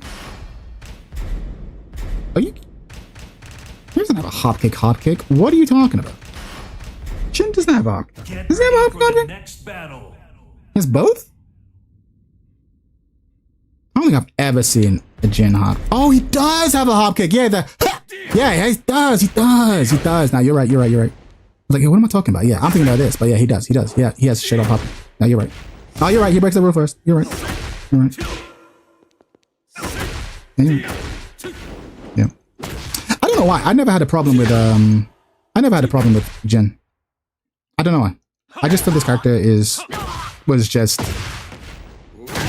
feel like this character was fine, and there's a part of me that's okay with Jin being the strongest character in the game. But you're right. He does break the rules. No, you are right. You are right.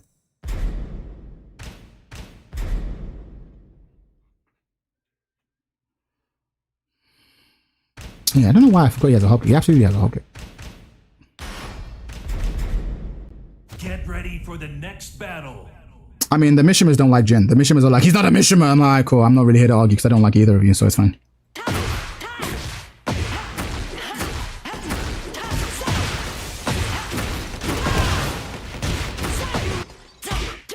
But yeah, this is why using main man likes him now. Boys in the club. Well, what are you gonna do? This is why Leo against Fakaram is so much easier, because look at Leo and then look at how his jab moves him forward, bro. Down forward one. So it's like Leo is like he can just stay on you. You try and you just like in your face, like you're not going anywhere. We're staying here. We're staying right here. We're staying right here. You can't backdash me. Fucking deal with this shit. I don't want to play like this, but there are certain characters in the game where you can't win unless you stop them from winning.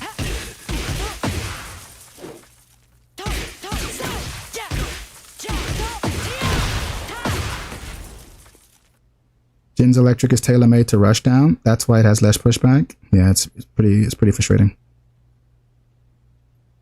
But is it a mid or a high? I don't really know much about his. It's not a high, right? It's a mid. Is it slower? And I also found it way easier to whiff punish. It's a high? Okay. I also find it way easier to whiff punish. It's the exact same? Interesting.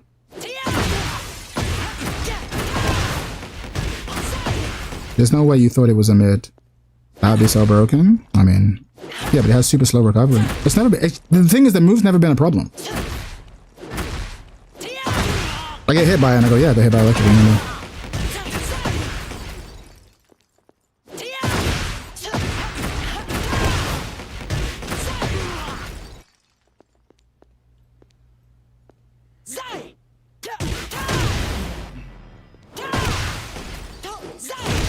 Yeah, I've never found Jin to be a problem. Don't get me wrong, I've definitely been fucked up by Jins, and I think that if you were an AI, you'd play Jin, because he is like the perfect character if you can play him.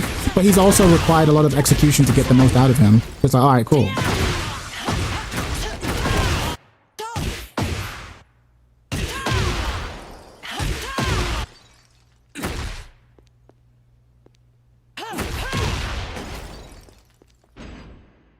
I'm ST6 Jin. Yeah. Oh man, but yeah, it's fucking late. It's 4 o'clock. I gotta get the fuck out of here. It's been a pleasure. I guess we'll watch some more of the video tomorrow. But yeah, in a bit, YouTube. I'm gonna leave you guys first. Don't forget to hit like and subscribe, all that good shit. Alright, peace. And then as for you losers, I'm gonna pass you over. I don't know if I'm gonna pass you to.